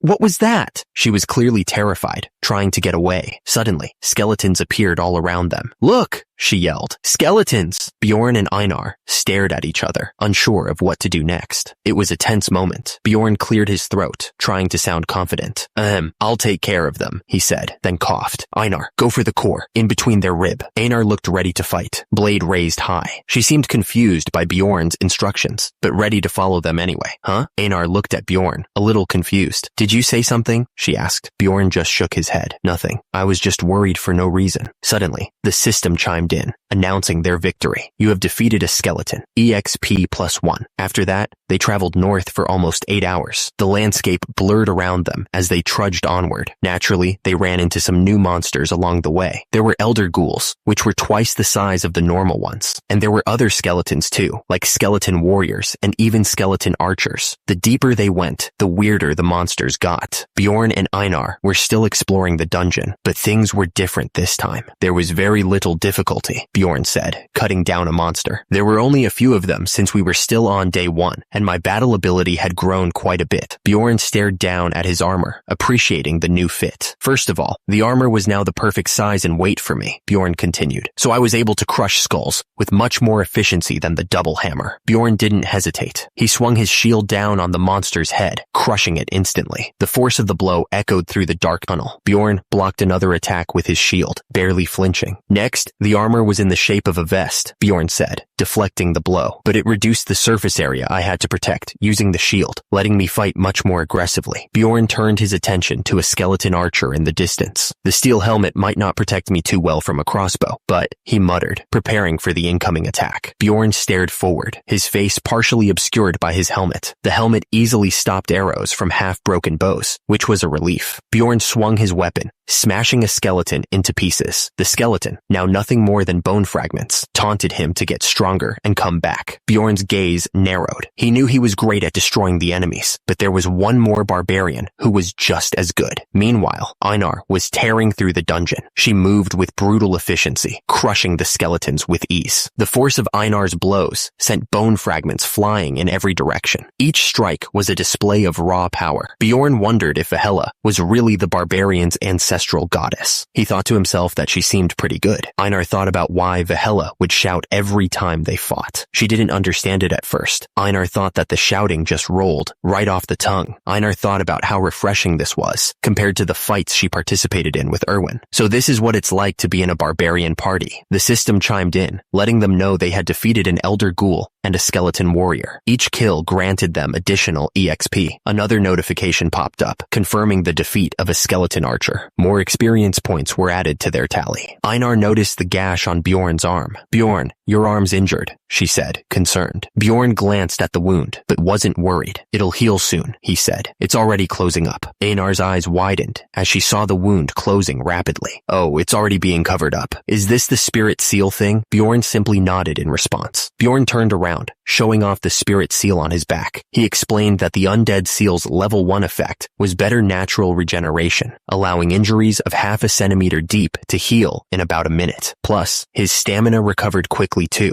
increasing his endurance. Bjorn remembered the process of getting the seal done. He admitted it hurt like hell when he got it, but it sure was effective. Bjorn pointed out that the ground was no longer wet. The terrain was different from before. Bjorn told Einar that the banshee's howling had gotten much louder. He told her to get ready. Bjorn warned that 8th rank monsters would come out soon. The air grew heavy with anticipation. Einar asked what the sound was, clearly nervous. Bjorn reacted immediately, telling her to get in position. He knew what was coming. Suddenly, a massive creature appeared. Bjorn recognized it instantly. "It's a death fiend," he shouted. Einar was stunned. She had heard the legends, but seeing it in person was different. She mentioned that she'd heard it eats the light of the labyrinth, but she couldn't see it until it was right on top of him. The death fiend looked even scarier than Einar had expected. Its eyes glowed with a menacing light, and its teeth were bared in a terrifying grin. Bjorn told Einar to aim for the head, explaining there was no point in attacking anywhere else. He told her he trusted her, hoping she wouldn't let him down. The death fiend roared, the sound echoing through the dark labyrinth. It was ready to attack, and the air crackled with dark energy. Einar was sent flying through the air, completely helpless against the death fiend's strength. She braced herself for a rough landing. Bjorn braced himself and raised his shield just in time to block the death fiend's attack. The impact shook him to his core, but he held his ground. Bjorn cursed. He was starting to feel the pain from the Death Fiend's relentless attacks. Bjorn gritted his teeth. This is hard, he thought. It feels like I struck stone. The Death Fiend roared, its 3 eyes glowing with dark power. The sound was like thunder, shaking the very ground they stood on. Bjorn raised his shield just in time to block the Death Fiend's crushing blow. He grunted as the force of the impact reverberated through his body. Einar was sent flying away by the force of the attack, barely able to keep her balance. It's also super strong, she yelled, but I've managed to turn its attention onto me. Bjorn's eyes widened in shock. He couldn't believe what was happening. Bjorn swung his blade with all his might, but it just bounced harmlessly off the Death Fiend's hide. The blade isn't going in, he thought, stunned. The Death Fiend's massive eye pulsed with dark energy as Einar went flying backwards. She was sent tumbling through the air, completely helpless. Einar's greatsword clattered against the ground, sticking into the stone with a dull thud. The force of the blow was enough to knock the wind out of her. Einar struggled to her feet, looking back at Bjorn with wide eyes. Bjorn, this one is really sturdy, she said, clearly surprised. Bjorn stared at the Death Fiend with a grim expression. The monster was infamous in the game for having really good defense, but he never expected it to be this hard to damage. Einar's greatsword only managed to nick the Death Fiend's hide, leaving a shallow scratch. Even worse, the injury was already healing after only 3 seconds. The Death Fiend's eye glowed with dark power, and the system warned that it was using its passive skill, body preservation. That's why they couldn't hurt it. Einar looked up at the Death Fiend with wide eyes, realizing how tough this fight was going to be. Damn it, what is that, Bjorn? She shouted, pointing at the monster.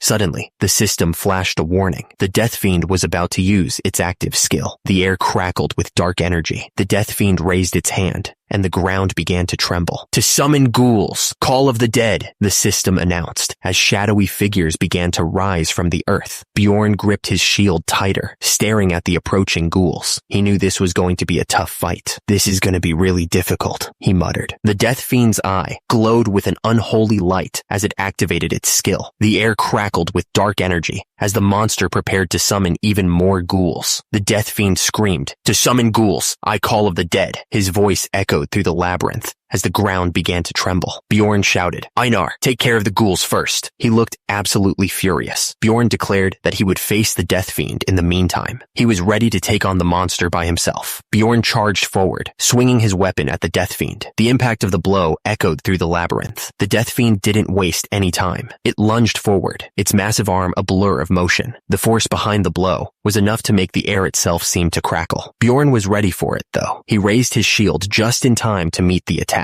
The impact sent shockwaves through the ground. The force of the blow was incredible. Bjorn grunted as he stood his ground, barely holding back the monster's strength. Bjorn's eyes narrowed with intense focus. He wasn't going to give an inch, no matter how much the Death Fiend pushed. With a roar, Bjorn swung his weapon in a wide arc. He put all of his weight behind the blow, hoping to break through the Death Fiend's defenses. Einar spun around, her blonde hair flying as she swung her weapon. "Bjorn!" she yelled. "I've killed all the ghouls!" The ghouls, now nothing more than lifeless husks, began to dissolve into the purple mist. Their bodies disintegrated rapidly, leaving no trace of their existence. Bjorn didn't waste a second. He charged forward, his massive frame pounding against the ground. "I'll help you," he shouted. Bjorn swung his greatsword with all his might, aiming for the Death Fiend's head. The blade cut through the air with a whistling sound, a testament to the force behind it. The sword slammed into the Death Fiend, sending a shockwave through its body. The monster staggered back, but didn't fall. Bjorn's attack clearly hurt, but it wasn't enough to bring it down. Bjorn gripped his weapon tightly, his eyes locked on the Death Fiend. "Don't get distracted," he muttered to himself, trying to block out the chaos around him. Bjorn swung his weapon with all his might, slamming it into the Death Fiend. "You piece of trash," he roared, putting all his anger into the blow. The Death Fiend reeled from Bjorn's attack, blood trickling from a fresh wound. Einar moved in quickly, her weapon a blur as she pressed the attack. A dark, viscous blood oozed from the wound on the Death Fiend's head, dripping down its face. The monster's red eyes glowed with fury, and it looked like it was about to explode with rage. Bjorn grinned, feeling a surge of satisfaction as he saw the Death Fiend bleed. "That one felt good," he said, his voice filled with excitement. "It must have taken a pretty good amount of damage since it's bleeding, so me." Bjorn was sent flying backwards from the force of the blow. The Death Fiend was just too strong. Bjorn crashed to the ground, stunned by the sudden attack. What the hell? It's fine, he shouted, trying to shake off the pain. Bjorn's eyes widened as he realized the danger. It's an attack that kills goblins in one hit, he thought, fear creeping into his voice. The death fiend stood tall, its wounds closing almost instantly. It was healing right away, making it nearly impossible to defeat. Bjorn's mind raced as he tried to figure out a way to overcome the death fiend's healing. I can't attack fast enough to catch up to its regenerative speed, he realized. What should I do? Do I have to give up killing this thing and go for 9th rank monsters instead? Bjorn watched as Einar suddenly tackled the death fiend, throwing her entire body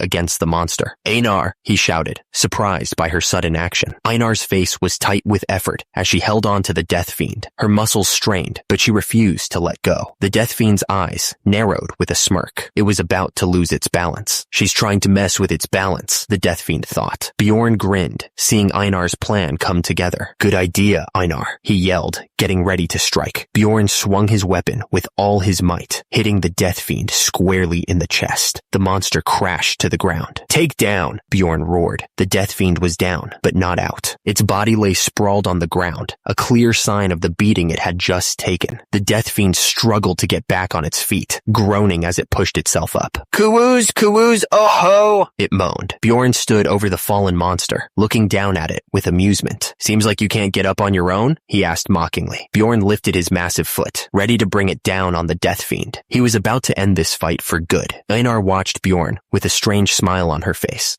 This is exactly how I used to pound at the rice cake back when I was a kid on a field trip, she said. For some reason, Bjorn was having the time of his life, making up for the trauma of when his partner cried and wanted to go home. This is fun, Einar, he shouted. I think so too, Bjorn, Einar replied, matching his enthusiasm. The two barbarians continued their assault, smashing the monster with every blow. Someone watching wondered if this was the true method of hunting for barbarians. Suddenly, the system notified them that they had defeated the death fiend. They had gained experience from the battle. Einar's eyes lit up as she spotted something. Bjorn, look at this, she exclaimed. It was a huge magic crystal. Einar was shocked by the actual worth of the crystal. It's only worth 100 stones, she said, sounding disappointed. Bjorn was just as surprised. What? One death fiend is worth only 100? Bjorn frowned, realizing the crystal wasn't worth as much as he thought. But with ghouls, it's 300, he muttered. It's undeniable that it's a low price though, even though we had to risk our lives to kill that thing. Einar tilted her head, thinking about something else entirely. Bjorn, how much was the bread we had at the inn? The cream pie? I think it was about 300 stones. The speaker's voice echoed with a sense of satisfaction. The speaker thought, then I can enjoy one of those each time I kill a death fiend. Einar's expression shifted to one of amusement. Is that your way of counting money? She asked, a slight smile playing on her lips. Einar pumped her fist in the air, her eyes gleaming with excitement. This is not the time to relax. Hunt. Let's go hunt. If we're splitting 0.2, so you're getting 0.2 of a death fiend. Bjorn grinned, thinking to himself, all right, let's go.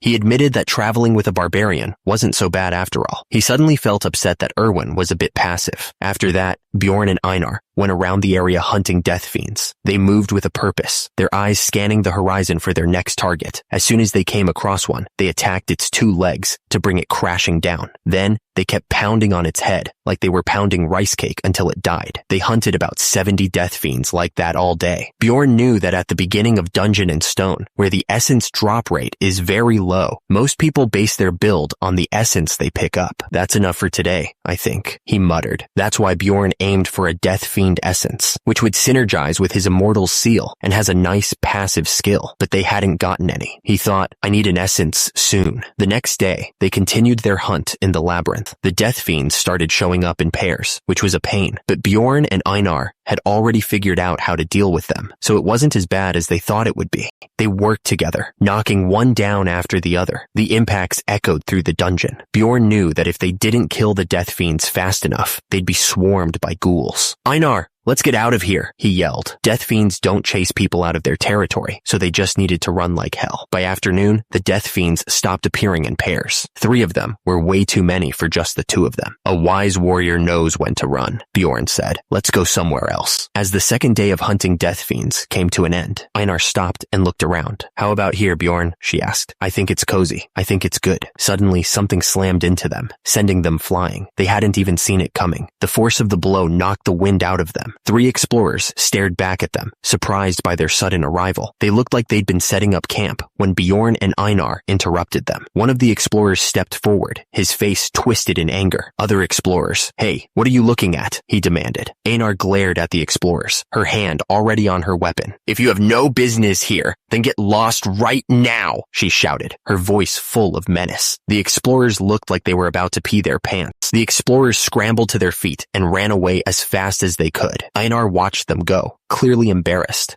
Sorry," she called out, trying to sound sincere. Einar turned to Bjorn, her expression serious. "Bjorn, we need to move," she said. "They know our location now. We need to find a different place to camp. Humans can't be trusted." As they walked, Bjorn couldn't help but wonder what had made Einar so distrustful. It seemed like Einar didn't like humans last time too, he thought. Did something happen in the last labyrinth exploration? Bjorn watched Einar walk ahead, her back to him. He decided to wait for the right moment to ask. "I'll have to ask her later," he thought. Bjorn sighed, knowing their options were limited. "I don't think we'll find a place as nice as the last one," he said, catching up to Einar. "We'll just find an okay A muffled cry for help echoed through the forest, barely audible. The voice was weak, filled with fear. The plea intensified, a desperate shout cutting through the night. Someone was begging for their life. Einar froze, her eyes wide with alarm. "Bjorn, that's not the sound of someone fighting a monster," she said, her voice shaking. "That's someone killing someone else." Einar started to suggest they run, but stopped abruptly. "Who's there?" she demanded, her hand instinctively reaching for her weapon. 4 bodies lay lifeless on the ground, their eyes still open in terror.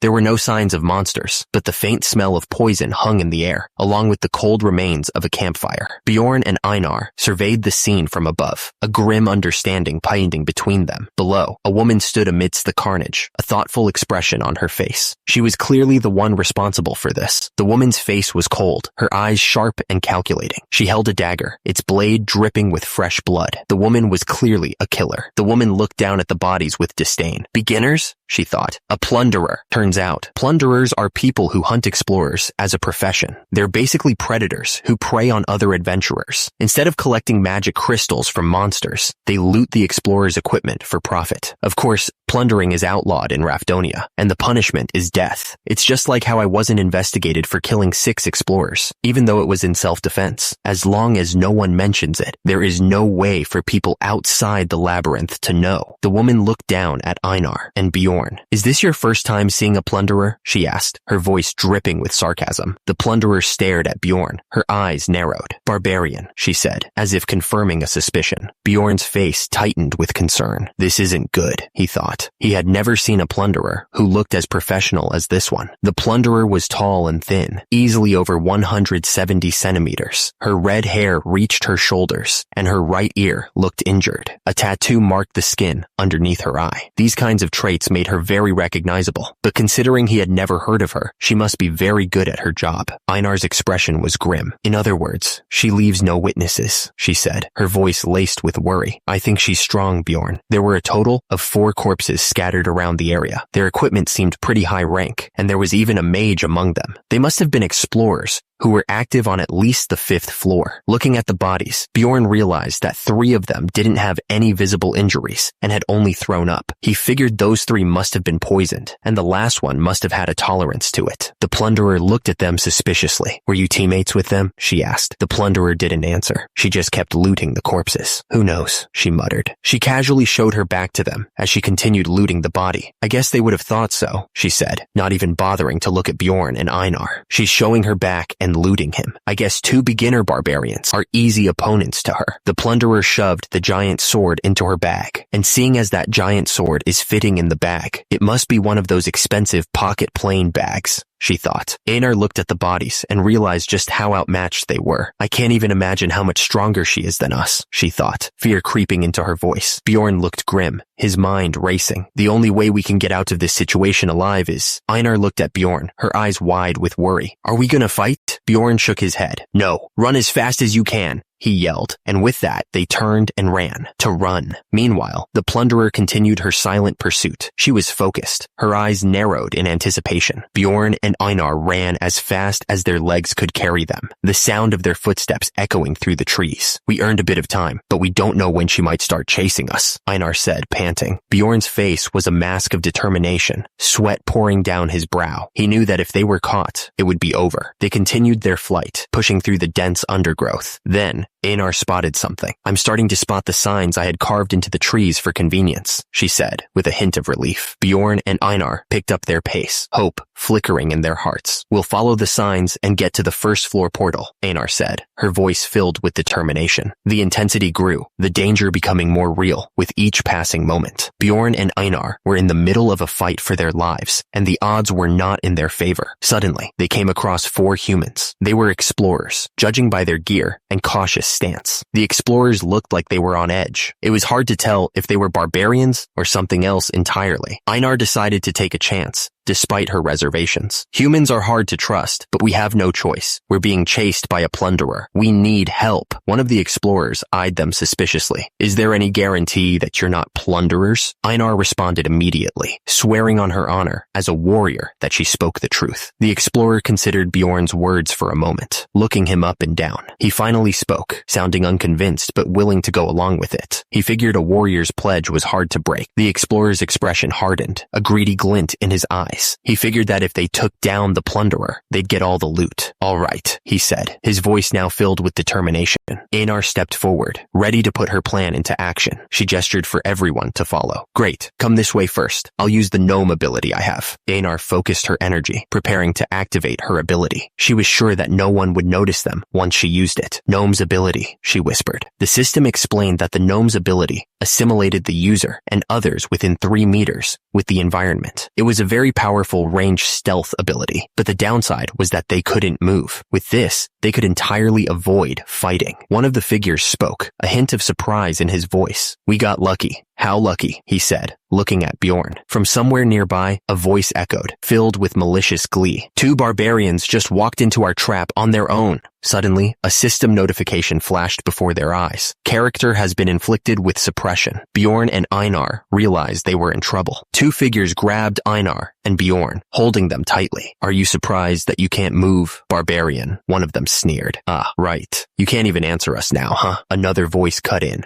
laced with anger. Damn it, we were lied to. These bastards were also plunderers. The figure's eyes narrowed, revealing the truth behind their trap. An essence that an explorer at our level would be the stone golem's active skill. Suppression. Einar knew she had to take damage, even a little bit, to break free from whatever was holding her. She thought about the money they had made in the last 2 days, but knew it was all over now. The plunderer clicked his tongue, clearly annoyed. He said it was a shame that they managed to get a woman, but she was just a barbarian. Another one of the plunderers grinned, saying it was even better. He asked if the others knew how much barbarian hearts went for. The plunderer smirked, saying he could feel their disgusting desire with all his body. He taunted them, saying there was no point in glaring at him like that, because they wouldn't be freed from the ability. The plunderer held up his dagger with a sinister grin. He ordered the others to kill them in one hit, or it would be annoying. He added that they shouldn't worry, because when had he ever failed? Bjorn stared down at the plunderer, his eyes filled with a desperate question. He wondered if this was really how it was going to end for him. Are we really gonna die like this? The plunderer's face twisted into a sinister grin as he prepared to strike. He was enjoying this way too much. Goodbye, barbarian. The plunderer lunged forward, his dagger aimed straight at Bjorn. He was ready to end this quickly. No, if I just... Bjorn braced himself, knowing what was coming. He just needed to take a hit, even a small one, to break free. Take even 1 point damage.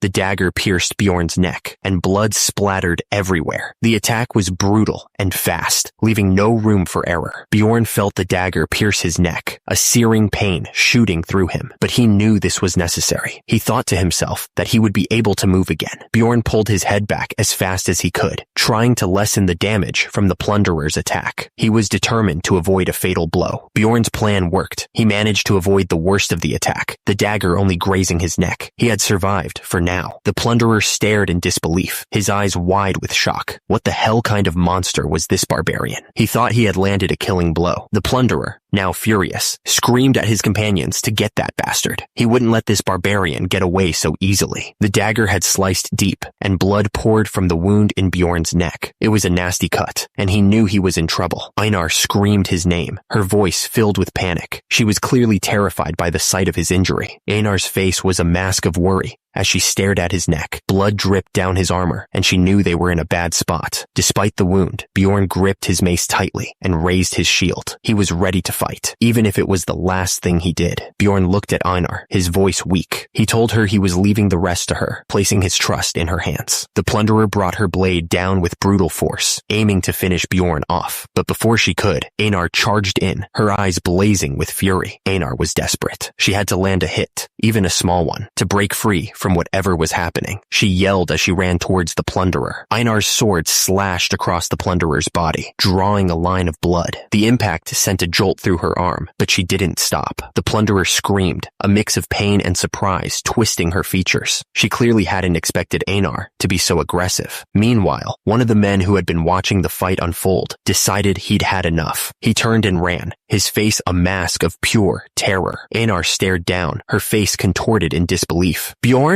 she shouted, her voice cracking with worry. Einar cradled Bjorn in her arms, her eyes wide with panic. "You're bleeding so much," she cried, her voice trembling. "Don't die, Bjorn." Bjorn's face was pale and slick with blood. Einar's eyes widened in horror as the awful truth hit her. Bjorn was dying. Tears streamed down Einar's face, but her eyes burned with a fierce determination. "Einar, the killers of Bjorn," she spat, her voice thick with hatred. "All right, I'll avenge you." At that moment, the system informed her that an achievement had been unlocked. Nearby, a potion bottle lay discarded on the ground.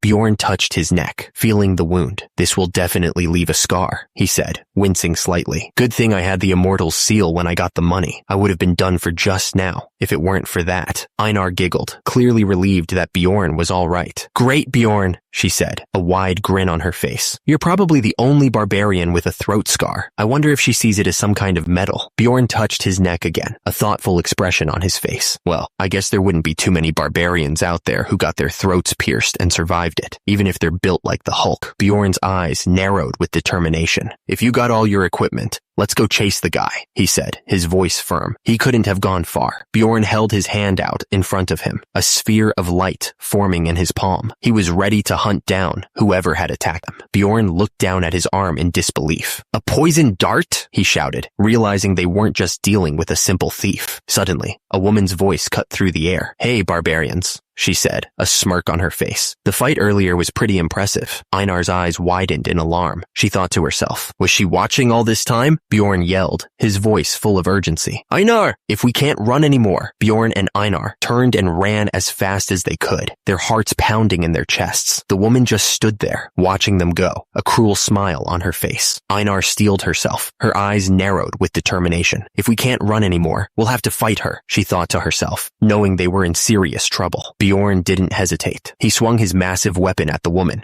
trying to crush her in one blow. Einar fought alongside him, her smaller weapon flashing as she tried to find an opening in the woman's defense. Steeled herself, knowing they had no choice. "We'll have to fight her," she shouted, bracing for the inevitable clash. The woman didn't waste any time. She moved with blinding speed, striking Einar with such force that she went flying through the air. The woman stared down, her expression unreadable. She was clearly enjoying this, whatever this was. Then, with another burst of speed, the woman hit Bjorn. The sound of the impact echoed through the area. Einar's eyes widened as she watched. "She's strong," she thought, fear creeping into her voice. "How many essences does she have?" Einar knew she had to act fast. "If I can't topple her down," she thought, gritting her teeth, "I'll just have to push." Bjorn saw an opening and yelled to Einar, "Einar, now!"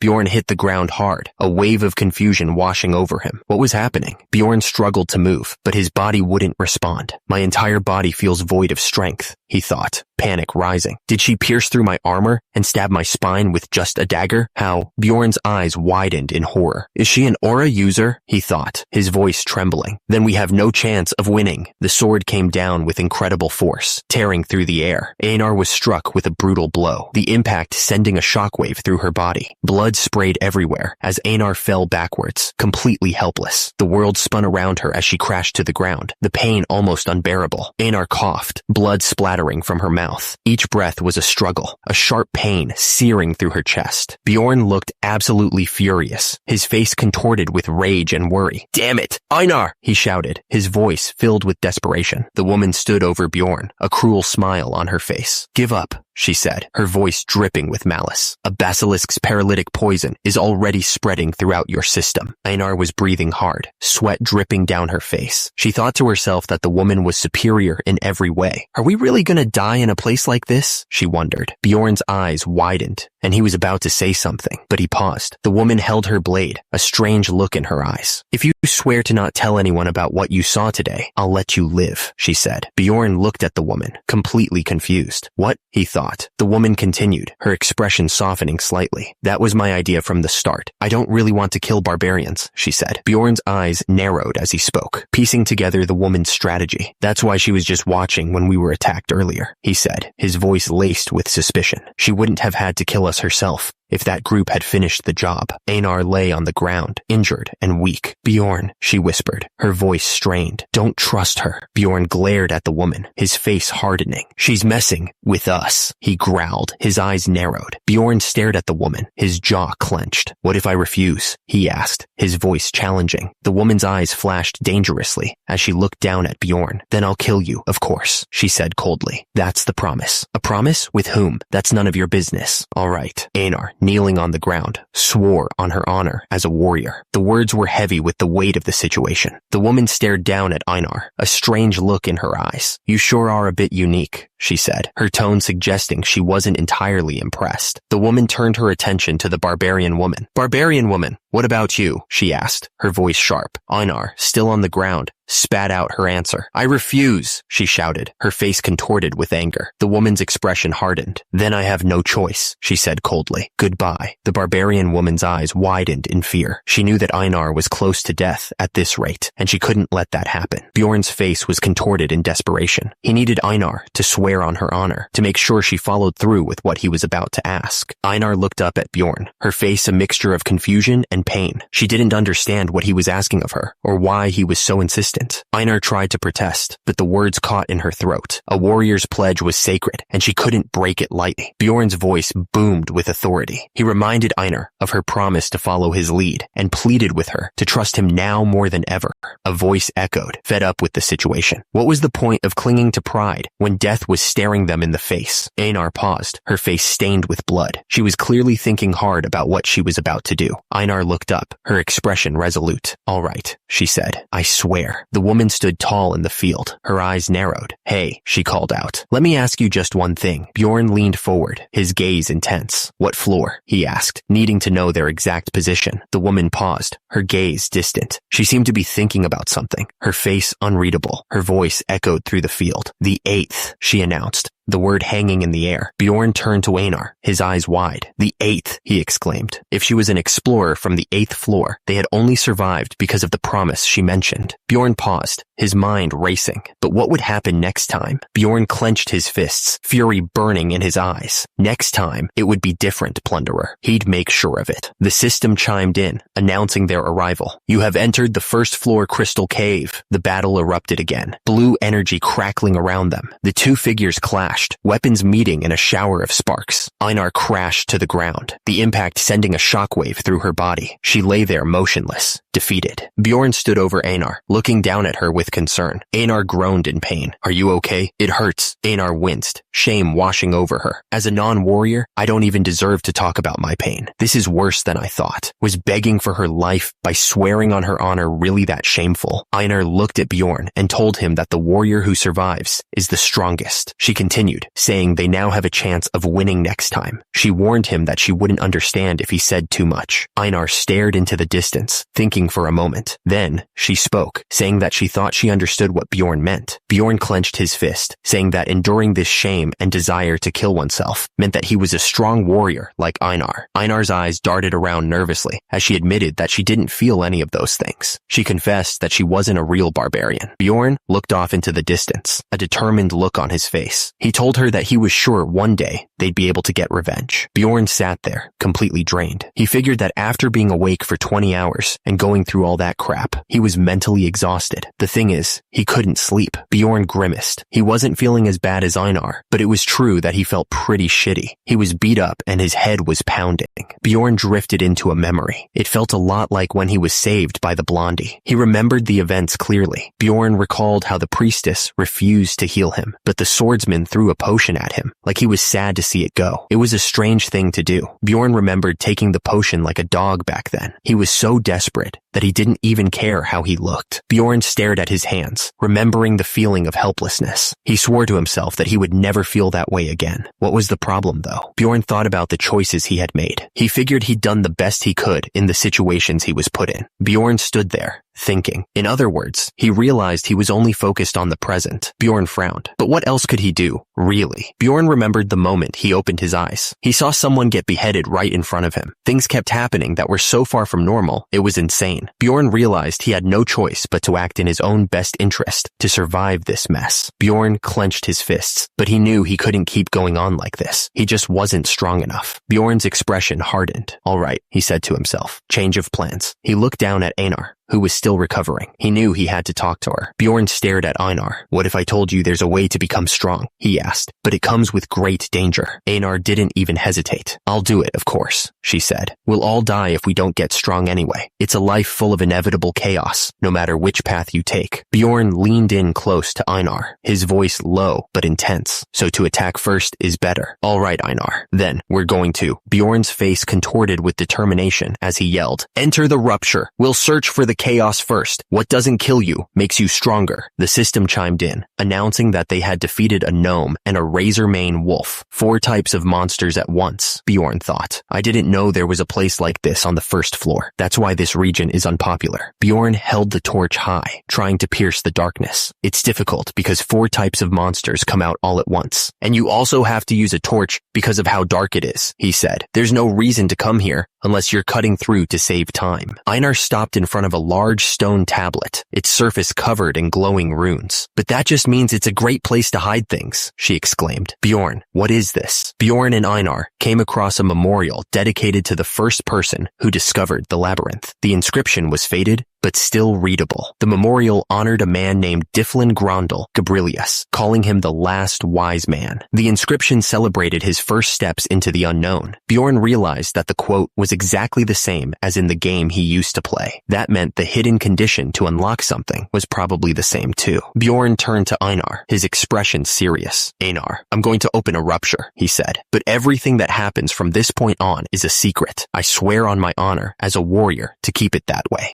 Einar tilted her head, clearly confused. But what's a rupture? She asked. Bjorn explained that it was a labyrinth inside another labyrinth, a place hidden within a place. Bjorn explained that in the game, it was called an instance dungeon. It was a special dungeon, he said, cleared only by chosen members. To open the first floor's rupture, Bjorn continued, they needed to place the magic crystals from 5 different types of monsters on the memorial stone. He listed them off, a goblin, a gnome, a ghoul, a razor-mane wolf, and finally, a death fiend. And with a magic crystal from an 8th rank monster on the 2nd floor, the rupture would open, he said, the air crackling with red energy. A massive gate started to open behind him, swirling with dark power. Bjorn turned to Einar, a wild grin on his face. Let's go in, Einar. Bjorn explained that the death fiend's magic crystal opened an instance dungeon with a capacity of 5 people. The difficulty, he added, would depend on who joined them. He paused, looking around. Now, who will come? The system chimed in, announcing that a character had entered the first floor rupture. They called it a rupture. Turns out, a labyrinth inside a labyrinth is what they called a mini-range dungeon. These things were new realms that opened randomly on each floor, and there was always a cooldown time. To wait for the first floor's rupture to naturally open back up, it would take at least 3 months in city time. But nobody wanted to wait that long, so people started finding ways to force them open. There were 4 ruptures on the first floor, and the one they entered was. The sky above was red, like the world was about to end. Crows flew overhead head towards a dark castle, the blood-tinted castle. The castle loomed before them, impossibly large and intimidating. Einar stared, her eyes wide with a mix of fear and excitement. She stammered, realizing the crystal had brought them exactly where she expected, the blood-tinted castle. Bjorn kept his gaze fixed on the castle, his expression unreadable. He admitted that seeing it in person was still overwhelming, but he quickly reminded himself that the ruptures on the first floor were manageable, no matter how they looked. Bjorn explained that the system would automatically choose the members to raid the place with them. Einar tensed, sensing someone approaching. She warned Bjorn that someone else was coming. Einar's voice rose with urgency as she stared upwards. She demanded to know who was joining them. Erwin suddenly appeared, looking slightly disoriented. He explained that he had used his spirit ability again. He looked around, recognizing the crystal cave on the labyrinth's first floor. Erwin looked annoyed, holding up her dagger. She told someone that it was too hard with just a dagger, and that they needed to be able to defend themselves without the bow or spirit. Erwin looked down, a little ashamed. She explained that someone had told her that specializing in what she could do best was what she should do.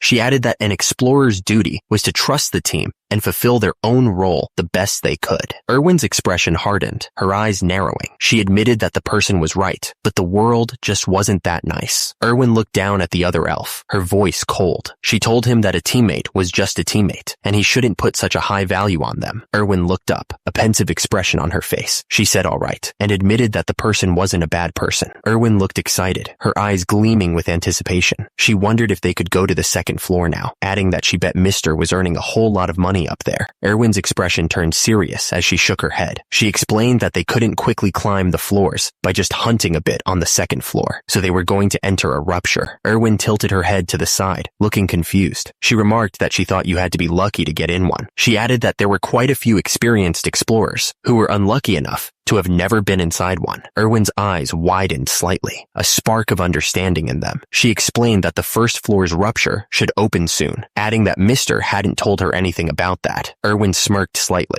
a hint of superiority in her expression. She said that was to be expected, that the Barbarian's a beginner, after all. She added that he was probably going up the floors in the most inefficient way possible. Erwin told the other person to trust her, saying that in just a year, they'd be unbelievably stronger than that Barbarian. But suddenly, she stopped talking, looking shocked by a sound. The rupture was happening. A massive tear in reality was opening up. The rupture began to open, revealing a dark, ominous space beyond. It looked like a tear in the very fabric of the world. Erwin screamed at the other person to run. The other person agreed, sounding terrified. They both ran as fast as they could, trying to get away from the growing rupture. The air crackled with dangerous energy as they fled. Erwin was already fighting, throwing her arm forward to cast a spell. The air crackled with magical energy as she attacked. The other elf joined in, casting a spell of her own. Together, they were trying to fight whatever was coming through the rupture. The other elf looked around at the dark space and wondered if they were too late. The rupture loomed behind them, a gateway to who knows what. Suddenly, a new figure appeared in the fiery space. It was their first new party member. It turned out to be 2 barbarian clan members and a dwarf. Not a bad start to their party. The group moved forward, deeper into the rupture. The air was thick, with a strange, magical energy. Suddenly, a woman with blonde hair wearing a hat and staff appeared. I was wondering where it would be. It's the blood-tinted castle, Alua Raven announced. Bjorn reacted in shock. A mage? He thought. Bjorn was surprised. There are still mages on the first floor? He wondered. The dwarf looked at the group. The party composition isn't bad, he said. To think I'd see a mage here. Einar's eyes widened. No way. This is amazing, she said. She turned to Bjorn. Is a mage that great? Wasn't the librarian also a mage? The woman with white hair tilted her head slightly. The librarian's a 9th rank mage, she explained. Mages are an important resource to the city, so only those whose skills have been verified can enter. Alua Raven smiled, but it felt a little mean. In other words, her being here means that she's skilled enough to have proved herself worthy, Alua Raven said. She looked at Bjorn. You're quite knowledgeable for a barbarian. Alua Raven pointed a finger in the air. To introduce myself, I'm a 6th rank mage. Alua Raven. Bjorn frowned slightly. She seems a bit condescending, but all the mages in the game were absolute jerks, so she's basically a saint compared to them. Another man stepped forward, bowing slightly. This right here is a professional carrier that I hired, he said. I'm Tarjan. The dwarf stepped forward with a wide grin. Nice to meet you. I'm Hikarod Murad. Been an explorer for 3 years, he said. He looked at Bjorn and Einar's gear. So that's why his equipment is so nice. Bjorn grinned, pointing at himself. I'm Jandel's son, Bjorn. Einar laughed. gesturing to herself. Feneline's second daughter, Einar.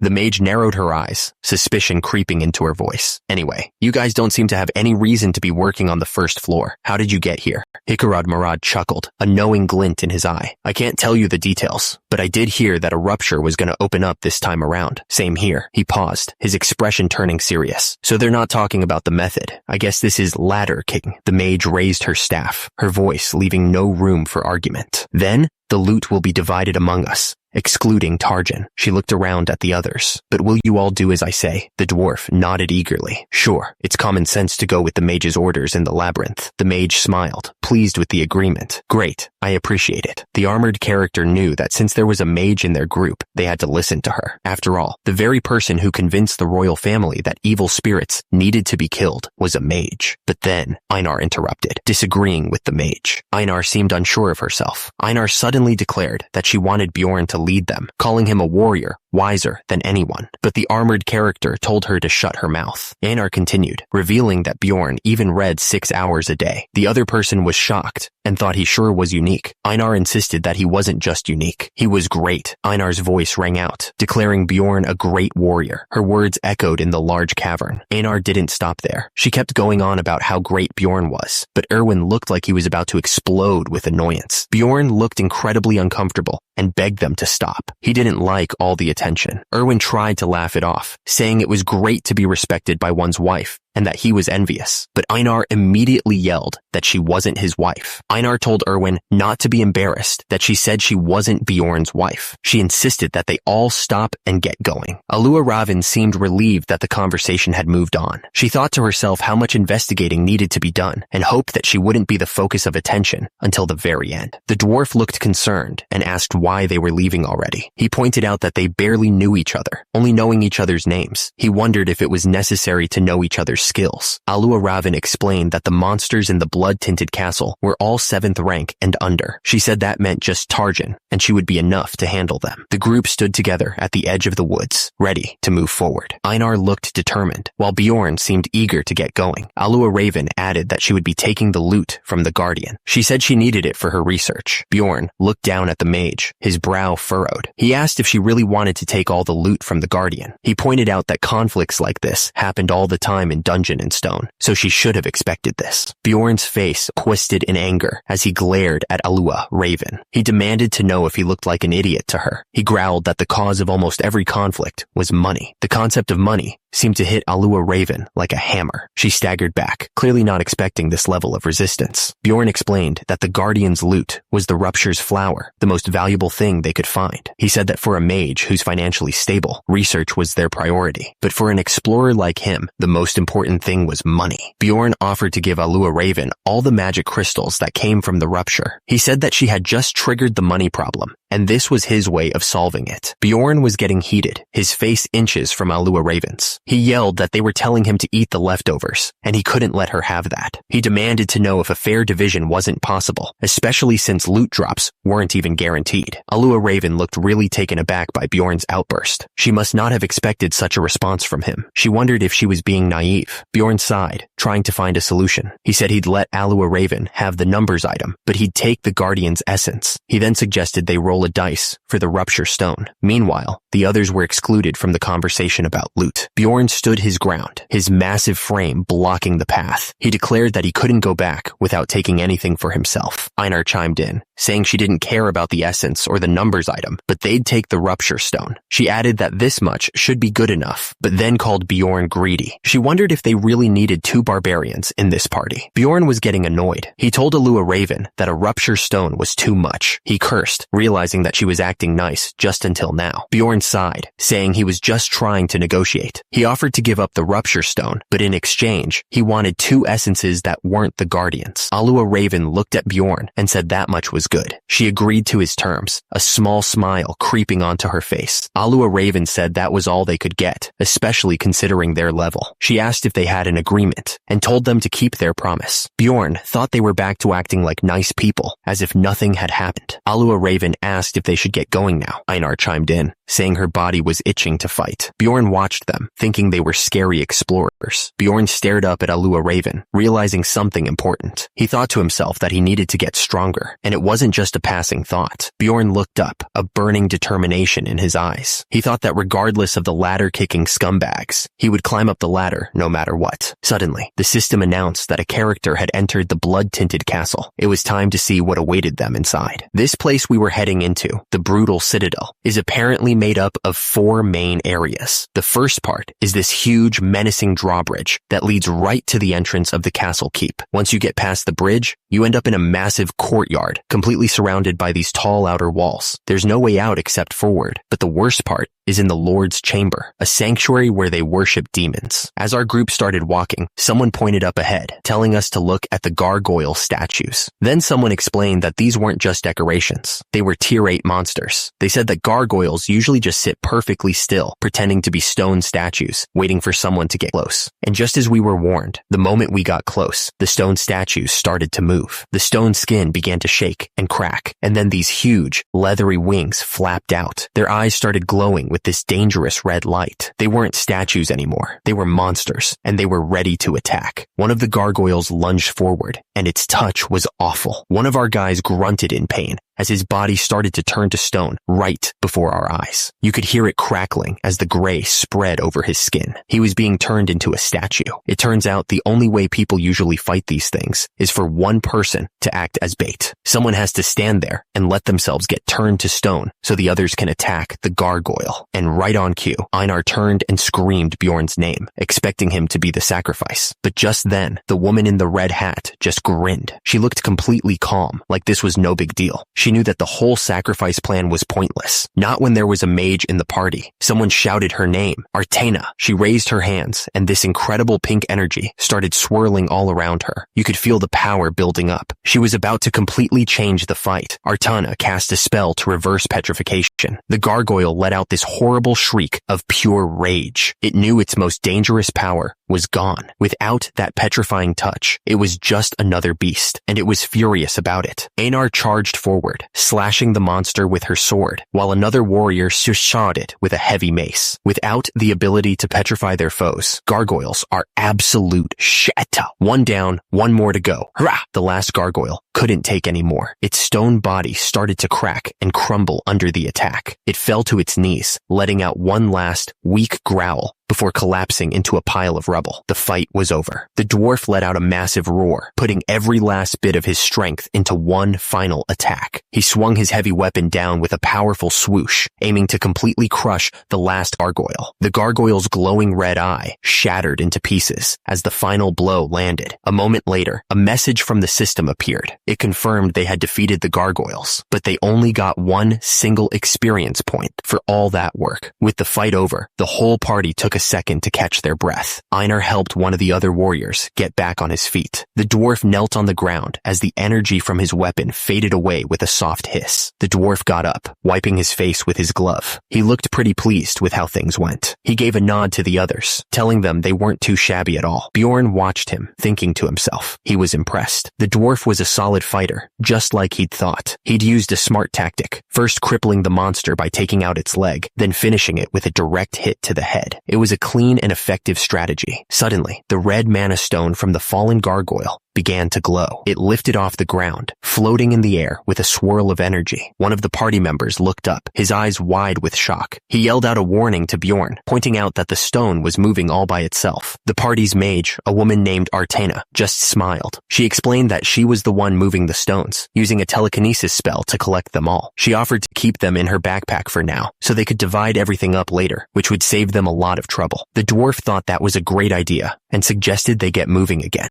With that settled, the whole group moved forward. They walked through a massive, dark archway, their footsteps echoing on the stone floor. The path ahead was swallowed by shadows, leading them deeper into the fortress. It was completely dark inside. The dwarf grumbled, saying they were going to need some light to see where they were going. But Artena just gave him a cheerful smile and told him not to worry. She had it covered. She held out her hand and spoke a single word of magic. Instantly, a brilliant ball of light appeared in her palm, shining brightly. It pushed back the heavy darkness, lighting up the the entire passageway around them. As the light filled the hall, we saw them. A whole group of lumpy, fleshy creatures stood in our way, blocking the path. A low, guttural growl echoed from them, and everyone in the party froze, suddenly on high alert. Bjorn recognized them immediately. They were stout undeads. He knew from experience that these things were a total waste of time. They didn't give any experience points or mana stones, and they almost never dropped anything valuable. They were just obstacles. Artena, the mage, lowered her hand. She said their attacks were basically like bug bites, and she didn't want to waste her mana on them. The dwarf agreed, saying it would be pointless to use powerful spells on such weak creatures. So they just kept walking forward, ready to handle it the old-fashioned way. Even though they were weak, the stout undeads didn't care. They let out a horrible growl, their eyes glowing red in the dark. With their mouths wide open, the whole horde started shuffling and running towards the party, ready to attack. But the fighters were already moving.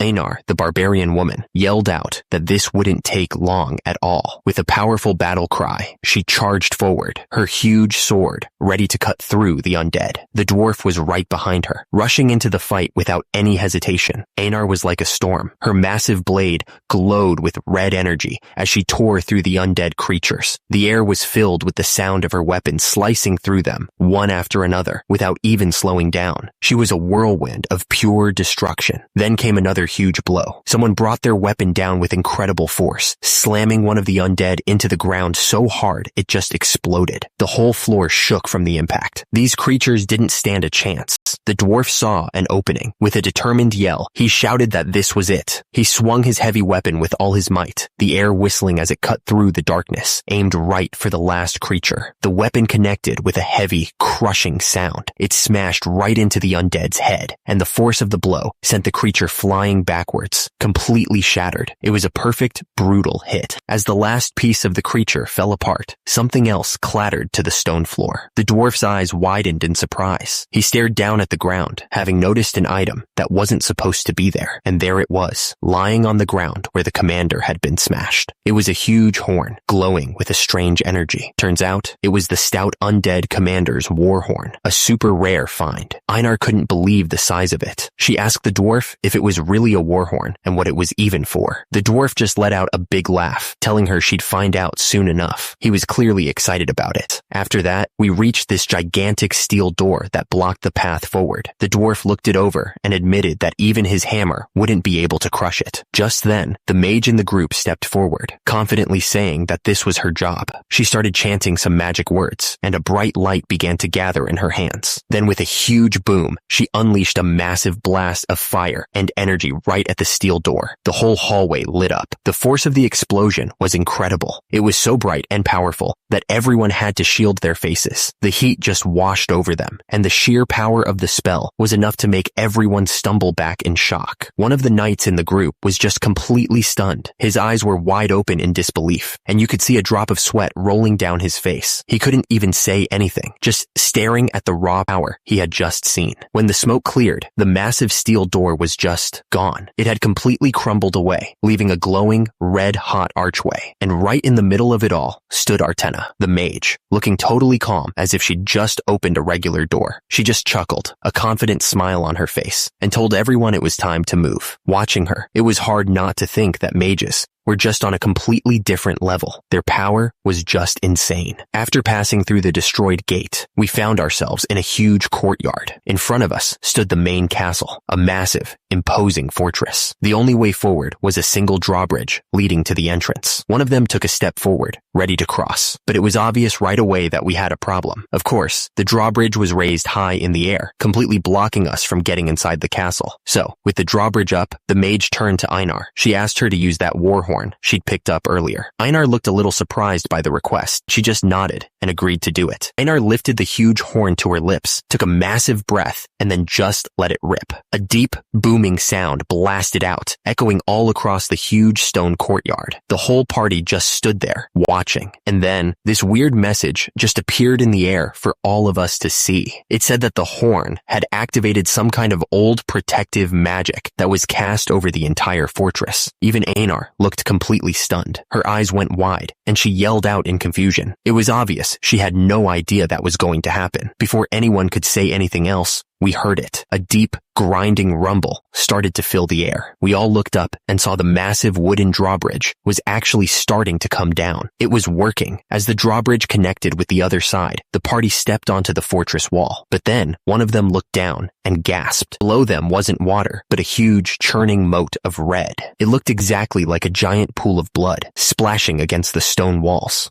One of them looked down and gasped. Below them wasn't water, but a huge, churning moat of red. It looked exactly like a giant pool of blood, splashing against the stone walls. Einar started sweating, her eyes wide with panic. She stammered for everyone to wait, pointing down into the red liquid. That's when we saw them. Pale, rotting hands were slowly breaking the surface, reaching up towards us. It all made sense now. The moat full of blood and the red sky. This is why they called it the brutal citadel. But the mage just smiled, completely unfazed. She told Einar not to worry, explaining that they were just weak monsters called stout undeads. Einar immediately got defensive, yelling back that she wasn't scared at all, even though she clearly was. Just then, a message appeared in the air, explaining that the goal for this part of the fortress was actually pretty simple. But right as we read it, we heard a disgusting squelching sound. A pale, wet hand slapped right onto the wood of the drawbridge, just inches away from us. The system then gave us our official orders. A message box appeared with a clear command. We had to stand our ground and fight off whatever was coming until the drawbridge was completely lowered and locked in place. The undead just kept coming, crawling up the sides of the drawbridge with groans and snarls. There were so many of them. Holding off a horde like this would be a nightmare for any normal group of fighters. It looked almost impossible. The mage just grinned. She explained that one mage was enough to fly past this part. Lifting her staff high, she began to chant. A brilliant light started to gather at the top, glowing brighter and brighter. Then she yelled out the name of the spell, calling forth a storm of blades. With a final shout, she slammed the staff down. A massive wave of energy exploded outwards, a powerful whoosh of magic that lit up the entire bridge. She put everything she had into that attack, her face set with determination. The wave of magical energy was like a hurricane, a blur of green light and raw power that just tore through everything. You could hear a deafening whoosh as it rushed forward, completely unstoppable. The undead soldiers didn't even stand a chance. The moment the energy hit them, they were just gone. One of them had a look of pure shock on its face as it was completely vaporized by the blast. And then, just as quickly as it started, it was over. The magic faded with a final whoosh, leaving behind a dead silence. The entire bridge was covered with the bodies of the fallen undead, a testament to the spell's incredible power. The mage turned back to her companions with a little chuckle, looking completely unfazed. She thought it was amazing, casually saying that those stout undeads were never really a threat to begin with. The red-bearded warrior just swallowed hard, a bead of sweat running down his face. He was completely stunned. He knew she was going to be strong, but he had no idea she was on this level. Compared to her, he felt like a little kid who was just learning how to walk. A character said that all they had to do now was wait for the drawbridge to be lowered. And right on cue, a deep rumbling sound started to shake the ground. With a final heavy thump, the massive stone drawbridge began to lower, creating a path forward into the dark fortress. The first chapter of Brutal Citadel ended, just like that. But while the others seemed to be moving on, Bjorn's expression was completely serious under his helmet. He wasn't celebrating. His eyes were locked on what was ahead, already preparing for the next fight, without breaking a sweat. With the drawbridge down, the party crossed into the outer courtyard. They met no resistance, which was strange. Normally, a place like this would be swarming with a whole horde of monsters, ready to attack. Turns out, there was a horde waiting for them. But before anyone else could even react, the young mage, Ms. Raven, stepped forward. Gathering a massive amount of green energy into her staff, she yelled out the name of her spell, Storm of Blades. A massive whirlwind of magical blades erupted from her staff, tearing through the entire courtyard. The wave of green energy was so powerful, it just shredded through the undead soldiers, leaving nothing but dust in its wake. Bjorn watched the chaos from under his helmet, his expression unreadable. He noted that the spell hadn't managed to kill every single monster. Even so, he had to admit,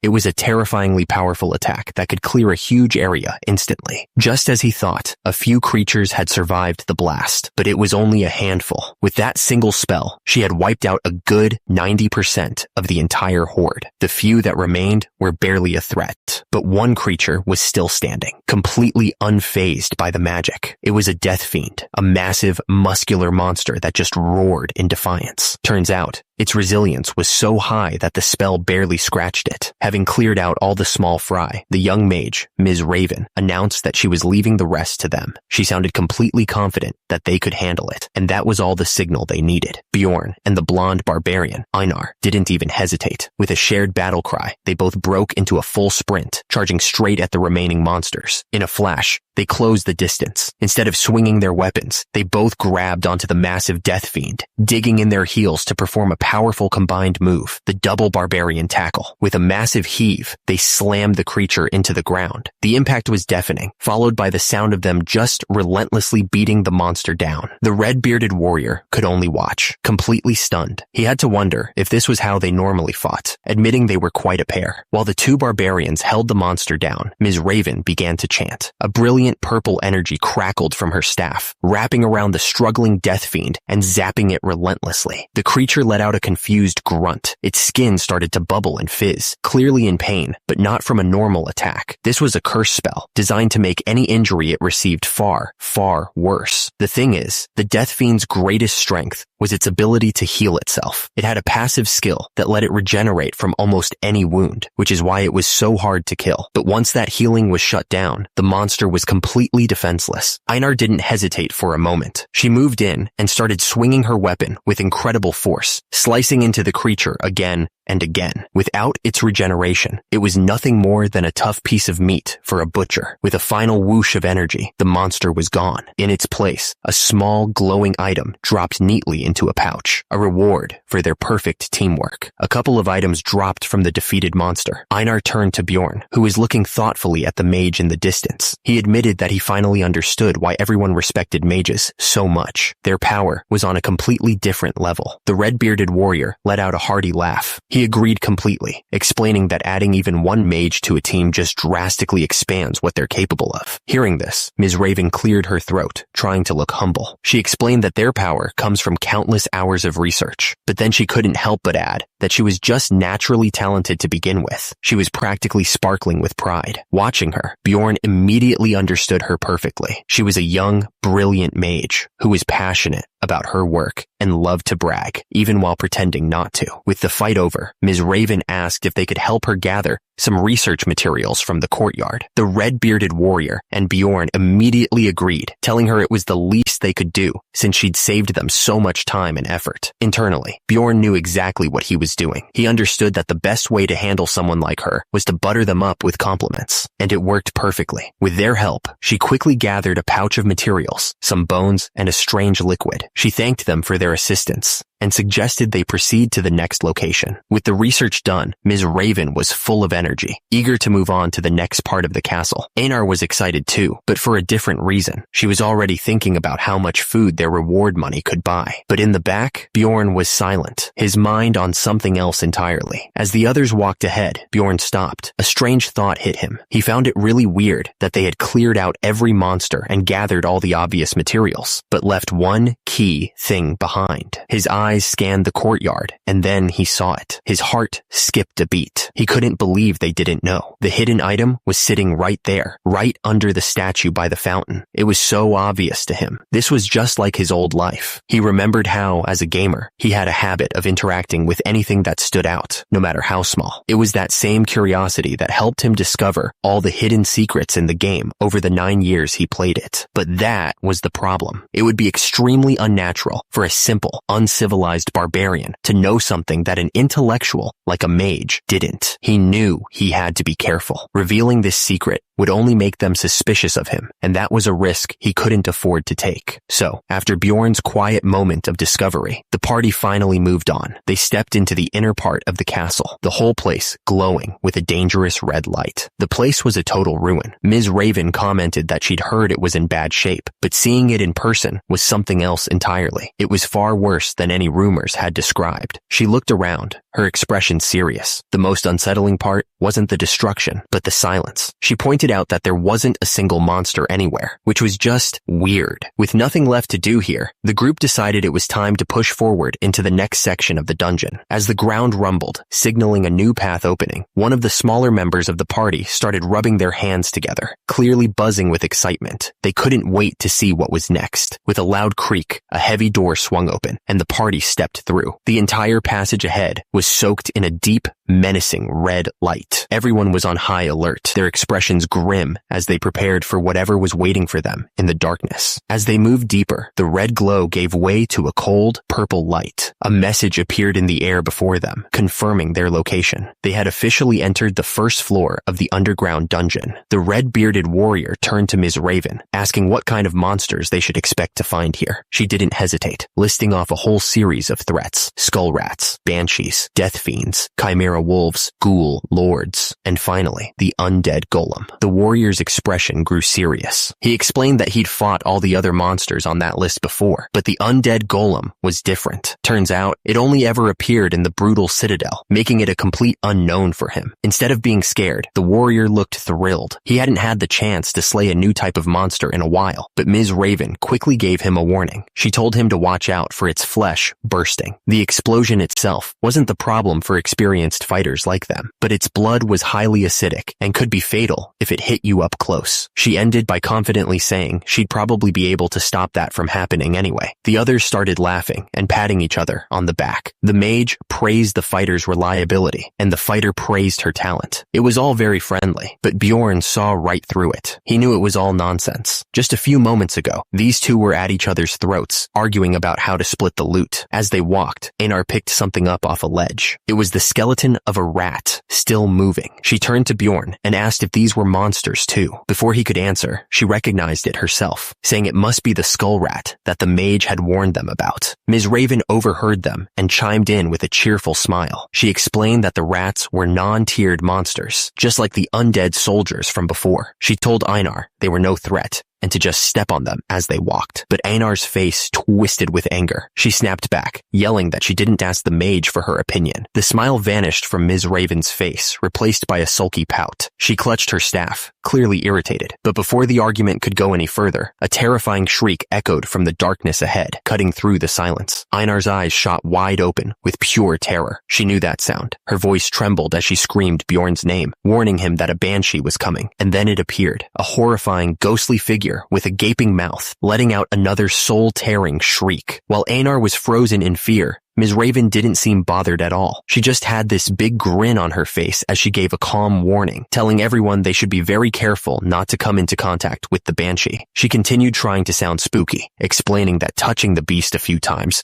wasn't a big deal, but if it built up, something truly terrifying would happen. Her little ghost story worked perfectly on Einar, who started shaking with fear. But Bjorn was having none of it. He just cut in, asking them how old they were, like they were a couple of 7-year-olds. Einar, now angry and confused, yelled at Bjorn, demanding he explain what he meant. He just played dumb, saying he wasn't really sure. Then, with a look of satisfaction, he turned his attention to the mage. He mentioned that he'd heard mages knew a particularly good way to handle banshees, putting all the pressure right on her. Ms. Raven's smug expression vanished, replaced by genuine surprise. She clearly wasn't expecting him to know that. Bjorn kept pushing her buttons, sarcastically asking if that was another little fact she'd picked up from reading a book. That was the last straw. Ms. Raven announced she was done playing around and stepped forward, ready to take care of the monsters herself.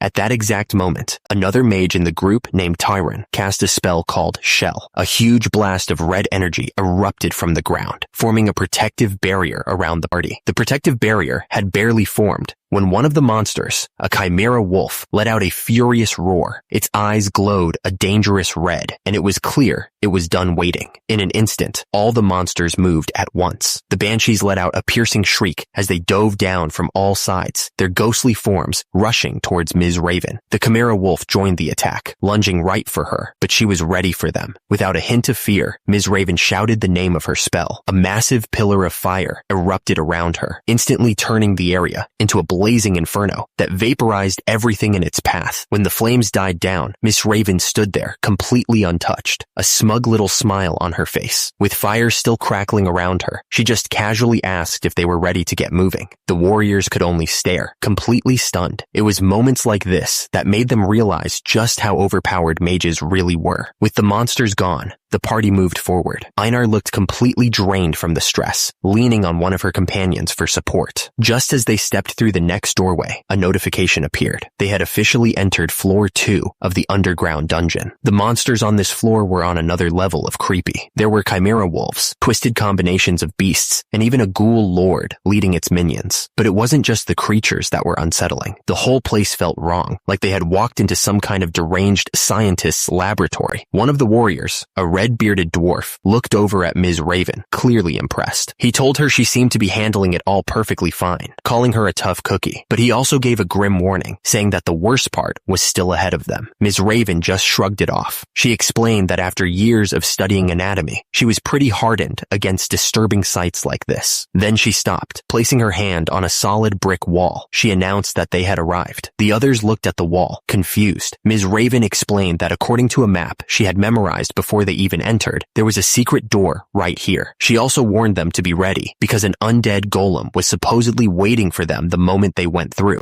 Bjorn was quietly impressed. In his own game experience, he would have had to find that map in the jailer's room. He realized she must have studied and prepared everything thoroughly before they came. Thinking practically, he told the others they should leave their heavy backpacks there and head inside without them. Miss Raven called out to Bjorn, telling him to light the torch on his helmet. With a quiet blaze, a magical flame flickered to life. She warned everyone to be ready, announcing that she was opening the door. A heavy, creaking sound echoed as the stone wall began to move. As the door slid open, the entire party stood frozen at the entrance. The room beyond was a nightmare. It was filled with a massive, grotesque pile of decaying bodies, all tangled together in a mountain of death. The sight was absolutely horrifying, with faces twisted in silent agony. They cautiously stepped inside, and the smell hit them immediately. It was an overpowering stench of decay, thick and suffocating. Bjorn knew that in his old body, a smell this awful would have made him pass out on the spot. But this body was different. A bead of sweat ran down his face, but he remained standing. He realized it was the incredible resilience of his barbarian physique that was keeping him wide awake, forcing him to endure the horror. Not everyone was so fortunate. The carrier, a man named Tarzan, was the first one to break. The repulsive atmosphere was too much for him, and he doubled over, getting sick right there on the floor. Bjorn could only watch, his expression grim.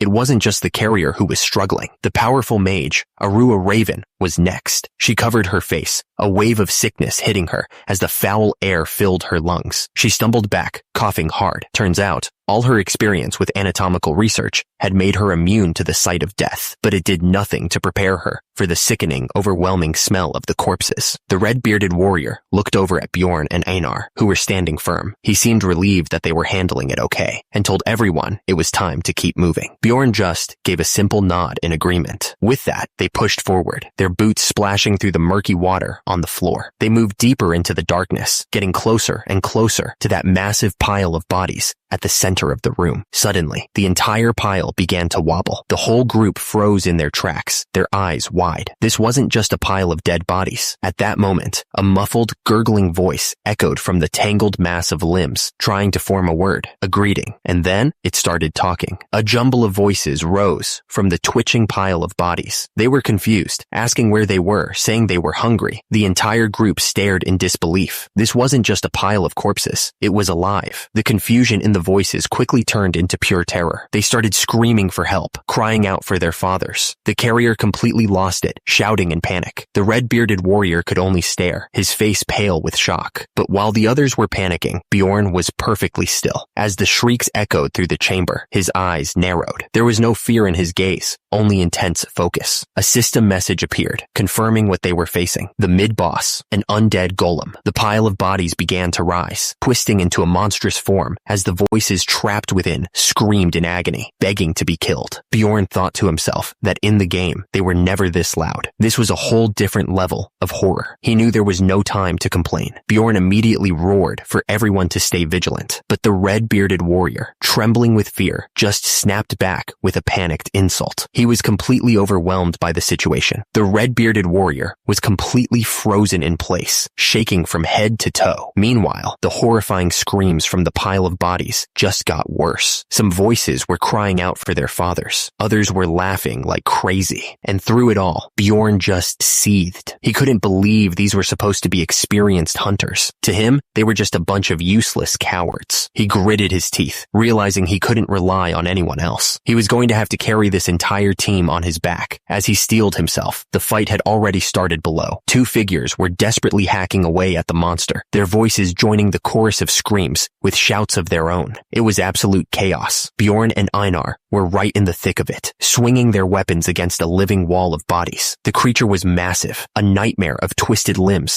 with a single, glowing red eye watching their every move. As he fought, Bjorn knew brute force wasn't enough. He had to come up with a real plan, and he had to do it fast. Even in the middle of this chaos, Bjorn's mind drifted. He remembered the game, Dungeon and Stone. It was never a huge hit, mostly played by a small, dedicated group, but it did have a few things that somehow became really popular with everyone. One of those things was its art. The game was full of these incredible black and white drawings that just felt so dark and real. They were the kind of images that really stuck with you. In fact, screenshots of that art became huge online. People turned them into memes without even knowing what game they came from. He remembered seeing them everywhere. The images were way more famous than the game itself, but a sudden, piercing shriek from one of the warriors snapped him back to the present. And in that moment, Bjorn realized something with perfect clarity. It didn't matter how real those old game images felt. They were nothing, absolutely nothing, compared to the real thing. The monster towered over them, a living nightmare of twisted bodies, all of them screaming in agony, begging for help, crying that it hurt. A static picture could never capture this level of horror.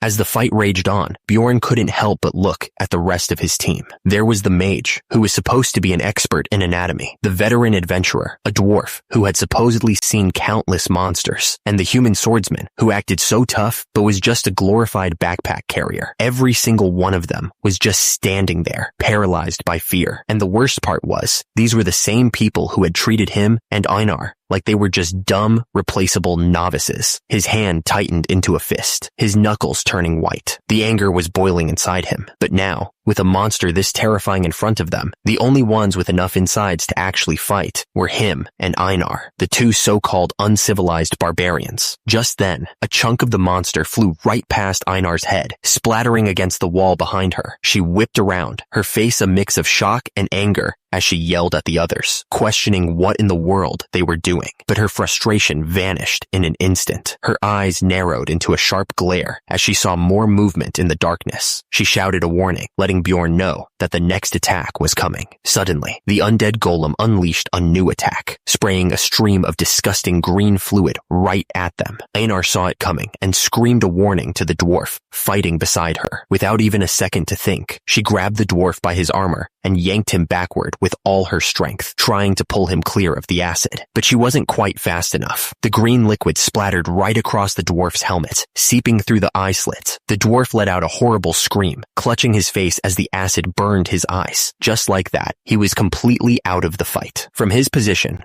Bjorn watched in disgust. So much for the veteran adventurer. His gaze then shifted, wondering about the mage, who had acted so confident earlier. Turns out, she was no better. The mage was on her hands and knees, throwing up on the stone floor, completely useless. The rest of the party was falling apart, one by one, with the rest of his team either injured or useless. Bjorn knew it was all on him. He roared at Einar, ordering her to drag the dwarf away from the fight and protect the mage. He had to draw the monster's attention, otherwise they were all going to die right here. Without waiting for a reply, he let out a fierce war cry and charged straight for the golem. In the background, Einar was already pulling the injured dwarf back towards the sick mage. It was a desperate move, but Bjorn was now the only thing standing between the monster and his party. But this wasn't just a mindless barbarian charge. As he ran, his mind was racing. He'd fought this thing hundreds of times in the game. He knew its every move, every single attack pattern. He knew that for enemies at a distance, the golem would throw corpse bombs. And right on schedule, the monster started ripping bodies from its own mass and hurling them like grenades. One of them exploded right in front of Bjorn, the impact making him grunt as he pushed through the blast. But for anyone who managed to get close, the attack was far more brutal. Just as Bjorn closed the distance, the undead golem lunged forward, its entire horrifying body crashing down towards him. The golem let out a horrible roar, and suddenly, a powerful force started pulling everything towards it. It was trying to suck him in, to devour him whole. Bjorn dug his heels into the ground, fighting with all his might just to stay in place. His boots slid back against the stone floor. He knew this was a delicate balance. If he got any closer to that thing, it would be over in an instant. He had to keep his distance, but at the same time, he couldn't just hide or stay out of its sight. The golem was programmed to go after the weakest target. If it lost sight of him, it would immediately turn on the mage, and that would be the worst possible outcome. The mage was in no condition to defend herself. The entire party was relying on him to hold the line, so he had no choice. He had to stay right in that sweet spot, close enough to keep the monster's attention, but far enough to survive. He dodged and weaved, taking hits from exploding corpses, all to buy time. He just had to hold out until the mage could recover enough to fight back. Just when it seemed like they were running out of time, the mage, Asura, finally caught her breath. She was sweating and exhausted, but her eyes were filled with focus. Holding her staff tight, she began to chant. A moment later, a massive wave of fire erupted from her staff. The entire chamber was lit up as the inferno crashed directly into the undead golem, swallowing it whole in a roaring blaze. Bjorn and Einar could only stand back and watch the fire rage. The screams of the monster were almost drowned out by the crackling flames. Bjorn couldn't help but think to himself how incredible mages were. Their power was on a completely different level. He knew it would have taken him ages to burn through the golem's thick, fleshy hide with just a torch. But with a single spell, Asura had ended the entire first phase of the fight. As the souls trapped inside the monster shrieked in the heat, a system message confirmed it. The undead golem's outer skin was completely destroyed. But the fight wasn't over. As the fire began to fade, a new shape emerged from the embers. All the flesh had been burned away, leaving behind a monstrous, shrieking skeleton. The second phase had just begun. With the monster's flesh burned away, Bjorn roared that it wasn't over yet. He called out to Einar, telling her to join the assault and aim for the skeleton's ribcage. Without a moment's hesitation, Einar leaped through the embers, her sword held high, ready to strike. The undead golem was a tier 7 monster, a seriously tough opponent. Its bones were still glowing hot from the fire, dripping with some kind of strange fluid. But Bjorn knew its weakness. Once that protective armor of bodies was destroyed, even a monster like this was vulnerable to the sheer force of 2 determined barbarians. And that's exactly what they did. With matching battle cries, Einar and Bjorn unleashed a final, powerful assault, bringing their weapons down on the monster's core with everything they had. Their weapons struck at the exact same time, and the golem's skeleton just shattered. A massive burst of light and bone fragments flew through the air as the monster was completely destroyed. As the dust began to settle, a system message appeared, confirming their victory. They had defeated the undead golem and gained 3 experience points. The battle was finally over. Bjorn stood there, panting, completely exhausted from the fight. As he caught his breath, a swirling cloud of dark energy began to gather where the golem had fallen. Einar's voice cut through the silence, asking if it was what she thought it was. And it was. The essence of the undead golem was forming right before their eyes. They both just stared, their eyes wide. Einar, in particular, looked completely stunned. This wasn't just some common drop. An essence from a mid-boss was an incredibly rare find, something that could change everything for a hunter. See, in this world, there's something called a rift, and finding one is like discovering a secret door to a treasure vault. Inside a rift, you find elite monsters that don't appear in normal areas. For adventurers struggling to gain experience, it's a huge opportunity. The guardians of these rifts drop amazing loot that most people can only dream of ever owning. But the gear isn't even the best part. The most important thing about a rift is that the chance of a monster dropping its essence goes way, way up. It's the ultimate prize. The glowing essence was reflected in Bjorn's eye, but he wasn't just staring at a prize. His mind was already working. He thought it was strange that they'd only just found their first essence after getting so deep into the dungeon. Meanwhile, the rest of the party was regrouping in the dark corridor. They were exhausted, beaten down, and completely unsure of what to do next. All they could do was look towards the two barbarians, waiting for a decision. Standing over the pulsating orb, Bjorn's mind was racing. He knew that he and Einar had every right to claim it. They had done almost all the work, and they'd made an agreement beforehand. But the thing is, this wasn't the prize he'd been hoping for. He had two other, very specific essences in mind. The first was the essence of a death fiend, which would grant him incredible regenerative power. The second was from a chimera wolf, which would give him a huge boost in strength. Those were the real targets. To be honest, he never expected to find the essence of the undead golem. That tier 7 mid-boss was a monster that was only supposed to appear once in the entire brutal citadel. Getting its essence wasn't just lucky. It was a complete surprise that threw off all his plans. Looking at the numbers, he could see the stat bonuses were actually perfect for a tank like him. Pain resistance shot up by 70, bone strength by 55, and even regular strength got a nice boost. The only downside was a small drop in awareness, but the other stats more than made up for it. He thought about what those numbers really meant. A 55-point jump in bone strength would make his physical defense incredibly high, and the extra 21 points in weight would make him much harder to knock back. He'd be a walking fortress. The other stats were great too. More pain resistance, more strength. It was all good. But then he got to the real problem. The skills it granted. The first one, Flesh Burst, let him detonate a part of his own body to deal massive damage. It was a terrible trade-off, using his own life force instead of stamina.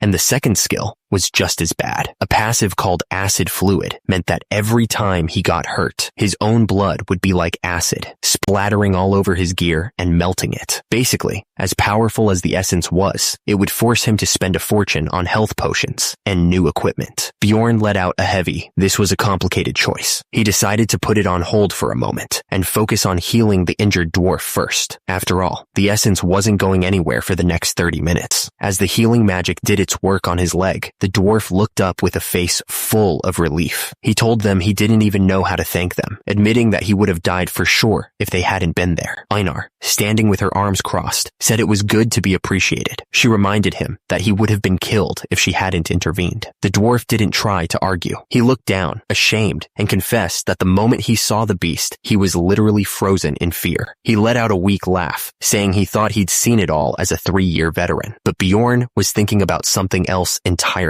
In the game, a party this strong would have crushed the undead golem without breaking a sweat. To think they were almost wiped out just because of fear, it was a sobering thought. He was constantly being reminded that this was real life, not a game. He looked over and saw the mage, Arua, finally starting to come to her senses after the traumatic fight. She was still shaken, but she was recovering. With the immediate danger over, Bjorn's mind snapped right back to business. He looked at the others and announced that since he and Einar were the ones who took care of the undead golem, it was time to renegotiate his pay. The mage, Arua, shot him a sideways glance, clearly annoyed. She knew he was right, but she couldn't help thinking about how adventurers always bragged about their contributions right after being saved. Still, she was relieved her fire spell had made a difference. Bjorn knew that beating around the bush would get him nowhere. He cut straight to the point, reminding her that he and Einar had saved their lives and contributed more than their share. Arua didn't deny it. She agreed, then asked him what he was trying to get. Bjorn rose to his feet, his massive frame towering over her. He didn't ask. He simply stated his demand. He and Einar would be keeping the Riftstone. He stared down at her, his expression hidden by his helmet, making it clear this wasn't up for discussion. His words hung in the air, and a heavy silence fell over the entire group. No one moved. Arua just sat there, looking up, while the others stood frozen. The only sound was the crackling of the small fire, and the tension was so thick you could feel it. Finally, the silence was broken. The red-bearded warrior let out a loud cough, clearing his throat to get everyone's attention. It was obvious he was about to challenge Bjorn's demand. The red-bearded warrior just laughed, breaking the tension completely. He said he was fine with the deal. After all, he admitted, he would have died if it wasn't for Einar. While he was all smiles, Einar just stood there with her arms crossed, looking unimpressed. But just as it seemed settled, Arua spoke up. Her face was serious as she held the brim of her hat. She told them to hold on, stating that she couldn't accept those terms. Instead of giving them the Riftstone outright, she offered a compromise. She would give them the right to bid for it if it happened to drop. Bjorn stood silently, listening. Inside his helmet, He thought about it. A chance to bid on a rare item was definitely better than nothing. Before anyone could respond, Bjorn cut in. He said that was fine, but then he changed the subject entirely. He announced that the undead golem had dropped its essence. As he proposed a new deal, Arua's body lit up with a pink glow, and she began to rise, her eyes wide with surprise. Arua was completely stunned. She stammered, asking if he was serious. She explained that the essence of the undead golem was even rarer than the main boss's loot. It was so rare, she said, that even the Adventurers Guild hadn't figured out all of its effects yet. This changed everything. Arua was mumbling to herself, her mind racing. She couldn't believe it. If she could just get her hands on that essence, the research possibilities were endless. Seeing her reaction, Bjorn knew he had her. He thought to himself that his guess was right on the money. This was where the real negotiation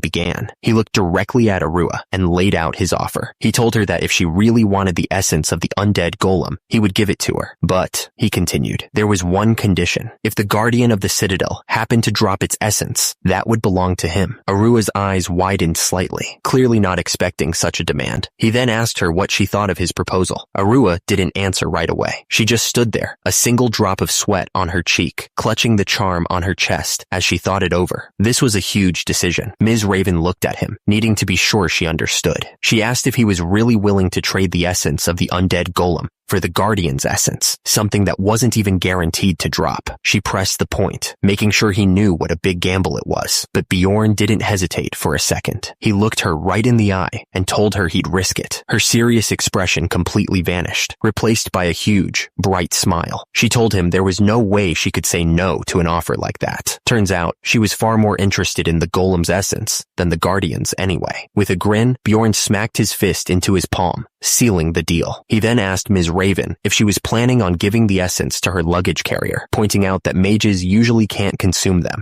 She just chuckled and explained that she wasn't going to give it to anyone. Her plan was to take it back to her lab and study it. As she spoke, she pulled out a small, glowing container, and the sight of it was a shock. It was a magic vial, an incredibly expensive item used to preserve essences perfectly. And this wasn't just any container. It was a magic vial, a super expensive item that could perfectly store the essence of a Tier 7 monster. Seeing one of these in person just showed how serious this deal was. The red-bearded warrior's eyes went wide with shock. He exclaimed that it was amazing, admitting that even he only had one of those in his entire possession. Ms. Raven just smiled, clearly proud to have it. As the dark energy of the essence swirled into the vial, Bjorn watched silently. He knew that for her to use such a valuable item, she must think the golem's essence was incredibly important. It made sense, since undead golems were so rare. Still, he was confident that this risk was worth it, as long as he could get his hands on the Guardian's essence. Standing in the dim light of the cavern, Mrs. Raven looked at the vial, now filled with the essence. She looked up at the group and simply said something. The deal was made. With everything settled, one of the warriors couldn't hold it in any longer. He shouted out, asking if they could finally get out of this awful place. The red-bearded warrior let out a booming laugh, completely on board with the plan. He shouted that he couldn't have said it better himself, and that now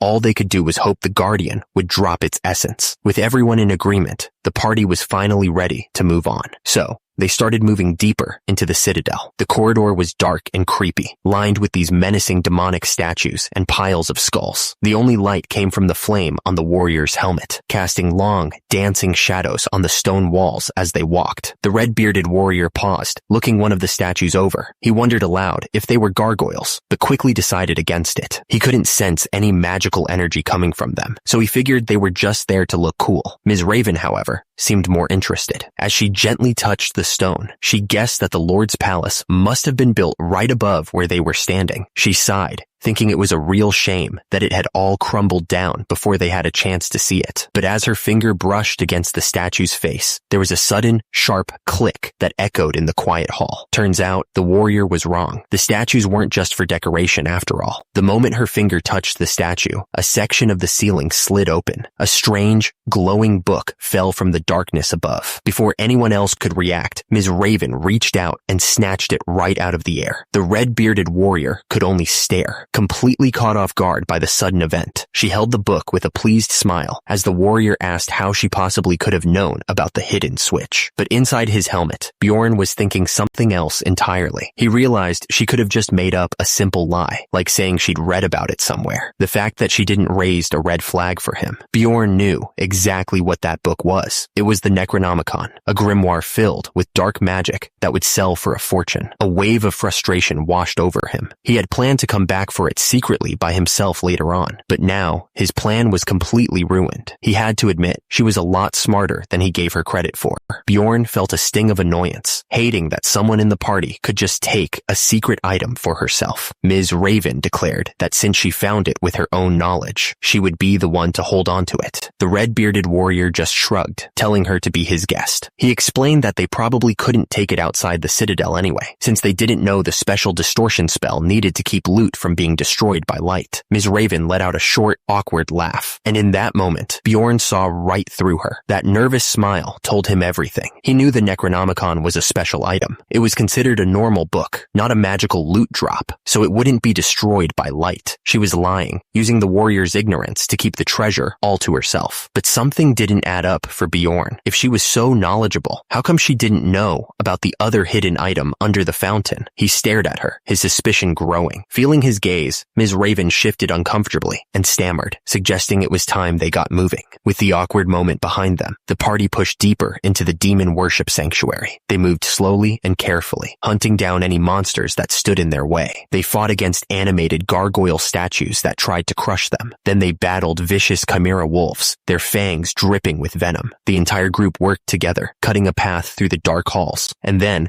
after clearing out all the smaller threats, they finally came face to face with the second mid-boss of the dungeon, the Bone Knight. It sat on its skeletal horse, radiating an aura of pure dread. While everyone else was on guard, Ms. Raven's eyes lit up with excitement. She couldn't believe their luck, explaining that it wasn't just any Bone Knight. It was a rare lust type. First, the golem's essence, and now this. She was absolutely thrilled. Bjorn, however, just stood there silently behind his shield. Bjorn watched her, a single bead of sweat rolling down his temple. Her incredible luck was starting to make him feel a little insecure about his own. Ms. Raven, meanwhile, was happily explaining the monster's details. She told them that the Bone Knight is a tier 7 mid-boss, and that it's randomly given one of 3 properties: hatred, sorrow, or lust. She described the sorrow type, which creates a strange mist that causes confusion and makes the battle incredibly annoying. Then she explained the hatred type, which is the worst of all because it can permanently lower a target's level with an attack called Soul Slash. Then she brought their attention back to the enemy right in front of them, confirming that this one was the lust type. She explained that while this Bone Knight could absorb life to heal itself, she had a spell that could easily cancel that out. With a confident smile, she urged the others to attack without fear as her hands began to glow with magical energy. Just as Ms. Raven promised, her spell worked perfectly. A surge of purple energy wrapped around the Bone Knight, completely shutting down its ability to heal itself. The creature let out a low growl, trapped and weakened. With the monster's main trick out of the way, the rest of the party unleashed a storm of attacks. The Bone Knight was torn apart in seconds. Bjorn thought to himself that Ms. Raven was right. This version was definitely the easiest of the 3 to deal with. And just when he thought things couldn't get any better, his luck held. As the Bone Knight crumbled to dust, it left behind a glowing red orb.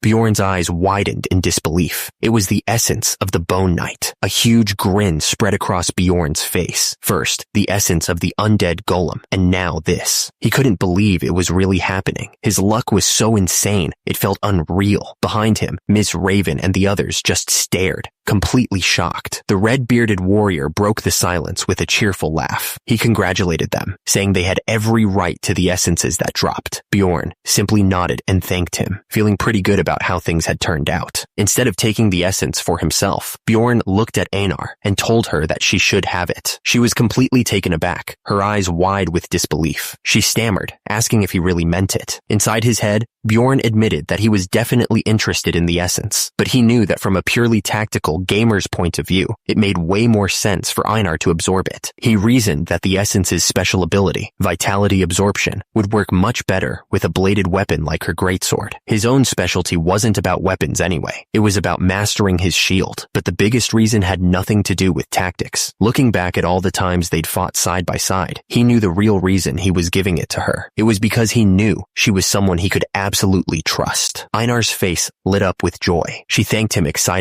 promising she would find a way to repay him. Bjorn just nodded, thinking to himself that even though she could be stubborn, she was loyal. He knew she would stick by him, and that made this decision an easy one. As Einar was surrounded by a blinding flash of energy, Bjorn thought about his decision. He told himself not to be impatient. With her newfound strength, she'd be a huge help in finding the right essence for him. The only problem was, he suddenly remembered something. There was a very important detail he had failed to explain to Einar before she absorbed it. A moment later, the intense energy faded. Einar stood there, a little dazed, wondering if it was all over. But something felt strange. Her arm guards and the wrap around her waist suddenly felt loose, like they were about to fall right off. She looked down at herself, confused, saying she didn't feel any different. But just as she said that, her loincloth dropped completely to the floor. She froze, her body tensing up in total shock. Her eyes shot wide open. She was completely stunned, unable to process what had just happened to her body. Still reeling from the shock, Einar finally found her voice. She looked up at Bjorn, her eyes wide with disbelief, and accused him of suddenly getting bigger. To her, it felt like he had grown into a giant right before her eyes. Her panic didn't stop there. She turned and pointed at the others, yelling that they had all grown bigger too. She even called the red-bearded warrior a half-dwarf now, demanding to know what the hell they had done to her. But Bjorn just stood there, calmly, and broke the news to her. He explained that they hadn't changed at all. She was the one who had gotten smaller. He guessed she was probably around 5 feet 7 inches now. Einar froze, the realization slowly dawning on her. Arua, the mage, then chimed in with the details. She explained that this was one of the basic effects of the Bone Knight's essence. The user's bone density increases a lot, but in exchange, their height decreases. She added that Einar's cutting force, agility,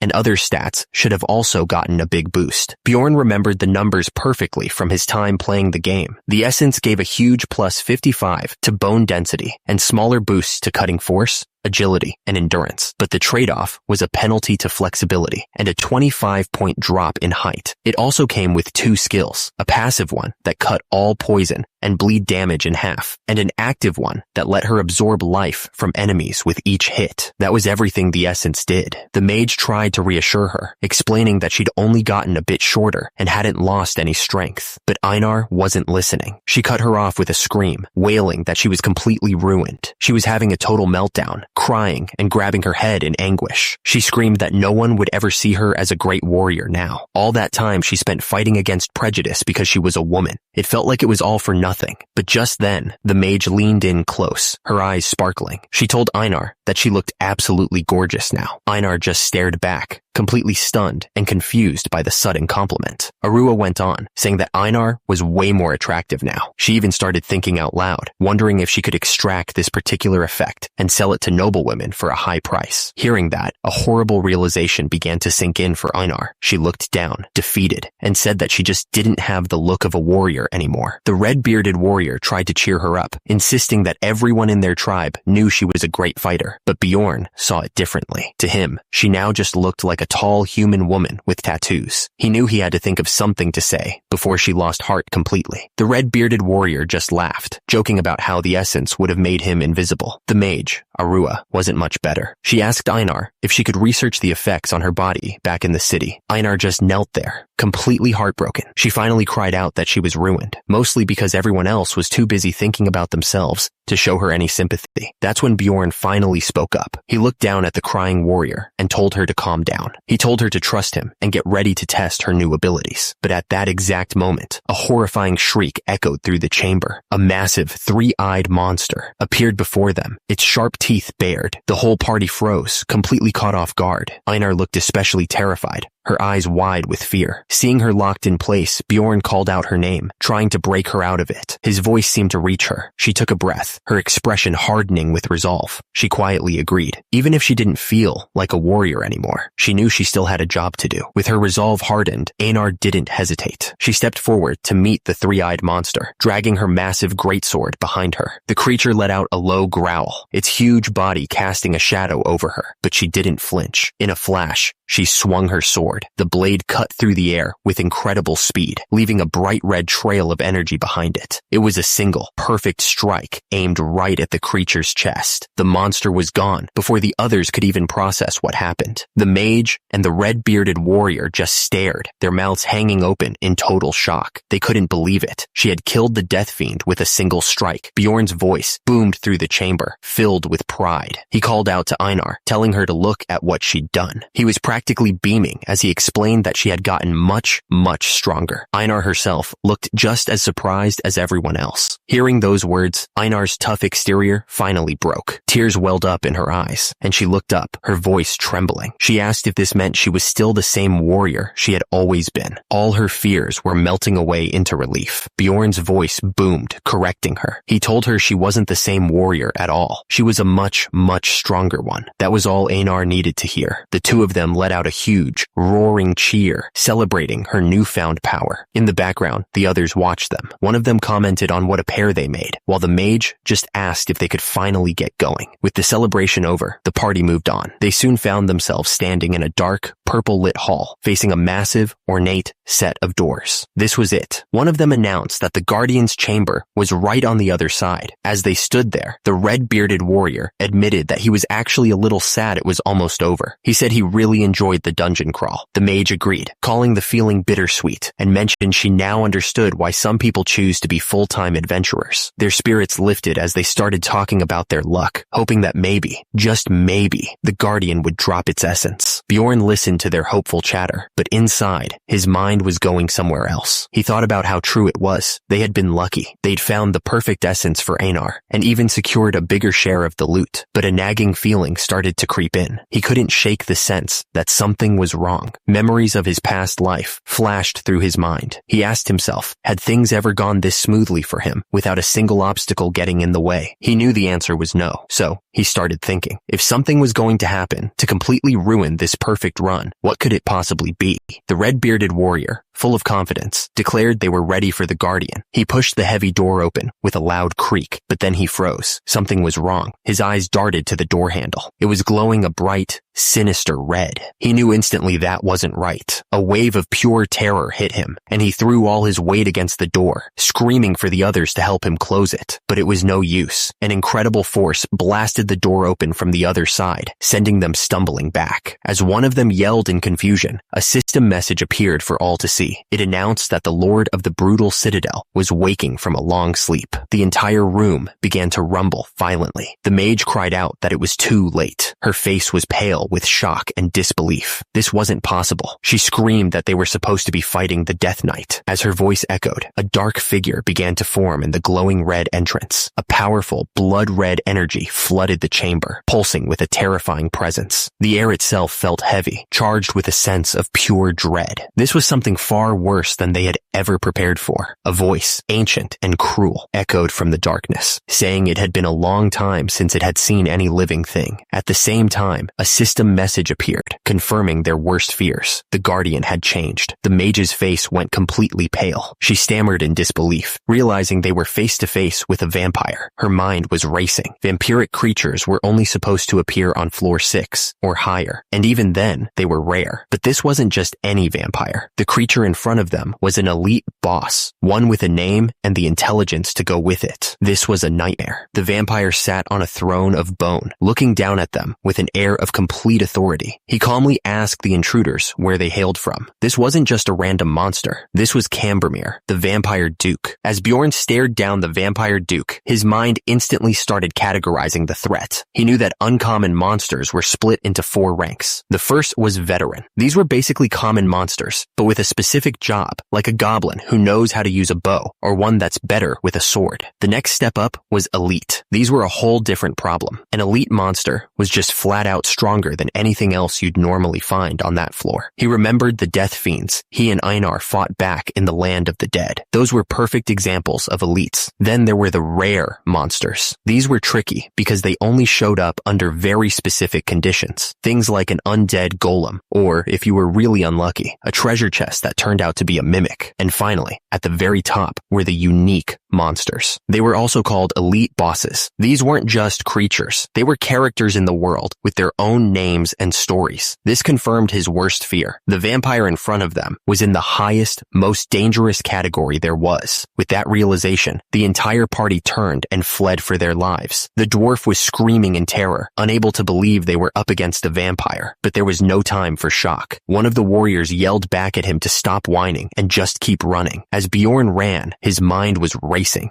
pulling up every piece of information he had on their enemy. He knew this was Cambermere, the vampire duke. This wasn't just some random monster. He was a tier 5 elite boss. That meant he was a lone hunter, incredibly dangerous in both dark magic and straight-up physical fights. Knowing this made every step feel more urgent. The mage was completely falling apart. She cried out that having an elite boss as a guardian was impossible, something that should never happen. But in his head, Bjorn knew that wasn't entirely true. He'd fought elite bosses inside special rifts on the 3rd floor before during his time playing the game. Still, as they sprinted through the dark hall, he had to admit she had a point. He corrected his own thought. It was unheard of for the 1st floor. He could say with total confidence that after playing the game more than 10,000 times, he had never, ever run into a vampire duke in a 1st floor dungeon. A memory flashed in his mind, back to his life before all this. The only reason he even knew this creature existed was because he'd watched a playthrough video posted by another player. He had never once encountered it himself. That's how rare this thing was supposed to be. Suddenly, the mage turned to him, her voice cutting through the chaos. Her fear was replaced with suspicion. She demanded to know how he knew something was wrong. She remembered he had been the one to spot the danger, yelling for them to close the door before they had even opened it. He had acted too smart, too fast, and now she was calling him out on it. Bjorn was getting seriously annoyed. He couldn't believe her curiosity was picking a time like this to kick in. He yelled at her that they needed to focus on running, not asking questions. But then, a strange thought hit him. He wasn't even running on his own feet. He had to think fast to keep up his act. He told her it was just a gut instinct. He explained that he'd noticed the color of the door handle was slightly different, and that was all. It was a simple answer, something a barbarian might actually notice. But the truth, of course, was way more complicated. He remembered his life before this, sitting in front of a screen. He had watched a playthrough video after trying and failing to find this specific monster countless times in the game. The only clue, the one tiny difference he ever managed to find, was the color of that door handle. Back in the present, a cold sweat ran down his face. He wondered if he would have even noticed that small detail, if he hadn't been so carried away by his recent string of luck. For a second there, he had let his guard down, and it almost cost them everything.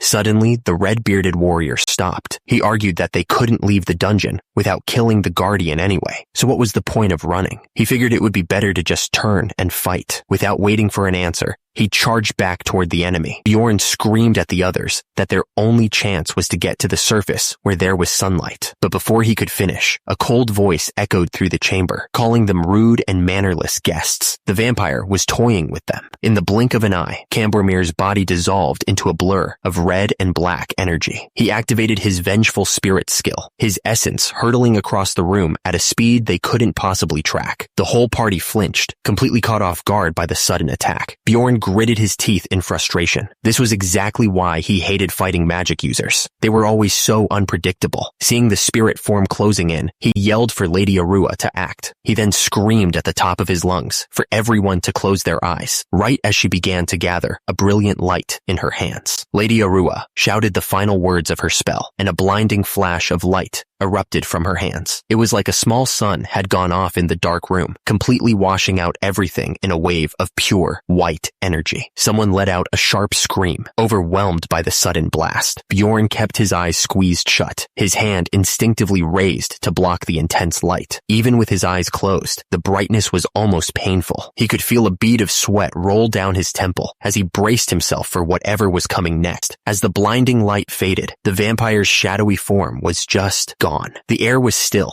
but Bjorn remained tense, sweat beading on his face. The mage, however, looked around in a panic. She cried out, totally confused, asking what had just happened and where the vampire went. But Bjorn knew better. This wasn't over. He understood exactly what the vampire had done. It was a skill called Vengeful Spirit, which let its spirit move at incredible speeds. Then, with a second skill, it could teleport its body right to where the spirit was. The light hadn't killed it. It had just forced it to retreat. Lady Arua's spell had bought them time, maybe 3 minutes at most. He figured the vampire would have reappeared back in its sanctuary, giving them a chance to regroup. But just then, someone screamed his name, yelling that the vampire had somehow gotten the mage. Bjorn's eyes shot wide open in disbelief. That wasn't possible. A moment later, the warning became real. Lady Arua's body suddenly went limp, and she collapsed backward. One of the other party members caught her just in time, shouting her name in a panic. She let out a weak cough, and a trickle of blood ran from her lips. Bjorn stared, his mind racing. How was she attacked? He knew for a fact that vampires didn't have skills that could hurt someone from the inside. Then, a sudden, horrible thought struck him. What if this wasn't a vampire skill? What if Cambermere had consumed the essence of another monster and was now using its powers? This was bad. Bjorn remembered watching a playthrough video of this dungeon back in his old life, but it wasn't helping him now. The player in that video died way too fast, so he never got to see what kind of extra powers the vampire had. His greatest advantage, his game knowledge, had a huge,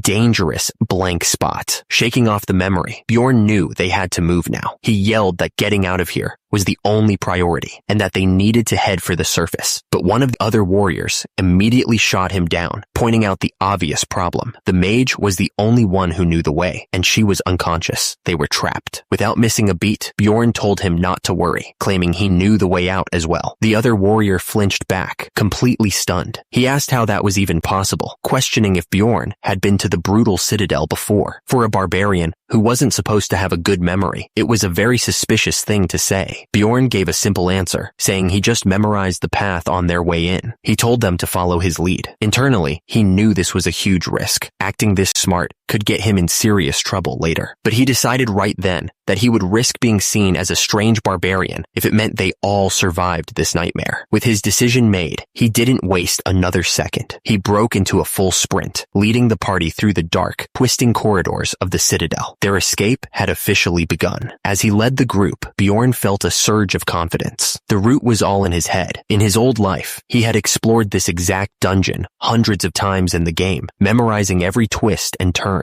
Just as he'd planned, they rounded a corner and saw a bright light ahead. It was the exit. One of the warriors stared in absolute shock, exclaiming that Bjorn had actually done it. He really did know the way out. But just as a wave of relief was about to wash over them, Bjorn flinched. His eyes darted back towards the darkness they'd just come from. Something was wrong. A moment later, a dark, swirling energy filled the corridor behind them. One of the party members screamed in pure terror, realizing the vampire had caught up to them again. It was Cambermere, floating effortlessly as he closed the distance. Bjorn yelled at everyone to keep moving, pushing them to run faster. Their only chance was to make it to the surface before he reached them. Bjorn and Einar led the charge, sprinting through the fiery corridors with everything they had. The vampire's dark energy was right behind them, a swirling shadow that was closing the distance with terrifying speed. They scrambled up a flight of stairs, their feet pounding against the stone, but it was no use. The dark spirit moved like the wind, swooping down on them in an instant. The shadowy energy washed over them, and Einar's eyes widened in pure shock. There was nowhere left to run. The vampire had caught them, but in that exact moment, they burst out into the open. Bright sunlight flooded the area, and the vampire's spirit form immediately started to burn away, dissolving into nothing. The party collapsed to the ground, panting with exhaustion and relief. The red-bearded warrior explained that vampires in spirit form were extremely weak to sunlight, and they were lucky it hadn't set yet. Still catching his breath, the warrior looked over at Bjorn, completely amazed. He couldn't believe that Bjorn had actually managed to memorize the entire path after seeing it just once. The red-bearded warrior stared at Bjorn, his mind still reeling from their escape. He couldn't wrap his head around it. This barbarian was supposed to be a newbie who had just come of age last month, yet he had just saved all of them. Einar, beaming with pride, loudly declared that of course Bjorn was amazing. He was a great warrior. warrior. The red-bearded warrior nodded along, but his thoughts were more measured. He saw the potential, sure, but in his mind, Bjorn wasn't a great warrior just yet. But their moment of relief was cut short by a grim reminder from one of the party members. They were safe for now, but the sun was already starting to set. Their biggest advantage was about to vanish. The red-bearded warrior immediately took command. He agreed they were out of time and told them they had to move right away. He then turned to Einar and ordered her to carry the unconscious mage on her back, which clearly caught her by surprise. He explained his plan. They needed to get to the outer courtyard, where they could use the rubble and old buildings as cover. But another member of the party immediately protested. He insisted that Lady Arua was in no condition to be moved and desperately needed to rest. The warrior didn't back down. He roared at the man, his voice echoing with urgency. He yelled that if they wanted to live, they had to get on their feet right now. Every single one of them needed to do everything in their power to increase their chance of survival. Then, the warrior singled out the man who had complained. He told him that from this moment on, it was his job to protect the mage, even if it cost him his own life. The weight of that command was clear on the man's face. A bead of sweat ran down his temple, but his expression hardened with resolve. He gave a firm nod, accepting the order and telling everyone it was time to move. They managed to get to the outer courtyard, taking cover behind a crumbling wall as the sun began to set. The sky was turning a deep, brutal red. While the others rested, Bjorn's mind was racing. He looked at the chaos around them and thought to himself that this was the only chance he was going to get. He got to his feet and told the group he would scout the area while the mage regained some of her strength. But that was just a cover story. He knew he had to use this opportunity to get his hands on an important item he couldn't retrieve before. He didn't waste any time. He found the statue he was looking for, and with a single, powerful blow, smashed its head to pieces. He looked down at the wreckage, a flicker of satisfaction in his eyes. Tucked inside the statue's broken neck was exactly what he'd come for. The item was called Tears of a Goddess. A system message explained that it was an incredibly rare, one-time use item. The thing is, it was extremely versatile. It could be used for powerful healing or as a weapon against evil enemies. For their current situation, this was a game changer. Another message confirmed it was now in his possession. With the precious item secured, he walked back to the others. As he approached, he saw the mage was sitting up, finally awake. She looked exhausted, but aware of her surroundings. She confirmed she was awake and that they'd managed to escape the vampire, but she was smart enough to know their safety wouldn't last. She warned him that the creature would definitely show up again once the sun set. Bjorn just nodded, agreeing with her grim assessment. With the immediate danger gone for now, Bjorn's focus shifted to planning. He looked at the mage and asked her directly what she thought had hit her. He needed to understand the enemy's abilities. The mage thought for a moment, her expression serious. She couldn't be certain, but she suspected it was a skill called pain sharing. The fact that it came from a ridiculously powerful tier 8 monster should have been terrifying, but for some reason, identifying it seemed to give her a bit of relief. Bjorn needed to know their timeline. He asked how long it would take for her to fully recover. She estimated about 20 minutes, but warned him that even then, she'd only be able to cast about 5 tier 7 spells. Bjorn's frustration was clear. 5 spells was almost nothing against an enemy this strong. This was not good. Ignoring her limits for a moment, Bjorn pressed on with a very specific, strategic question. He asked if she knew any spells that drew power from sunlight. The mage's eyes narrowed. She shot back that it was extremely rude to ask a mage to reveal the contents of their spellbook. Bjorn calmly admitted that he knew it was rude. He explained he'd learned about the world's history and lore from a guidebook. For a barbarian who isn't supposed to be able to read, this was a massive slip. He paused, tapping his helmet as he thought, weighing his options now that he had a potential plan. He grinned to himself. This was the perfect cover. He could act like a rude, uncultured barbarian who spoke informally to everyone. It was the best way to hide his true intelligence and get the answers he needed without raising suspicion.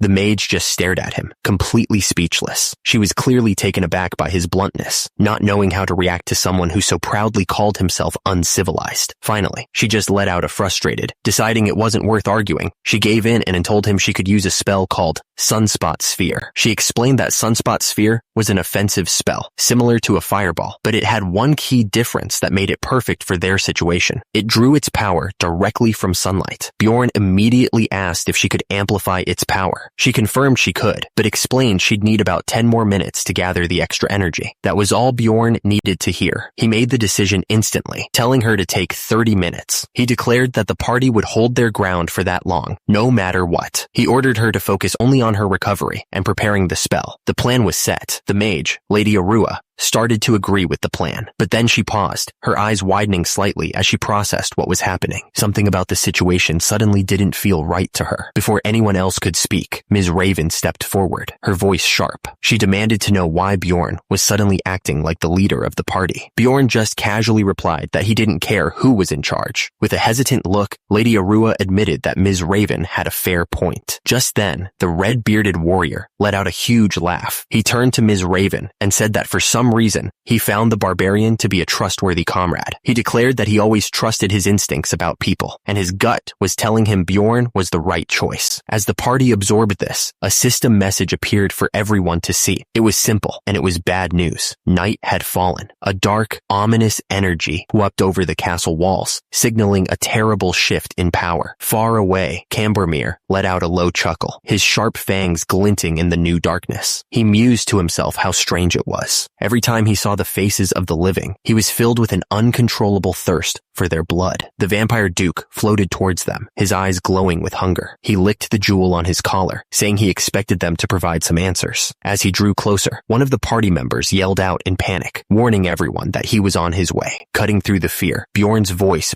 boomed with a clear plan. He announced that the mage would be ready to cast the ultimate offensive spell in 30 minutes. Hearing this, the entire party steeled themselves. Einar stood at the front, her sword ready. The knight raised his shield, and the mages prepared their spells. They were all scared, but they were ready to fight together. Bjorn gave the final order, his voice leaving no room for argument. They had to stand their ground until then, no matter what came at them.